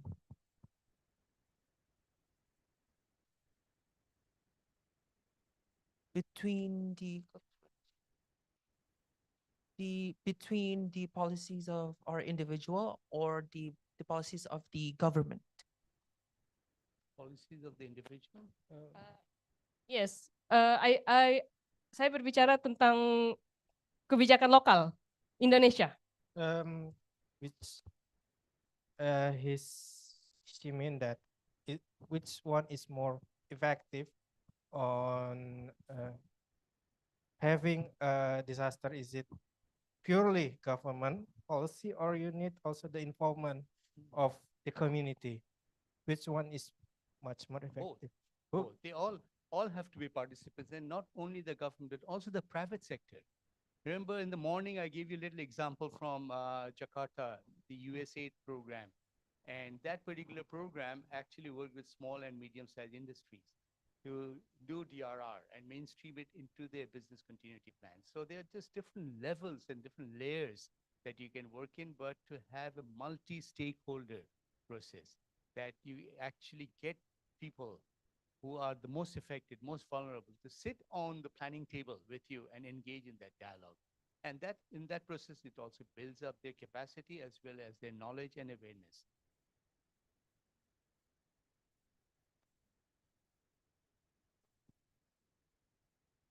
In my conclusion is kita harus bisa menyeimbangkan antara kebijakan pemerintah dengan dari bawah, artinya kebijakan dari atas dan kebijakan dari bawah harus berjalan seimbang agar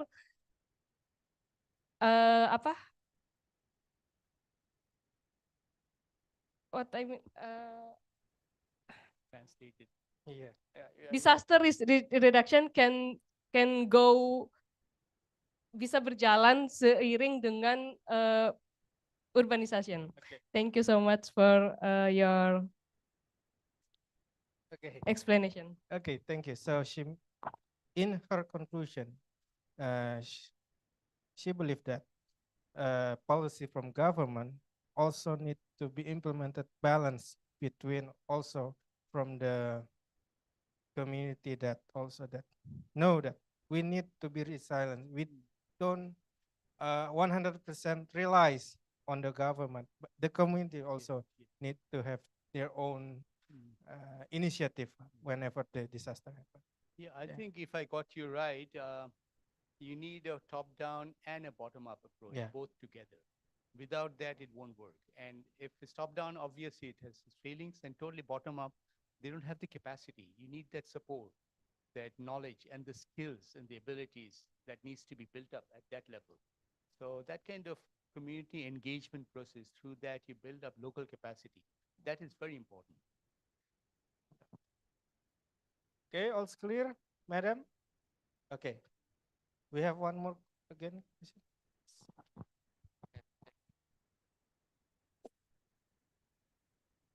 Thank you so much, sir.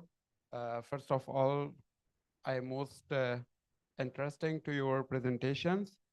And also, I am from Afghanistan, and here the master students in international relations, University of Erlangen. I have one short questions. Um, how does urbanization impact uh, infrastructure development in metropolitan areas? Did you got it? Not really. How does urbanization impacts infrastructures development in metropolitan areas? So urbanization impacts on metropolitan area. What is the impact? Regardless on metropolitan areas. Okay. So metropolitan is a jurisdictional issue, right? You can categorize a metropolitan area. It doesn't mean that the city is contained within that area. It is just a kind of idea to maintain your city governance. But it spills over into other areas. And so, and cities get reclassified over time. Look at Beijing, right? Beijing had these ring roads, and the ring road was supposed to limit urbanization within that area, but it has spilled out. So now they have 7 ring roads, one after the other, expand, expand, expand. And moment you expand, you take over part of the rural areas and the vegetation. In that process, you start expanding. And so you reclassify your metropolitan region. Metropolitan region has to be broken up into different subdivisions also. The city I come from, Dhaka, it's got 2 city corporations now, north and south, because the city has grown very far up to the north. And so they can't maintain one city corporation. So you break it up. So it's just a jurisdictional area. And countries like Australia, for example, they would have a city boundary, and then the urban councils, all the smaller cities, they would have cities or suburbs, they would also have their own urban councils.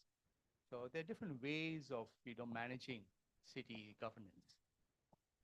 Yeah. I hope that answered your question. Thank you. Thank you. Is there any more question from the participant?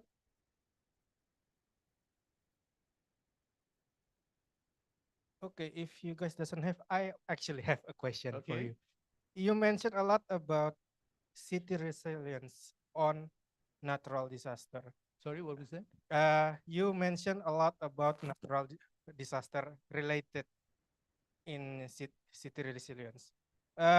You actually also mentioned our new capital city, Nusantara. And Nusantara have an urban plan regardless about mitigating being attacked by ICBM.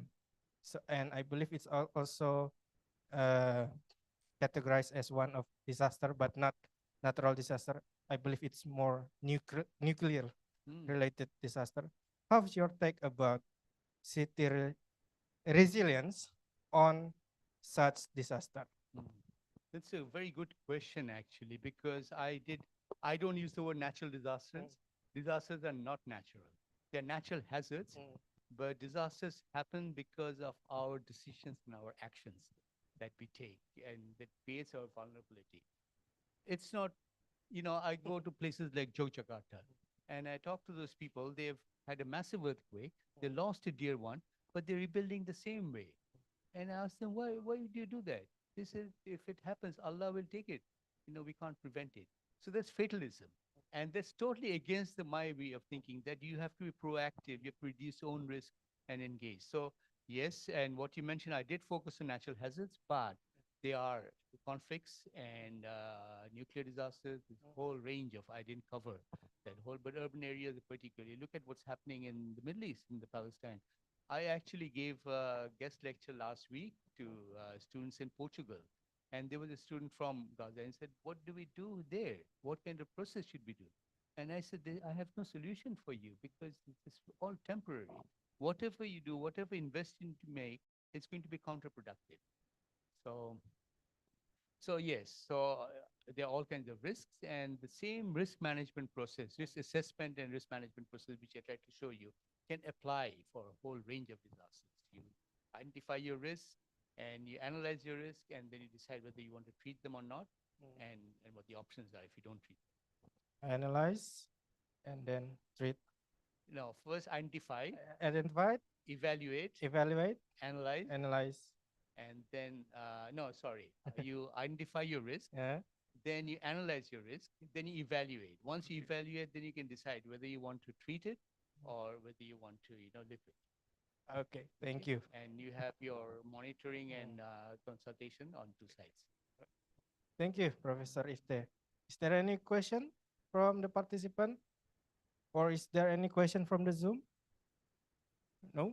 Okay. But hang on, I have something for them to Oh, do okay. though. Can you please go back to the presentation? I won't let you off so easily. You've got to do work. You made me work. So, yeah, keep going. Keep going. More. More. Terima kasih. No, you're going. No. End. You go to the terima kasih. Yes, next. Okay, so these are some of the questions I have for you. So these are study questions in the night. When you relax a little bit, start thinking about it. Why is it important to distinguish between urban and rural disasters? We talked about. And also what makes people particularly vulnerable in urban contexts. What is their main reason for that risk and vulnerability? And what kind of programs can be done for social resilience? This sort of answers some of the questions that you posed, the first person who questioned. And who would manage? Where is the responsibility? That is also something you touched on. It's not only the government, it's a whole range of stakeholders. But think about your own city and who would be doing it. Next. And there's also a little workshop. If we have time, we can do it or not. 15 minutes? We can try have a go at it. Next. So this is a scenario, right? I don't know if they have access to this, but this is a kind of scenario in the Philippines, in Dagupan, and this is an aquaculture and agricultural area. So there are about 646 households living, out of which approximately half are informal settlers, and they live near the riverbank in 25 meters. Okay, I'll show you the plan. And so there are no public services. In the barangay is the neighborhood. And infrastructure, there's only one main paved road through the center of the barangay. Now, the government has decided to increase the density of that particular area by settling more 5,000 people there over the next 5 years. So that is the plan. And so you are the professionals. Think about yourself as the professionals. What would you do? How would you advise the government? What kind of land use planning would you be doing? And so next, please, I'll give you some of these resources. So that is the area, as you can see that pen in the red circle. That area, as I explained to you, people live near, that's a river all along. And that's the kind of landscape. They have large water bodies where they cultivate aquaculture, fish and prawns, crustaceans. Next. So that is the kind of hazard they have. They have the cyclone or typhoon. Then they have riverine flood as well as flash flooding. And I've given you the probability and the consequence. And for example, if you have a very strong typhoon, it can happen quite often, sometimes twice a year, and so on. So I've given you some of the basic information. Next. And so that is the kind of risk assessment I was involved with the community in trying to develop their ideas about which areas at risk. The red ones are the most at risk, as you can see. And there's a single road that's going through that barangay, as you can see. So this is the kind of context that you have to inject another 5,000 people in there over the next 5 years. How would you plan it? What would you do? Can they have these resources? Yeah, they will be. Yeah. I don't think we'll have the time to do it unless you want to have a very quick go at it. No? No? Okay. Anyway, I will be here tomorrow. And so you can have these and have a look at it in the evening or whenever you have time. And then we can discuss over tea or coffee whenever. Right? Okay. Thank you very much. Thank you, Professor Ifte. Give a big round of applause for Professor Ifte.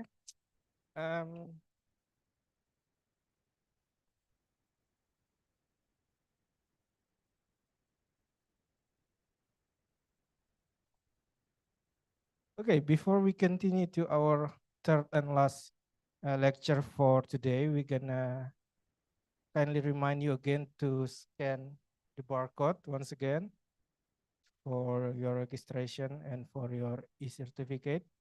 Our next lecture will be talking about virus transmitted, sorry, mosquito transmitted virus. The lecture will be delivered by Professor Duncan R. Smith from Mahidol University, Thailand. But before that, you guys can scan this barcode first. Thank you. And also for those participants who join us in the Zoom meeting, the link already been sent to the chat box by our beloved committee. Okay. If you guys have any difficulty, regardless about this barcode, you can raise your hand and the committee will love to help you with your issue.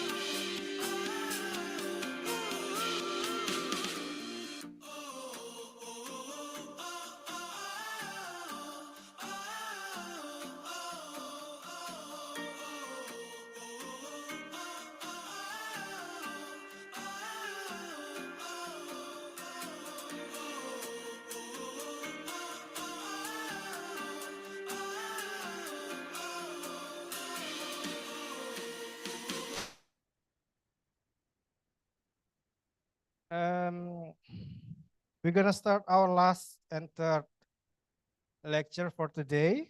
We're gonna talk about mosquito transmitted viruses, and joining with us for our final lecture for today is Professor Duncan R. Smith from University of Mahidol, Thailand.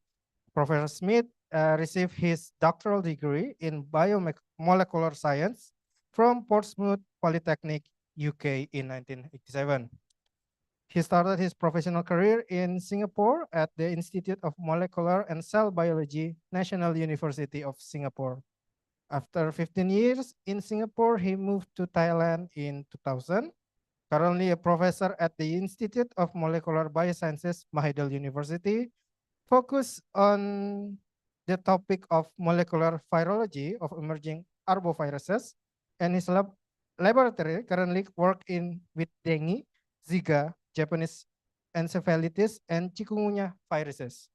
He is the author of over 265 research paper and book chapter.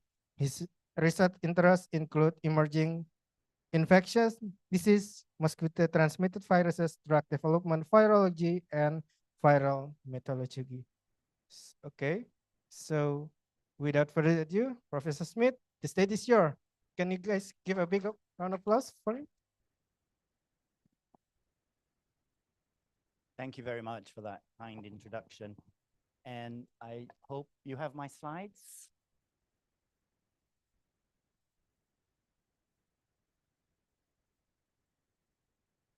There we go.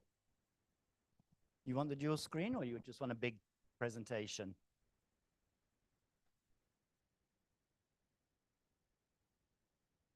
There we go. Okay, so first of all, that said, I'm Duncan Smith.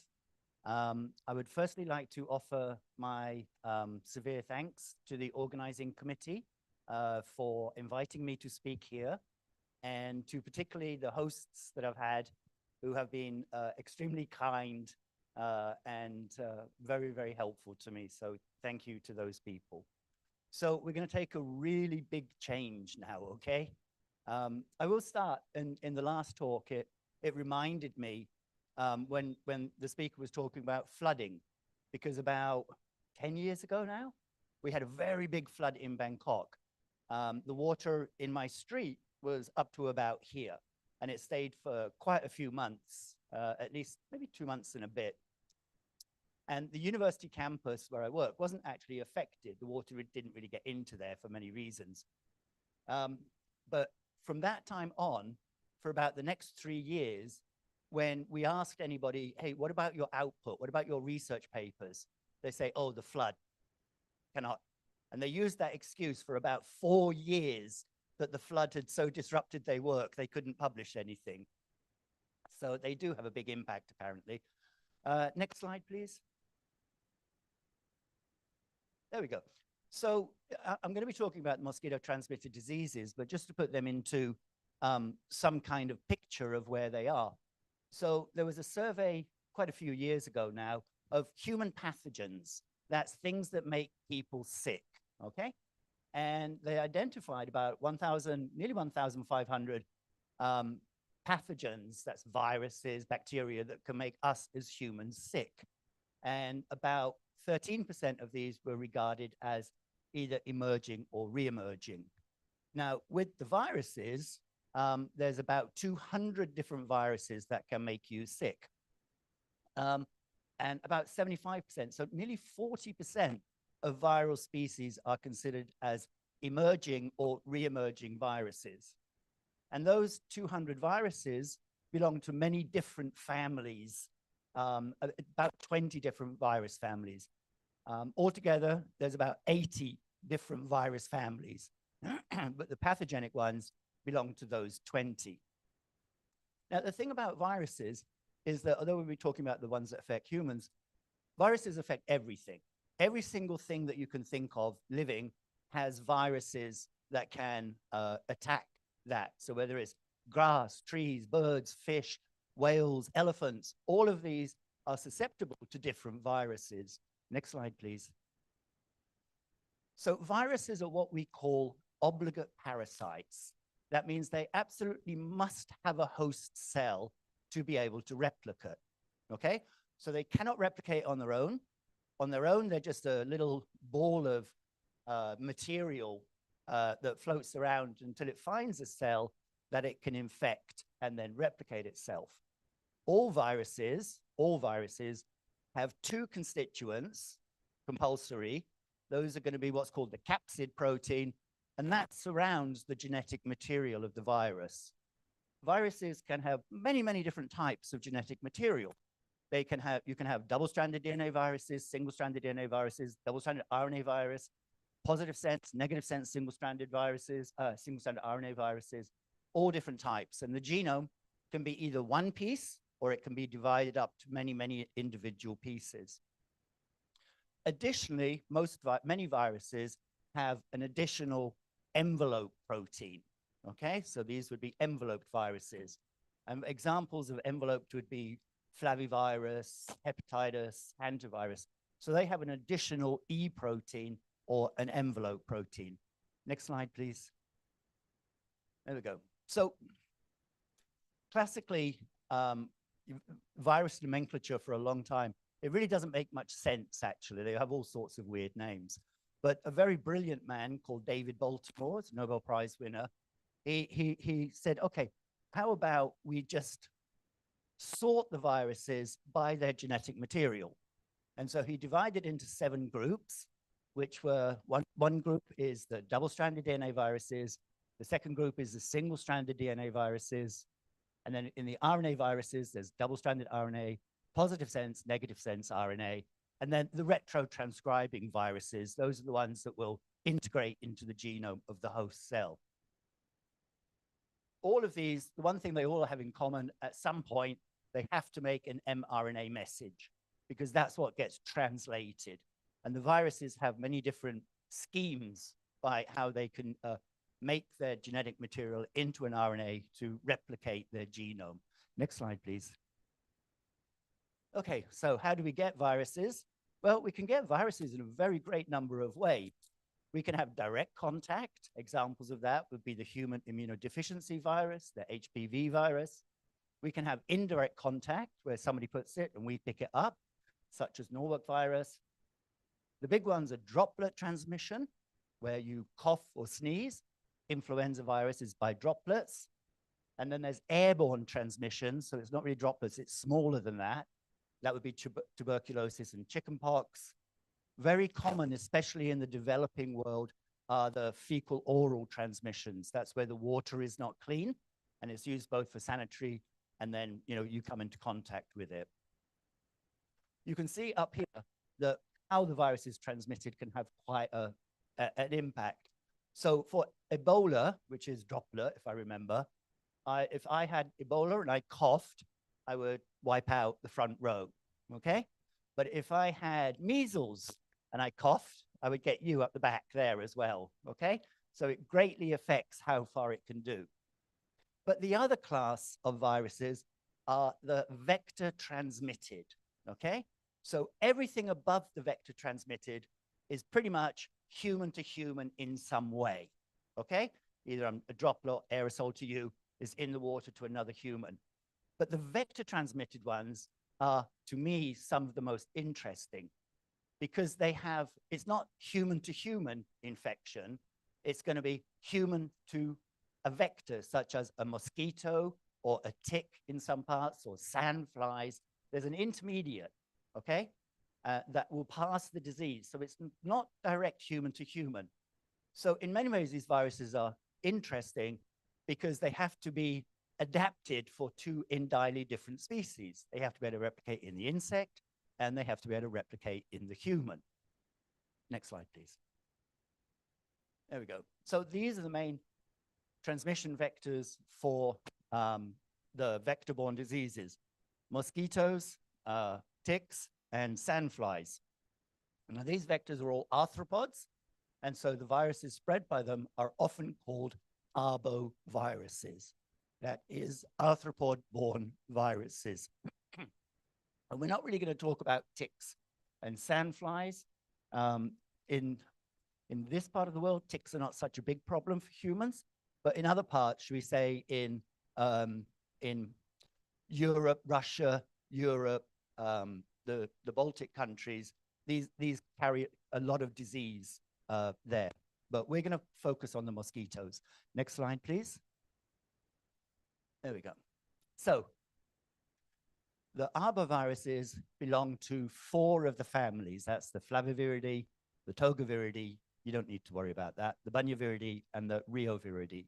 And the one that we're going to mainly focus on are the Flaviviridae, and that includes viruses that pretty much wherever you come from in the world, I hope you will have heard of, like dengue virus that causes dengue fever, Japanese encephalitis virus, very big in parts of Asia, and a new one that went around the world just a few years ago now, which is called Zika virus, okay? We're not going to worry about the other ones. But altogether, there's about 500 arboviruses, but obviously not all of those will infect humans, okay? They will infect other animals as well. Next slide, please. There we go. So the flaviviruses we're going to look at, we can separate out them a little bit. It's my pointer. So you can see there's the tick-borne group. So those are viruses that are spread by ticks. The biggest one would be tick-borne encephalitis, mainly in parts of Europe, very serious disease.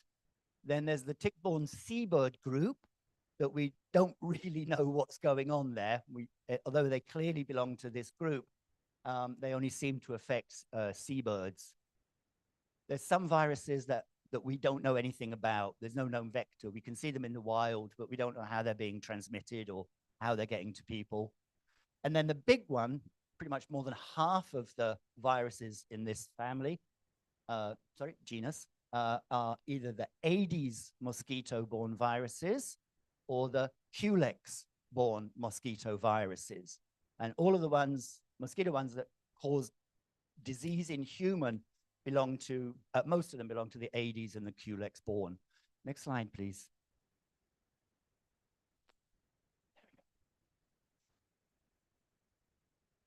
Okay, okay. So these viruses are zoonotic viruses, okay?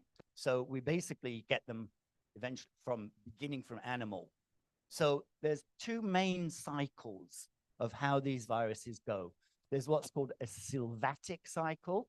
That's the cycle of those associated with forests, jungles, places like that. And the virus then really doesn't do anything for us. It goes between the mosquito and then either birds, small rodents and mammals, or monkeys or non-human primates, okay? So this side goes on quite happily in nature, but occasionally it's going to spill over into an urban cycle. Now there's two things that can happen when a virus spills over. It can either set up an urban epidemic cycle, which is where it goes man, mosquito, man, mosquito, man, mosquito, or in some cases, we'll talk about that later, the infection can be passed to a dead end host. An example of that is Japanese encephalitis virus. So if you get Japanese encephalitis virus off a mosquito, you can become sick, very sick, but the level of virus that you make in your body is very low, okay? Very harmful, but very low. And that means that a mosquito can't pick up enough virus from your blood to be able to transmit it to someone else. So the occasional infections are dead end host. You get it, you're ill, you maybe die with Japanese encephalitis, but you can't pass it on to another mosquito to go and infect another human. Right, and we see these viruses can be found in really strange places. Alligators are known to carry West Nile virus in them. The Chinese rat snake has Japanese encephalitis virus in it, and the bats. Now, if you want to think anything about bats, think about them as little flying bags of disease, okay? Because they're full of viruses, not just these viruses, all sorts of viruses, Hantu, Ebola, SARS-CoV, et cetera, et cetera. So they really are little winged packages of disease flapping around. So be very careful when mixing with bats, okay? Next slide, please. There we go. So this is what we're going to be talking about. The viruses that we're going to talk about belong to the genus Flavivirus. And there's about 70 viruses in that, which belong to 52 different viral species. They're very simple. They have a genome. It's a positive sense RNA genome. Now, if you know any molecular biology, that's like an mRNA, okay?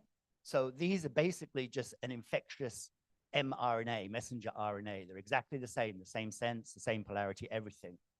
And they make one open reading frame. It's translated to one protein, and then that long protein gets cut up by proteases encoded by the virus, and some of your own proteases will help in the processing of that polyprotein.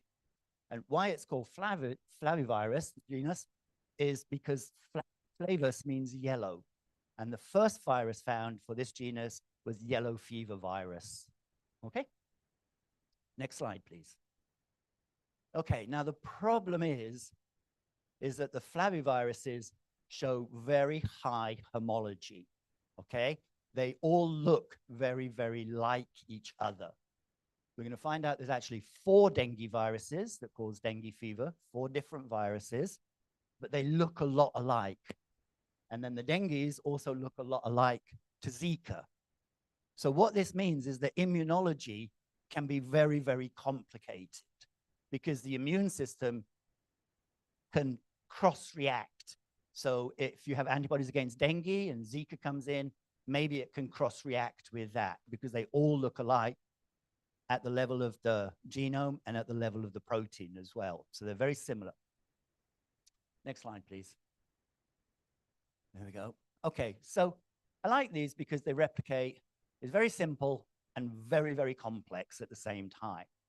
So when a suitable cell is found, the virus will bind to the outside of the cell. It'll get taken into the inside the cell by a process called endocytosis. The capsid will fall apart, and then this little mRNA will get directly translated on the ribosomes, okay, which are the main site of protein synthesis. The first thing of replication is the first bit after it's been translated into protein is to make the replication complex, and that is then going to replicate the genomic material. It's going to have to do it a tricky way, because if it wants to make more positive sense RNA, i.e. more infectious RNA, it has to have a template.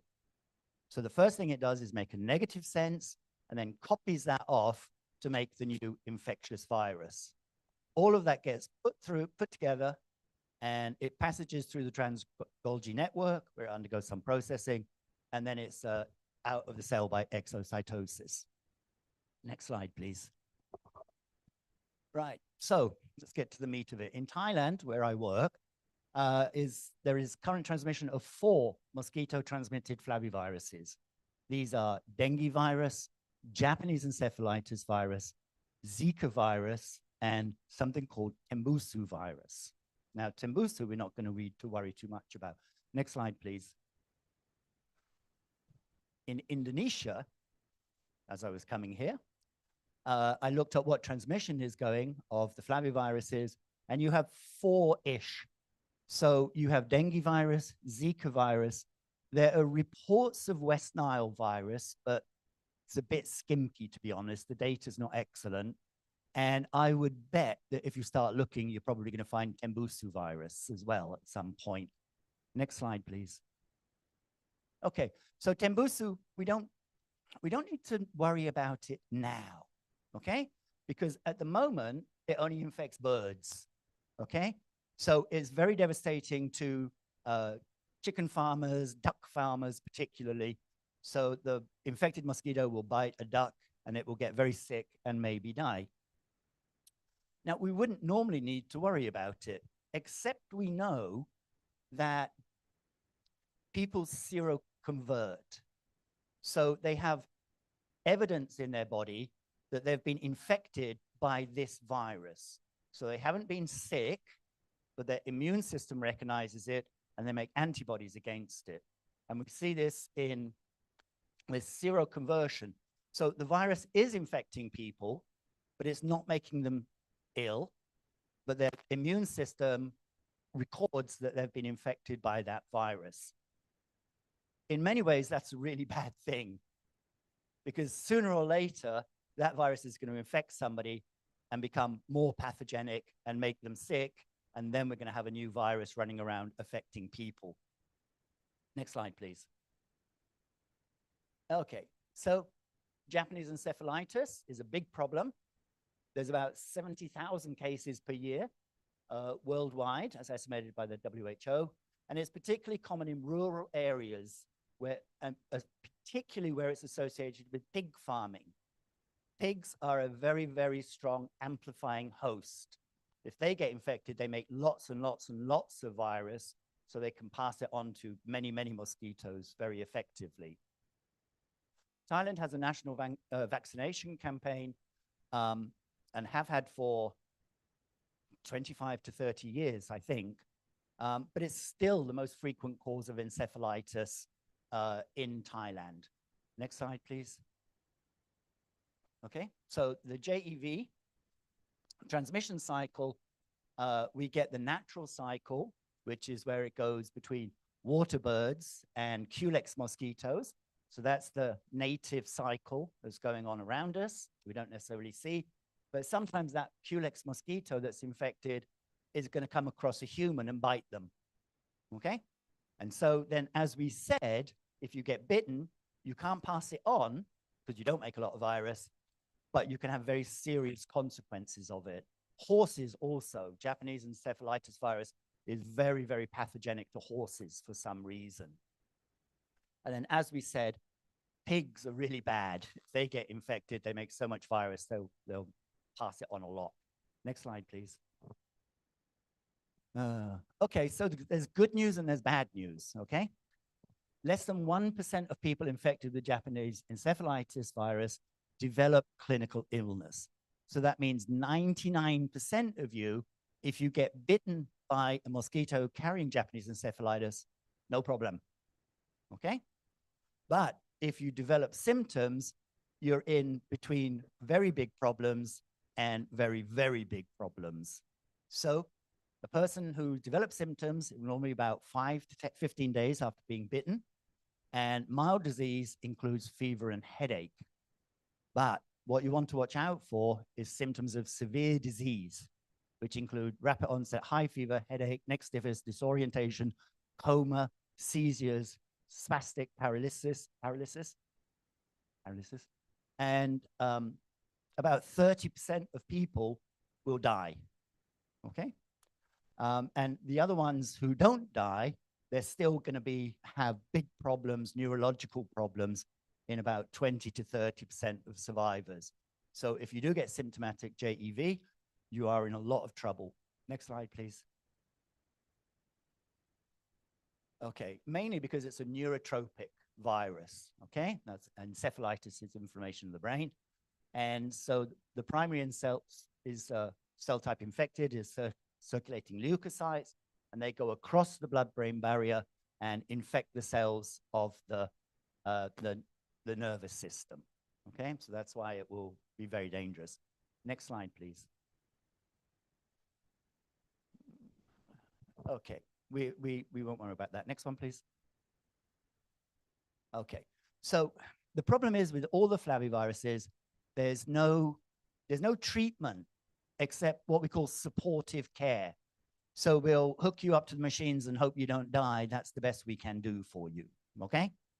But the good news is there are several excellent and highly protective vaccines available worldwide. So if you're visiting a rural area that has lots of pigs, and especially if it has lots of pigs and water birds, you maybe want to make sure you're protected against JEV, okay? But they really are very, very good vaccines. And actually, I looked the other day. So as I said, Thailand has had a national vaccination program for about 30 years. Indonesia has a national vaccination program, apparently, but only a few years old is what it said. Like less than 5 years started, I think. One of the doctors is looking at me very strange, so that may have been wrong information, but that's what I was told. But that's what I found. Next slide, please. So when I saw the program, you have an expert on dengue talking to you tomorrow. So I'll try not to talk too much about it. But every year, dengue is really, it's the biggest mosquito-transmitted virus problem. And every year, 400 million people get infected. 400 million per year. You can see the map of where it is now. Of those 400 million people infected, only about 100 million will show some type of symptom. Not necessarily severe, but they can tell that they're ill, okay? So again, as with Japanese encephalitis, we said that only 1% of people who are infected will have problems. With dengue, 80% of people who are bitten by an infected mosquito will show no symptoms, okay? Or maybe symptoms so slight that you don't even know that you've got it. Maybe you just one day feel a bit, headache, yeah? And that's it. The next day you feel fine. So it can be asymptomatic or only very mildly symptomatic. Next slide, please. There we go. So again, the transmission cycle of this is very common to the one we've seen. We have a sylvatic transmission cycle, where this one we believe primarily is between mosquitoes and non-human primates, and it's transmitted around different mosquitoes, okay? These will be forest-associated mosquitoes. Occasionally, it's going to bite an uninfected person. An infected mosquito will bite an uninfected person. That infected person will get sick. Now, this time, if you've got dengue, your body makes a lot of virus, and I mean a lot. I mean, it can go up to about 10 to the power 11 per mil of blood, 10 to the power 11 viruses per mil of blood, and that's a lot. So mosquitoes can pick that up and then go and, which way are we going? Yeah, so an uninfected will bite the infected person and then go and infect the next person and so on. And then that's an urban transmission cycle, okay? So it just keeps going around. We don't need the jungle, we don't need the forest, we don't need those mosquitoes. It's just gonna keep going round and round and round between humans and mosquitoes. Next slide, please. Okay, so in Thailand, we have a big problem with dengue. And on average, there's about 50,000 cases per year. And these would be symptomatic cases, okay? And so obviously, as you can see, different provinces in Thailand have quite different transmission rates. It's not really known why that is. So if we look at Udon Thani, they have almost none. But if you look at Krabi, which is a big tourist resort, by the way, they got a lot of dengue there. Next slide, please. So I had a look for Indonesia, for our hosts. And this is from 2011 to 2016. So you can pretty much see, I think that's Borneo in the middle of it there. So that would be Sumatra, Java, Borneo up there. But if you look at 2011, there was some, but not too much. 2012, it changed dramatically, the incidence, okay? And then on and on and on and on. So you've been getting more cases. Yep, more cases nearly every year. And in fact, you have an average of about 90,000 symptomatic cases of dengue per year. Now, if you ask me, I would reckon that was a severe underestimation. Why? Because if you do have dengue in a rural part of Indonesia, maybe you're not going to rush to the hospital, okay? Maybe if the child is bleeding out or something like that, they will take them to the hospital. But if they're just a bit sick, you know, and hot, stuff like that, parents are not going to take them, okay, to the hospital or to the clinic. So I would think these numbers are greatly underestimated. Next slide, please. Now, the problem with dengue, as I mentioned, is there's not one dengue virus. There are 4 different dengue viruses. And in somewhere like Thailand, they all circulate all the time. And too much of your talk, do you want me to cut the dengue? If I go too much in your area, just... Yeah, sorry about that. I'm stepping on somebody else's toes. And so in Thailand, they all circulate, and many other, sure, all 4 are here as well. But they get a different virus comes up. So maybe this year, dengue 4 is big, and there's not very much dengue 1. And the next year, there's lots of dengue 1 being transmitted. and a bit of dengue 2. So it's complicated. Next slide, please. Now, here's the problem. Because these viruses look very, very similar, what happens if you get infected with one of the dengues? You become lifelong immune to that. Lifelong. You're protected for life. You can't get it again for that particular dengue.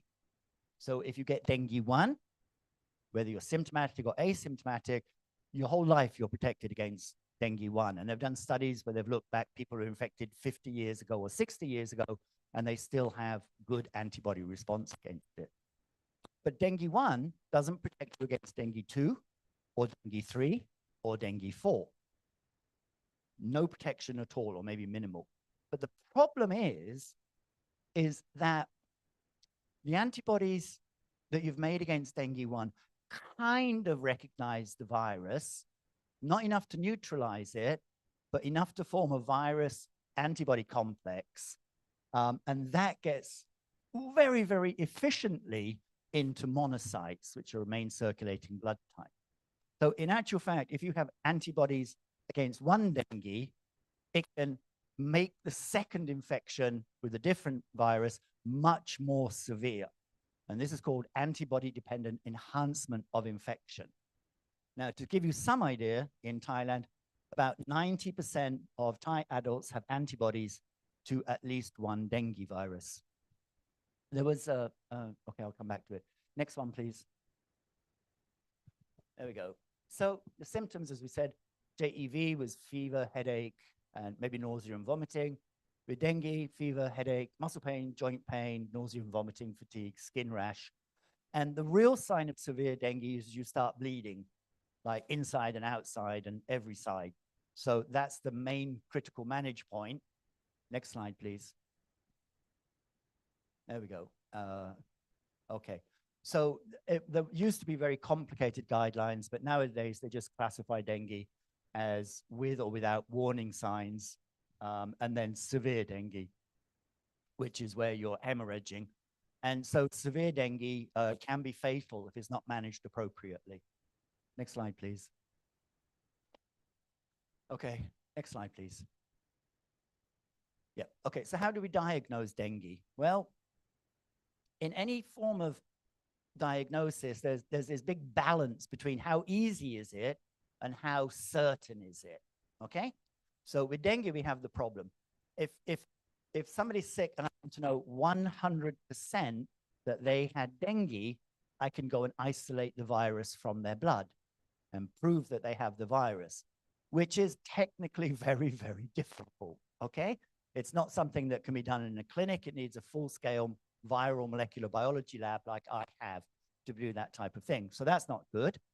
We can use PCR, polymerase chain reaction, to detect the genome, which also is relatively complex, or we can look directly for the antigen. So those are the, in confidence, it's viral isolation is the most confident, then PCR, and then to detect antigen. But the easy methods are serology against IgM and IgG.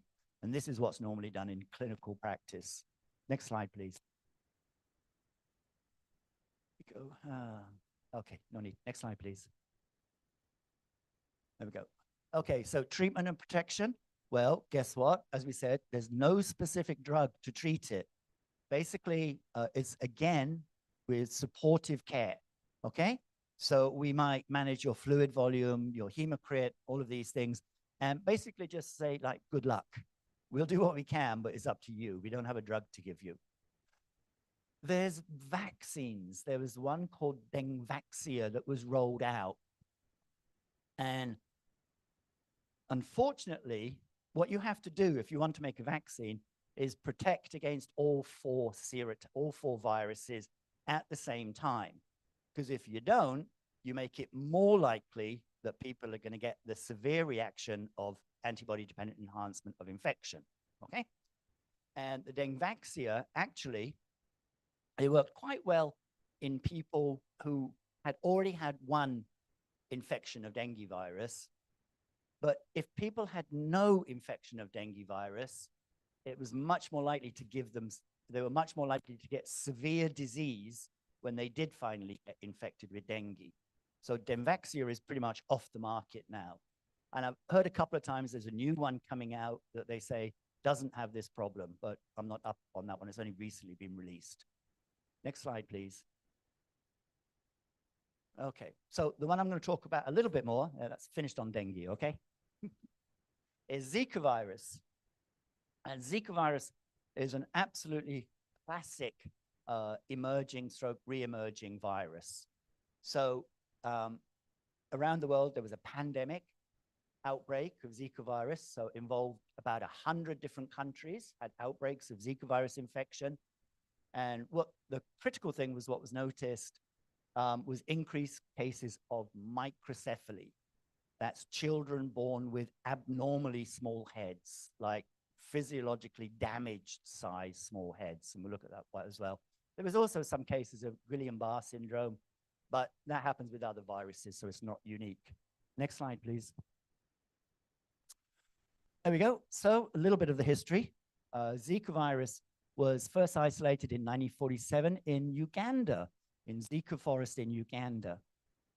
And what was happening there was that the Rockefeller Foundation were trying to map the extent of yellow fever virus, which was a really big problem and kept getting imported into America. So they wanted to try and map, okay, where are all the places with yellow fever virus, which is a very serious virus. And so what they did is they took monkeys, and in this case, rhesus macaque monkeys.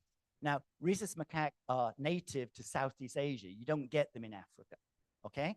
So they're experimental animals. And they went and put them all around the world, basically, in canopies, in cages, on tops of trees, in the jungle floor, and then waited to see if they got sick, okay? And they did get one monkey that got sick. He was monkey 766, and he had a little bit of a fever, and then they went and isolated classically the virus and showed it was different to dengue, okay, which was thought, and it was not yellow fever.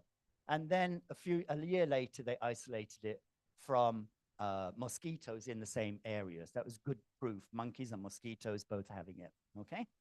And subsequently, the first report was in 1964 of a human infection. And that person, whose name is, family name is Simpson, wrote this report of somebody who'd been infected with Zika virus, and the report was about him himself. So he'd been in Zika virus, trying to study Zika virus, and got Zika virus, and then wrote a nice paper about it, the first human infection. Next slide, please. There we go. Transmission of Zika is a little bit different, okay?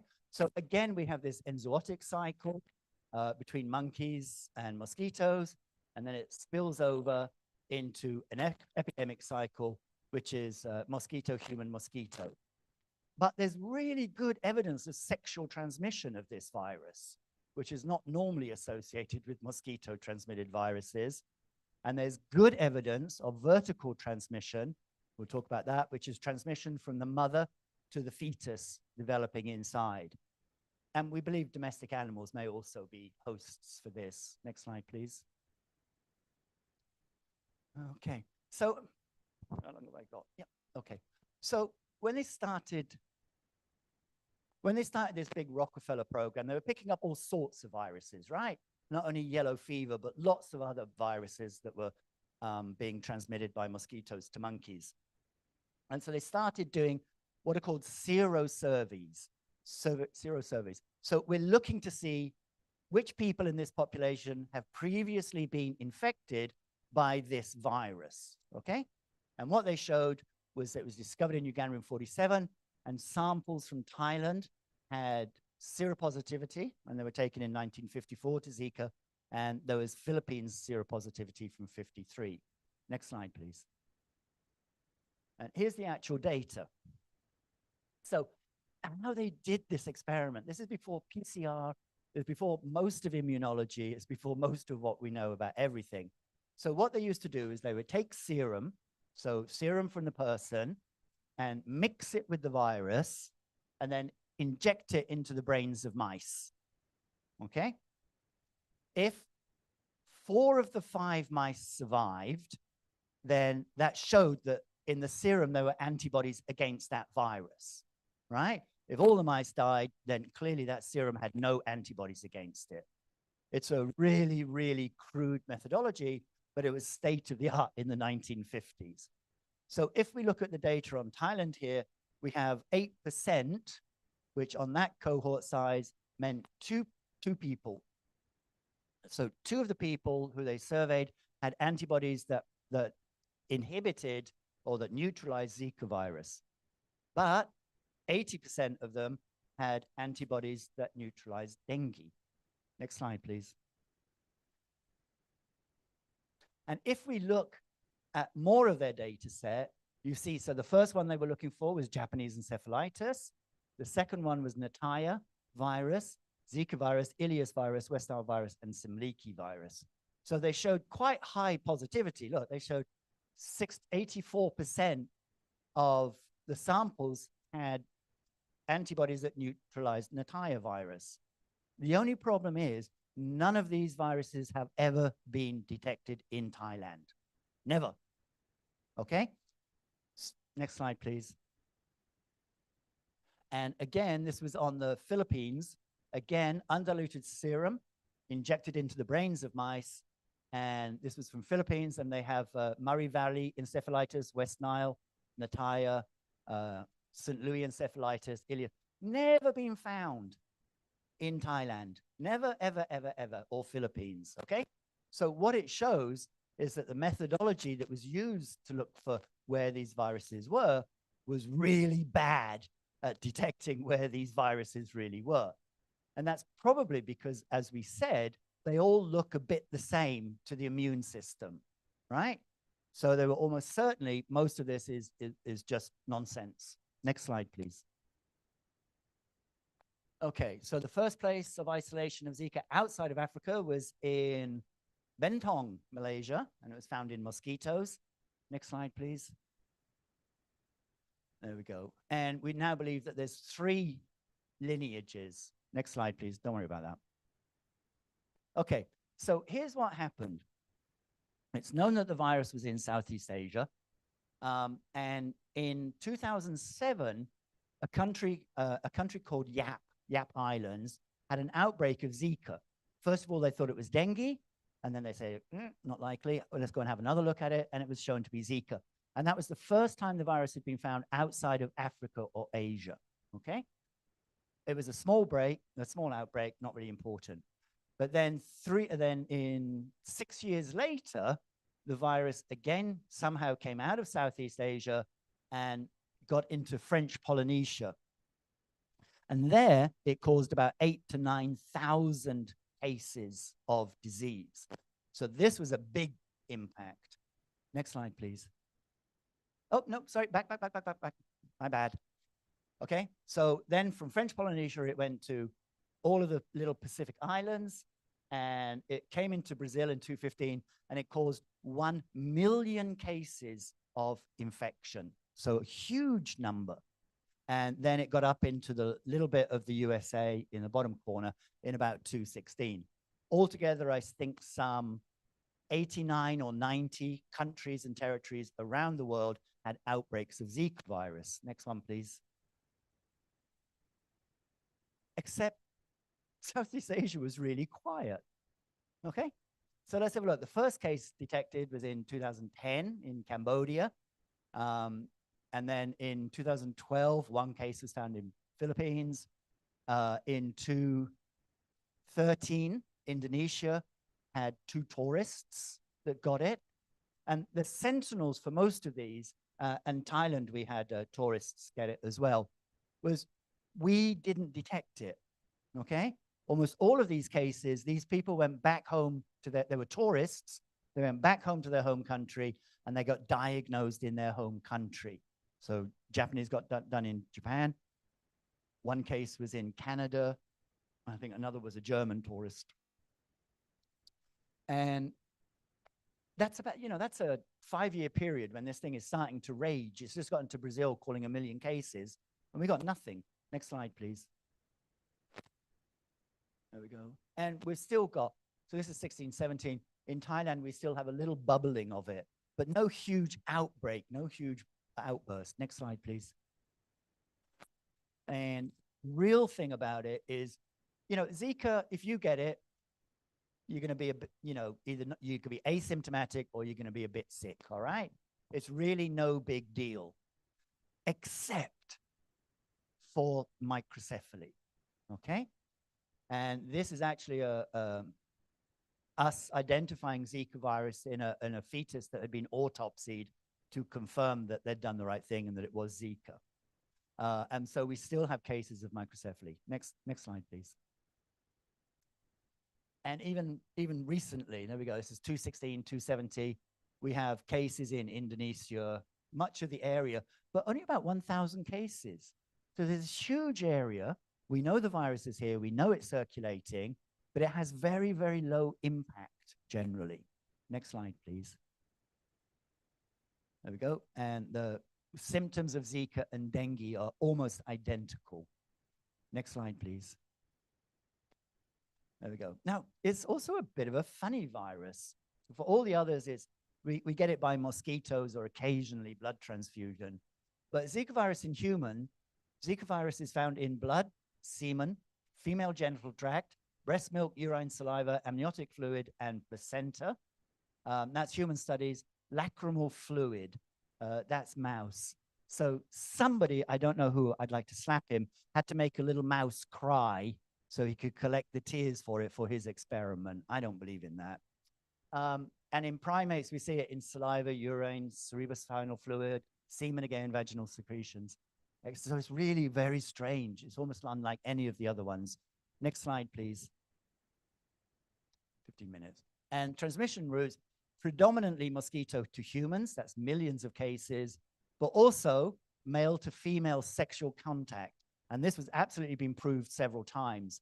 The first time it happened is a man had been doing experimental research, I think somewhere in Africa, and he went home and somehow he managed to, well, we obviously know how, his homecoming must have been very happy because his wife got Zika virus from his happy homecoming. So male, and there's several case reports about it. There's also transmission of female to a male, God knows how, and male to male as well. That's America, they're a bit strange. Mother to fetus, numerous, thousands maybe worldwide. You can get it by transfusion. Monkey bite, there's at least one recorded case of somebody being bitten by a monkey and getting Zika virus from that. And there's one weird case of human to human that was clearly non-sexual. The man was in hospital with a really bad cancer, and he got Zika virus on top of it, and his body made like 10,000 times more Zika virus than is normal. So one of his caregivers got it from that. It was a very strange case. Next slide, please. Sorry, this just amazes me. So this is spermatozoa, that's the right word. And the green color is Zika virus. So it's actually in semen. Amazing. And not only that, Zika virus in semen, you can still detect RNA 141 days after infection. So it's then the longest case was ever recorded was 188 days. They can still detect the virus. So it's really weird. Next slide, please. So the question is it a significant factor? If you look at the ratio between men and women that come down with Zika virus, it's 1.88. So that's nearly 2 women for every man. And if you look at the similarly transmitted dengue, it's 1.19. So it's about 1-to-1 for dengue and 2-to-1 for women for Zika. So probably sexual contact does have some effect, but probably not enough on its own. Okay, if you take away the mosquitoes, it's not enough to transmit it just by sex. Next slide, please. And Zika virus, you know, look, if it wasn't for the microcephaly, nobody would care about Zika virus. Most people are not infected. Most people, you know, they get a little bit sick, they're fine maybe. And it's the mother to fetus transmission. In Brazil, they had maybe, they were getting thousands of cases of microcephaly, okay? So we know that Zika virus is found in the brain. That's actually incorrect, not other tissues. The first study that said it was actually wrong. But it definitely is found in the brain. It's in the amniotic fluid of mothers carrying. And there's an association between mothers who had Zika virus during pregnancy and the birth of babies with microcephaly. Next slide, please. There we go. And here's what was shown, that Zika virus can infect neural progenitor cells. And neural progenitor cells are the ones that you're developing, while you're developing, divide to make up the baby's brain. So the very cells that should have gone to making the brain were killed by this virus, and hence microcephaly. Next slide, please. So what's the risk? So you only really need to worry about Zika virus in the first and second trimester. So that's between 3 months each, right? Up to 6 months. After 6 months, the brain seems to be sufficiently developed that Zika doesn't affect. It's the first trimester that's really critical. So Brazil, 1.5 million infections, 3,000 microcephaly. Southeast Asia, 1,000 infections, 2 microcephalies. So the risk is somewhere between, for a pregnant woman, 1 to 13%, although some studies say as much as 30% chance of microcephaly. Next slide, please. Okay, next slide. I'm going to skip a couple. Next slide, please. Next slide.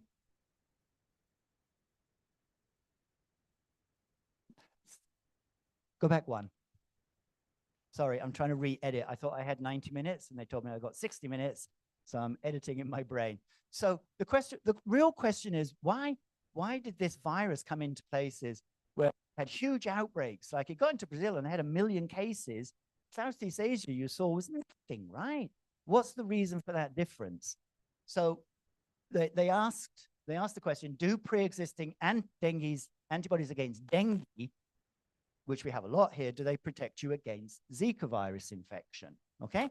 And so this study, the first one said, yes, antibodies against dengue are protective against Zika virus.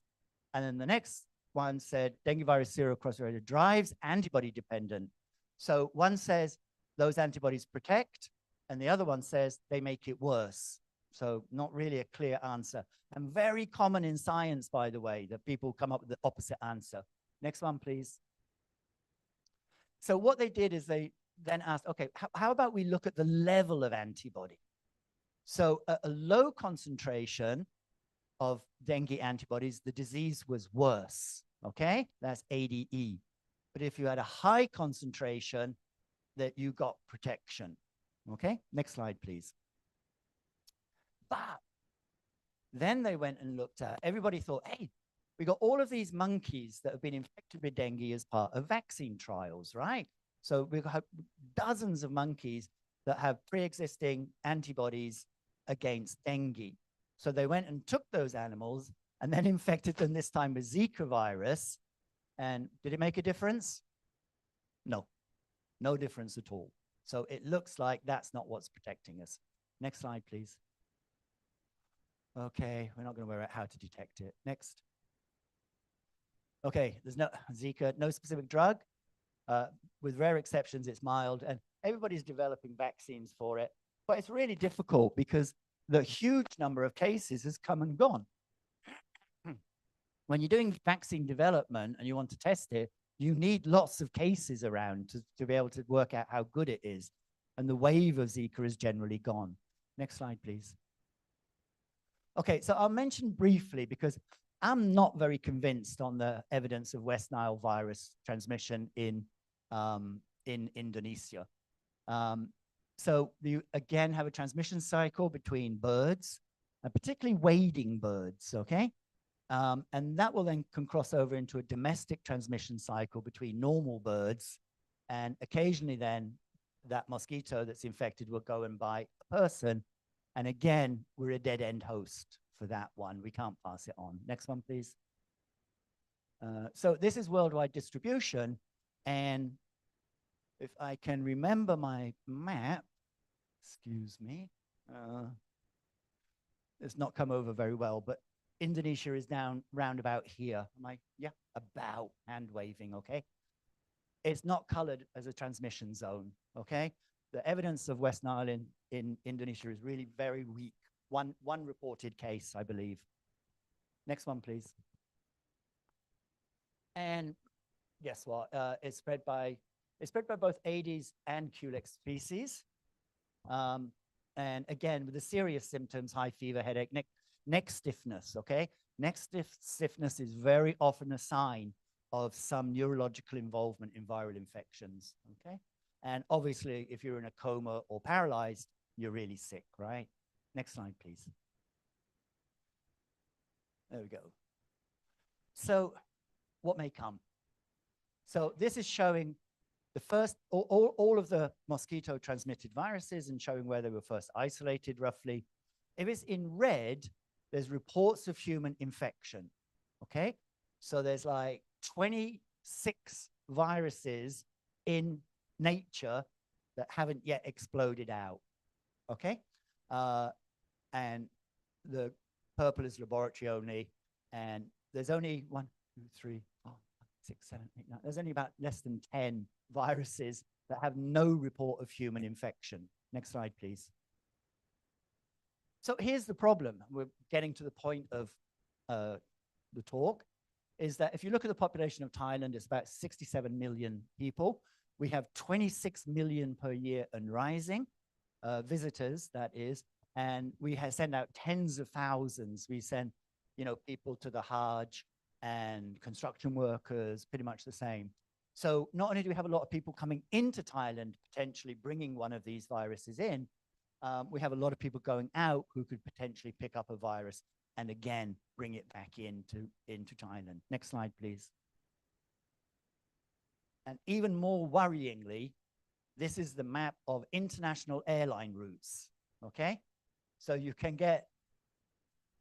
you can be somewhere down in South America, get infected with Ileus virus, IHLV, and you could be in Bangkok within 48 hours. And don't forget the time from infection to symptoms is usually days. So what we're all worried about is these viruses getting around by air. Next slide, please. There we go. So what about the future? Well, I like this one. The only thing we know about the future is that it will be different, because I'm going to try and predict now, and that's always a no-win job. Next slide, please. So here we go. Here's the current distribution of Aedes albopictus and Aedes aegypti. So there's some interesting things on here. The first one is there's really a line right along here and pretty much right down here. That's the limit of those two mosquitoes. And what limits that is temperature, okay? If it's too cold, most mosquitoes cannot overwinter. So that defines the limit of transmission of those two viruses. Now, if you notice, we already have populations in America, in the United States of America. And if you look down here, we have mosquitoes. So these are Southeast Asian mosquitoes, okay? But we also have populations up in the lower half of Europe as well. And we're starting to see diseases like dengue and Zika and chikungunya coming into both America and the lower states, the lower regions of Europe. Next slide, please.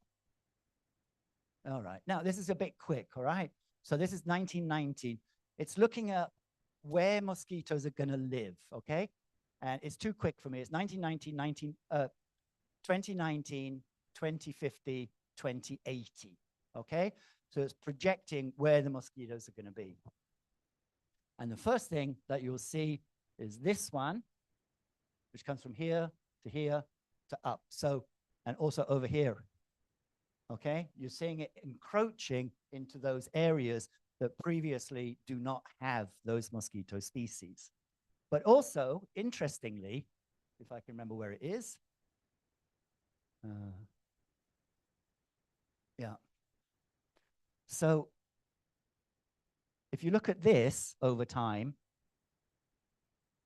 it actually gets less, right? It gets less likely for mosquito species. Next slide, please. So why is it going to get less in some parts of the world? Well, there's a big role of temperature in mosquitoes. If the temperature goes below 10 degrees Celsius ambient, mosquitoes basically shut down, okay? They can't function at that temperature. That's why we had that 10-degree line. And their optimal range is at 26 to 29 degrees Celsius. And mosquitoes, they have a dual system of how they find targets. Number one is CO2, okay? And they get that from a very, very long way away. But when they're very close to the target, they use temperature to detect the body, okay? I mean, when we're in inches, they use temperature. And mosquitoes home in on targets of up to 40 degrees, and they avoid targets above 40 degrees Celsius, okay? So let's see, next slide, please. Okay, back. Can you go back one? There we go, lovely, thanks. So basically what's gonna happen with increased, well, let's have a look at what they think is gonna happen with increased global warming. Next slide, please. Next slide, please. There we go. So this actually horrified me in doing the research for this talk. So this is a real map of, in 2020, of where it is too hot for people to live. So we see here a few places where it's too hot for people to live. But you look at what's projected in 50 years' time. You've got these huge areas, including fair bits of Indonesia down here, parts of Australia, and I think Thailand is there. At the current rate of warming, they're going to believe all of these places are going to become too hot to live. Okay? Next slide, please. So, back one, please. So, what we're seeing is two things, almost at the same time. We're seeing that the mosquito population, as a result of global warming, the mosquito populations are going to spread out. Okay, they're going to be in much higher realms.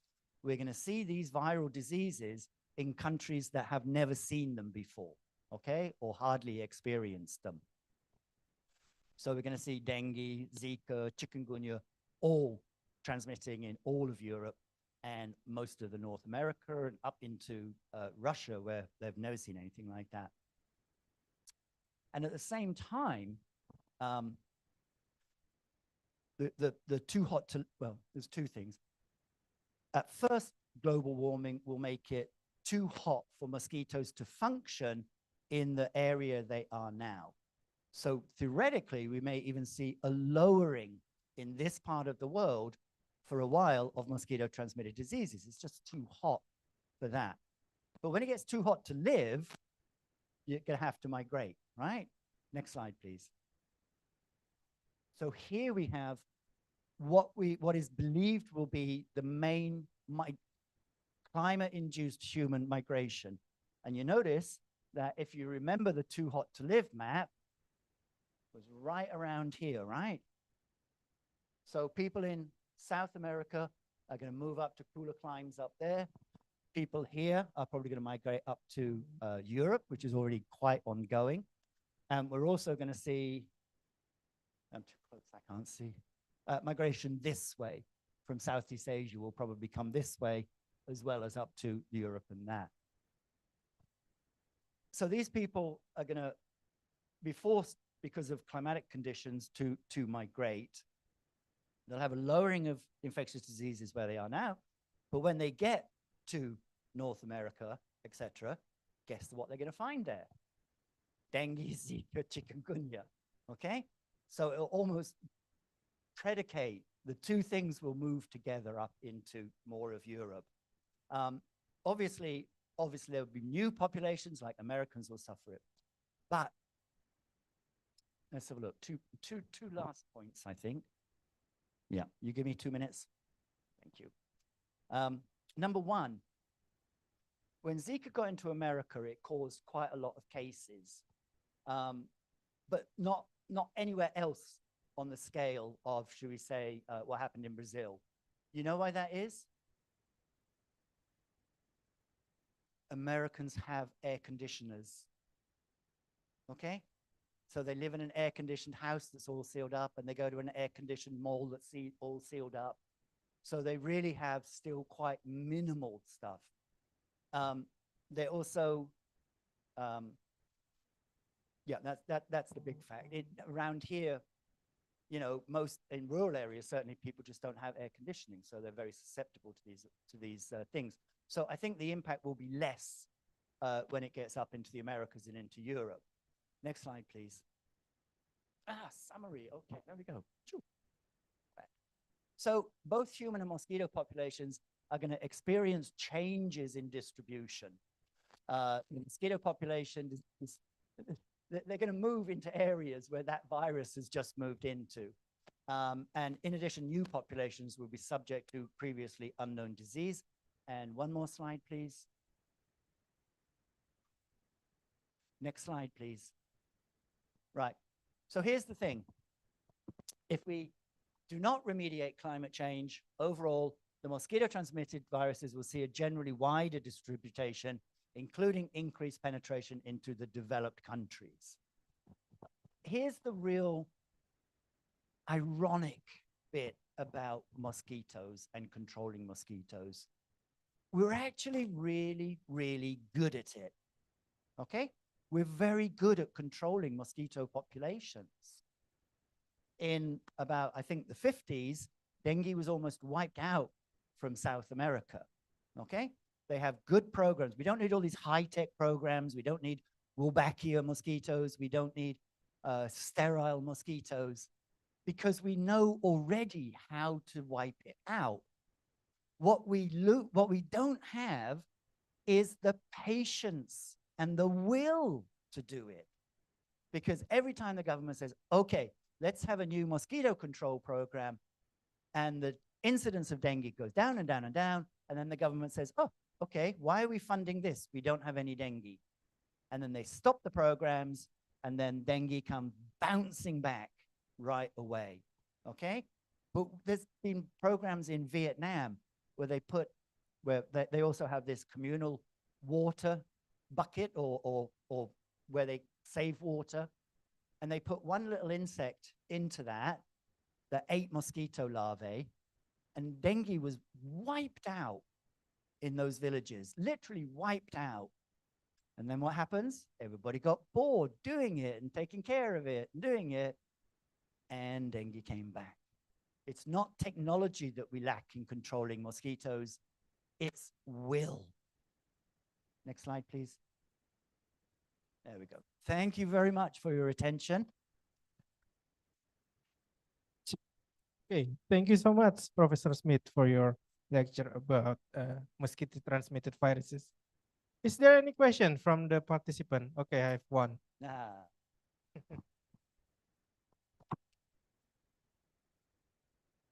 Excuse me, I want to ask maybe two questions. All right, give me one first. The first question is my brain cannot handle trying to remember the first question when I get two, okay? So give me one first, and then we'll go on to the second one. all right, sir. In Indonesia, we've already released Wolbachia mosquito, but how can we control this evolution of bacteria so it's not evolve into something dangerous in the future? That's exactly what we just said at the end, isn't it? It's not, you can't, but you've got to constantly apply it again and again and again. If you want to control mosquitoes, you have to work at it 100%. Yeah. Okay, the one that goes in, maybe it loses its efficacy over time. Then you come in with new, fresh stocks of it. But the problem is you've got to do that when there isn't dengue rising. You got to get it down, and you've got to keep it down. And governments like, we've solved it. There's no dengue. We don't need to do it anymore. And country after country after country makes that exact same stuff. Look, we know how to control mosquitoes. Make sure there's no standing water. Make sure there's no breeding grounds around you. And fog, yeah, or insecticide, bacteria, you know, the BT toxins, they were the bacteria. There's bacterial proteins that will kill mosquito larvae. Should put them in power plots in your plants so the larvae can't grow. We've got multiple techniques to control mosquitoes, but we don't do it. Yeah, does that answer your question? Yes. I mean, if they've Answer. done a release, they will, you know, they'll see dengue go down, sure, but you come back in 10 years and it will be up again, okay? Yes, sir. Yeah, a couple of quick questions. One is microcephaly. What are the long-term consequences? Because do those heads go back No. to the right proportion? Never. Never. So they're busy forever. So they're just insanely developmentally disabled and they tend to have quite short lives. My second question, I think, is a bit more complex. There's this whole ecosystem balance, ecological balance in terms of mosquito eradication. In places like where I live in Newcastle, we have mosquito infestation, Ross River's disease, and so on. But if you actually control that, it's going to have impact on, say, frogs that survive on larvae. Or so if once you get rid of the mosquitoes, you're going to have ecological imbalance. So that there's that concern somehow. Frogs eat lots of things, not just mosquitoes. The frogs will be fine. And fish as well. So Again, I think there's real no net positive about mosquitoes. I mean, you know, I only deal with the viral ones, but malaria kills something like 1 million people a year. Yeah, if you ask me, do I want hungry frogs or dead African children, I will tell you I don't mind hungry frogs. It's a small price to pay. I understand that's not politically no, sensitive. it's an ecological balance, right? It's the ecosystem that survives on this food chain. And so once you disrupt that, it's going to have consequences in different places. So this is what I'm thinking, which is the argument that people give for not controlling the mosquitoes on our campus. We get, you know, bugged by mosquitoes all the time, but somehow we learn to live with it simply because of those concerns that if you clean up those creeks, then soon the wildlife that survives Will be out of balance. Yeah. Your campus will change its mind rapidly if they get an outbreak of Kunjin or one of the other mosquito they have Ross transmitted. Rivers Ross disease. River as well, yeah. They have that. Yeah, if you get a big outbreak, they'll change their mind in a minute. And, you know, I don't think there's any species that survive solely on mosquitoes. I mean, bats eat mosquitoes as well, right? So there's quite a few, but unfortunately, we can't get rid of the viruses without getting rid of the mosquitoes. Well, I mean, they're trying to, but all of this high technology, you know, it's maybe somewhere like Singapore where they can do it, and they've been trying to battle dengue for years. But for most of the poorer countries of the world, you know, you have to breed millions upon millions upon millions of mosquitoes to control them biologically.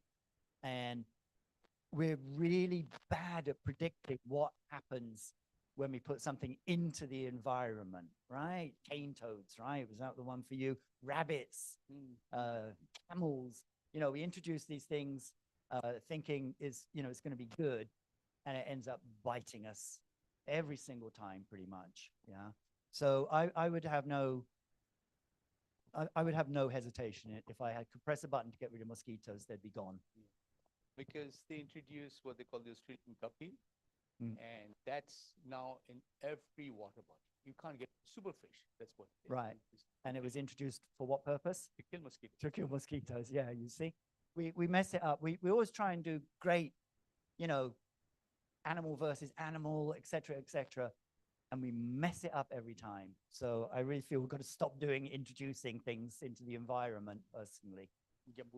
Yeah. Anyway, interesting questions. Thank you. Is there Any any more? more question from offline participant? The little lady down here. Thank you very much, Professor Smith. Thank you very much for your insight. You mentioned that, I'm sorry, I will stand. Sorry.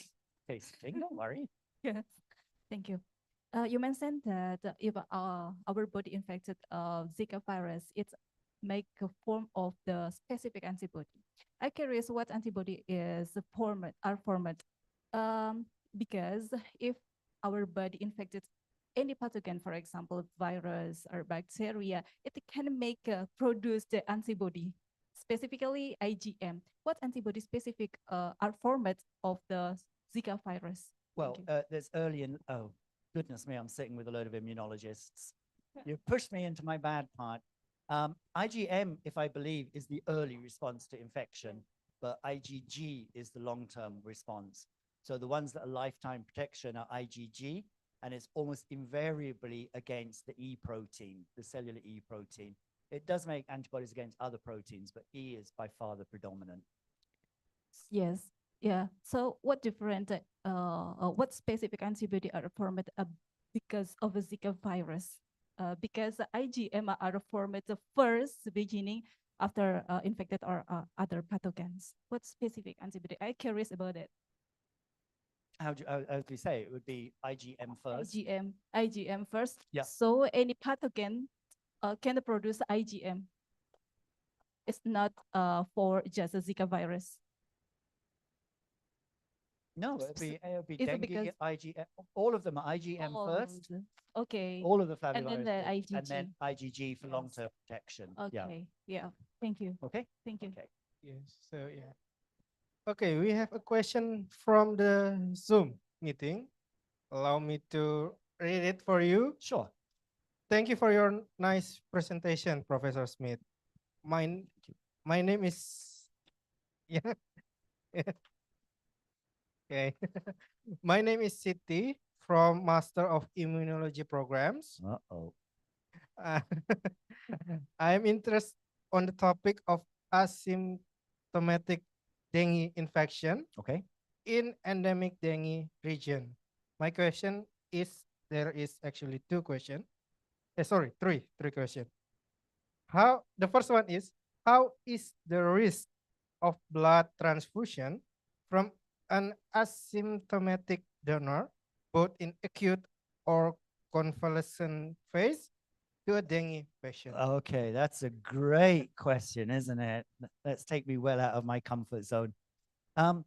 Yeah, there've been reported cases of people getting dengue from blood transfusions. There's no question about that.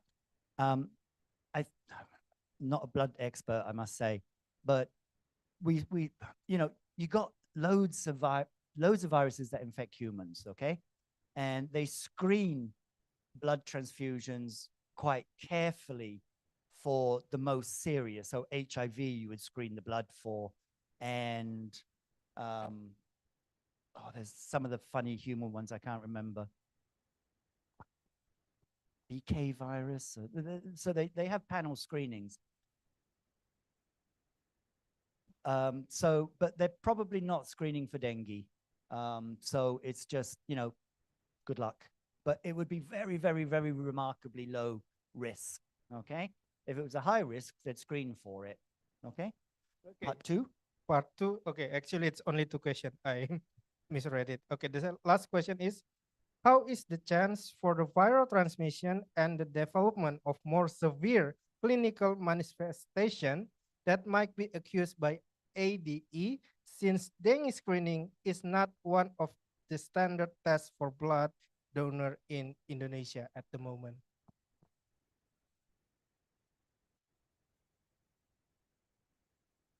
So would it increase your risk of ADE if you had blood from an infected person? Even a person infected a while ago, I suppose, if you've got the IgG response there. Yeah, I think if you were like really incredibly unlucky and you had a transfusion one day with antibodies against dengue, and then you got infected the next day with a different dengue, yeah, you could well be in trouble for ADE. You'd be the most unlucky person in the world, but theoretically it's possible, I think. No? All of the immunologists are glaring at me here now. They're probably going to tell me why I'm wrong later. Any more? Oh, at the back? At the back. First, this gentleman, and then the second one will be in the back. Okay.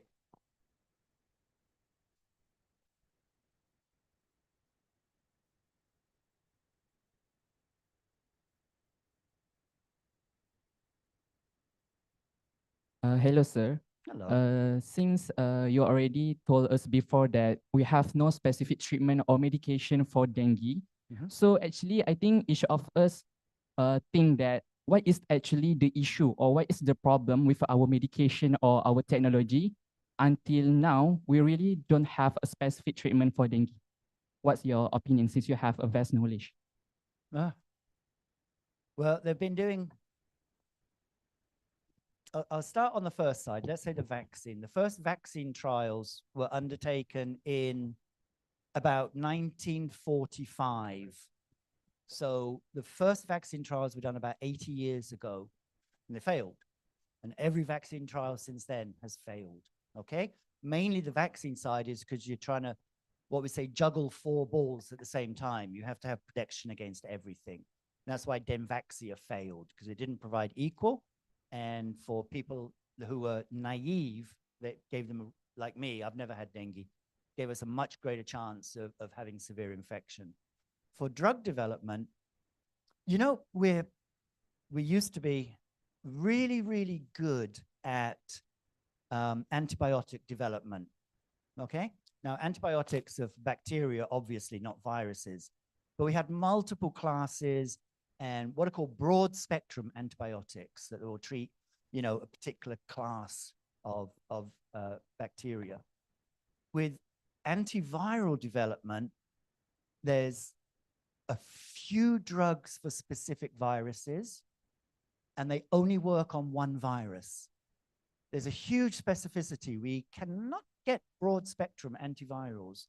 So we have, you know, a drug to treat hepatitis, HPV, human papillomavirus maybe, but it only works for that. It doesn't work for any of the other viruses similar to it. So I, like many people, do a lot of drug screening. And the main problem with it all is cost. To develop a new drug and bring it to trial and successfully to market, you need about $1 billion US to do all of that. Okay, so very, very few drugs have been put into, you know, even clinical studies. There've been a few, and they all failed. Yeah, so the big drug companies invest quite a lot of money, and they're not getting anything back for it. And you know, here's the thing: it's our problem, right? It's our poor country's problem. The rich countries, you know, they want heart disease drugs and anti-Parkinson's drugs and Alzheimer's. So it's a little bit of lack of investment why we haven't got something. The ones we deal with are what are called RNA viruses, and they're very sloppy replicating. They don't replicate with high fidelity. So they're always introducing mutations and mutations and mutations. So chances are, even if you've got a drug, within a few years, it's just not going to work anymore. Okay, so it's just multiple problems. So we will hope a wonder drug will come one time. Okay, you're very welcome. Okay, now thank you for your question. And now from the back, yes. Hello, thank you so much for the wonderful talk. So my question is also, it's a bit silly, but it's regarding AD. So as you mentioned, like for the second infection, let's say the second strain of the virus, so there is AD, we can observe that. And the reason for that is since there is like either non-neutralizing antibodies or sub-neutralizing antibody. Oh, good. So my question is, let's say if there is like for the third strain, could the 2 sub-neutralizing antibody then help? Or maybe let's say for the 4th strain, or now there is the 5th one also. You actually get quite a heterogeneous antibody response, and it's generally believed that the second infection is the bad one. After that, you've maybe generated enough cross-neutralizing to protect you against overt disease. So you'll have the infection, but cross-reacting antibodies maybe now are broadly enough protecting against it. But you can have people having 3 infections, 4 infections. We've done studies looking for dengue antibodies, and you know, most of them have antibodies to at least 3 viruses, 3 of the dengue, if not 4. But you seem to get a bit of a break around the second one is the critical one. And then after that, you seem to be a bit more protected against the other viruses. You get Alright. infected, but not so sick. So even clinically, that's possible, and that's like how it works. And the next question is, as you mentioned, like one of your studies you mentioned in 1958, and you mentioned that back then the detection was quite terrible, and given it was crude and cruel. But then could we also say that, let's say, for example, at that time there was no Zika virus in Thailand, let's say. It wasn't just about the detection. Maybe there wasn't, because we know that being the global hut now of the world that is. So viruses are spreading these days much more frequently, and in a way, they are spreading these days only. And as you know, the population is increasing and everything. So could that be one of the reasons that that wasn't spread to these regions of the world, the Zika virus? And also, you also mentioned about the conflicting studies. Okay, one at a time. I told you. It's connected to the other one, sir. Yeah, it's connected to the Go first on question. then. Go Because on, the go on. conflicting studies, you mentioned that since maybe the dengue antibody could have immunity against Zika. So could that be the reason maybe that here is like dengue in these regions, so that could be like a factor in that? Right. If you remember the second study, the monkey study, so on that one, they looked at monkeys that had already had good antibodies against dengue, and they showed that Zika was completely unaffected in its clinical course in those monkeys. So I don't really think that dengue antibodies really protect against Zika virus infection. I think the very early studies, the 50s, I don't believe them. The technology is hugely flawed, and they just didn't know it at that point. The earliest case of Zika virus that's been reported was from 2005, so which is well before the Yap outbreak, a couple of years before that, and very well before the French Polynesia. So it's been circulating definitively since at least 2005. Now, my personal belief, okay, this is not the scientific field belief, this is me. I think the reason there's no outbreak, we looked at specific Zika virus neutralizing antibodies in the Thai population. About 70% of the population had antibodies that specifically neutralize Zika virus. Not cross-reacting ones. We did a very, very precise test, okay? It was on one of the slides. It's called a plaque reduction neutralization test, print. And this one is absolutely specific. And so we did that, and we found a huge level of specific anti-Zika antibodies in the Thai population in Bangkok. So what I think has been going on is that the virus has been circulating for many, many years, like a lot of years. But here's the thing. The symptoms between Zika and dengue are almost identical, and the treatment is the same. And when you go to your doctor and you say, you know, I've got a rash and a headache, they say, okay, dengue, go home and rest. That's it.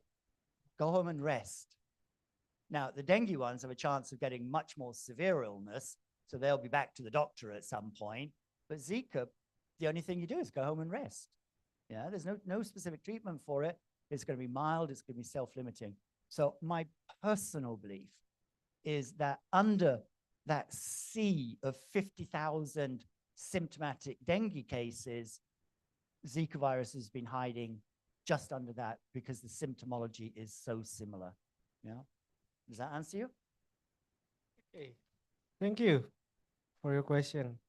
I think this will be our one more question, last question from the Zoom. From Fahimi, dentistry student. Would you say that the increase in cases of dengue fever is due to the virus evolving much like the coronavirus? Oh.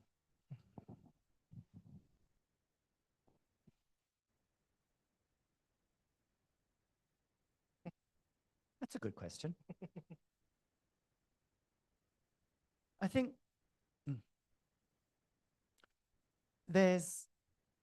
so with each of these viruses, let's say dengue, we talk about it pretty simply, right? There's 4 viruses, but there's multiple lineages. So we will have, lineage 1, lineage 2. So, okay, dengue virus 1, then it will have lineage 1, lineage 2, lineage 3, and then maybe sublineages, all driven by mutation. And then there's millions of strains. Okay, so that's the actual viruses that are going around. We have many, many, many strains in it. So I don't think there's been what we see is sometimes clade replacement, is that one particular variant will drive out another variant of the virus, and that will become the predominant one being transmitted. But I don't think we've seen any increase in pathogenicity. I don't think we're seeing it making people generally sicker. And I think the increase in numbers that's happening over time is because we're really bad at controlling mosquito. Well, we're really good at controlling mosquitoes, but we don't. So, a large responsibility actually relies on householders to make sure there are no breeding containers in their areas or around in their areas. Singapore, I know, has like a mosquito police. They will come into your, they will knock on your door, come in your house and search everywhere to look if you've got breeding sites for mosquitoes, and you get fined a lot of money if you do. So no, I don't think the increasing number of cases is due to an increased transmissible virus. My opinion only. Okay, thank you, Professor Smith. And by that, this is the end of our Q&A session. Once again, thank you, Professor Smith, for You're very welcome, and thank you all for your attention. Okay. Thank you. And by that, this is the end of our first day lecture series. Once again, big round of applause for you all. And I think I'm gonna see you guys again later tonight at the City Hall and tomorrow at one of the classes. And before that, I think our MC gonna have something to say about our agenda for tonight and tomorrow. And before that, likewise, kindly scan the QR code in front of you. Also for the Zoom participant, you may check the chat box. The committee already sent the link for this third lecture for today. And by that, thank you from me, and I'll see you guys again tomorrow. Back to our wonderful MZ, Nabil, and Emir.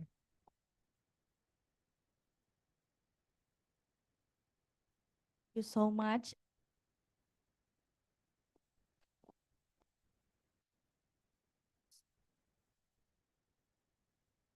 Thank you so much, Eriko, for doing moderate this discussion. And we're gonna to the next agenda this today. Next agenda indeed. Okay. Because the discussion and lecture today it was end, and also I would like to invite the head of Master of Immunology of Postgraduate School of Universitas Erlangga to come to the stage to give the token of appreciation to the Professor Iftekhar Ahmed and Professor Tukan, because have been being speaker today. Professor Duncan, maybe you can come up to the stage, and Dr. Nilo, Dr. Salma, and Dr. Arif, and Dr. Wadrin. Please come to the stage to bestow upon our speakers for today a token of appreciation.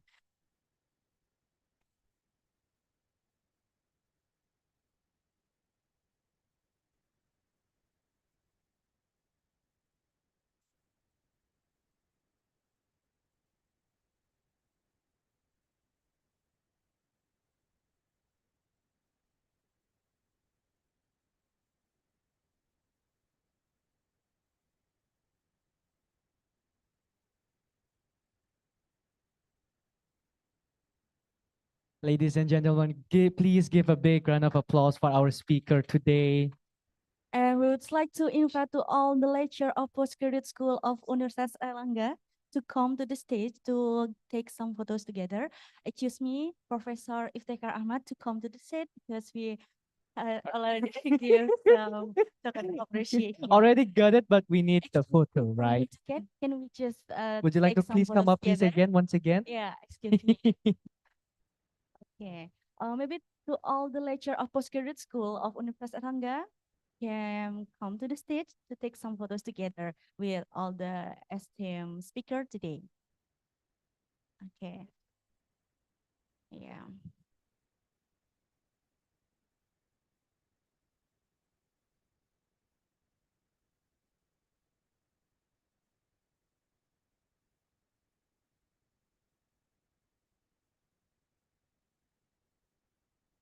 It's me. Atau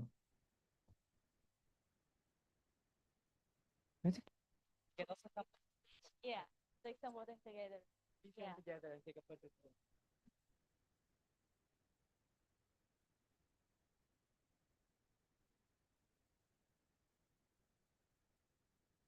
Wow, so nice.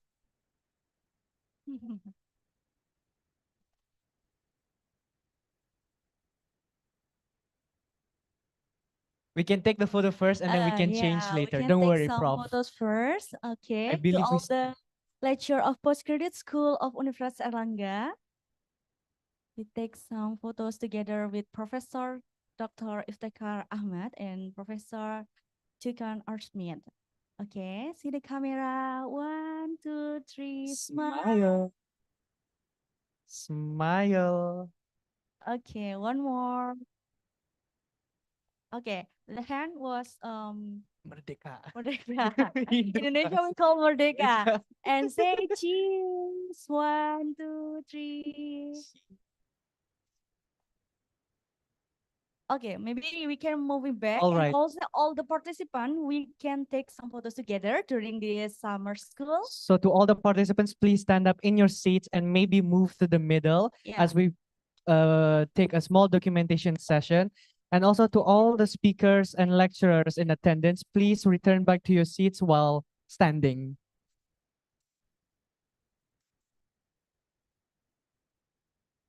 This time. So this time you are all facing the screen right here.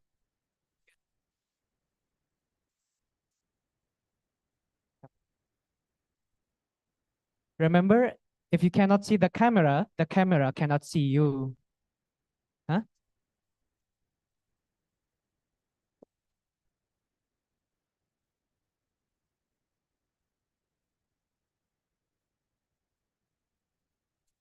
For come closer together on the right side and the left side. Remember, if you cannot see the camera cannot see you. And we would love to see your smiles in this photo. Okay. See the camera. 1, 2, 3, smile. Everyone say cheese. Cheese. 1, 2, 3. Yay.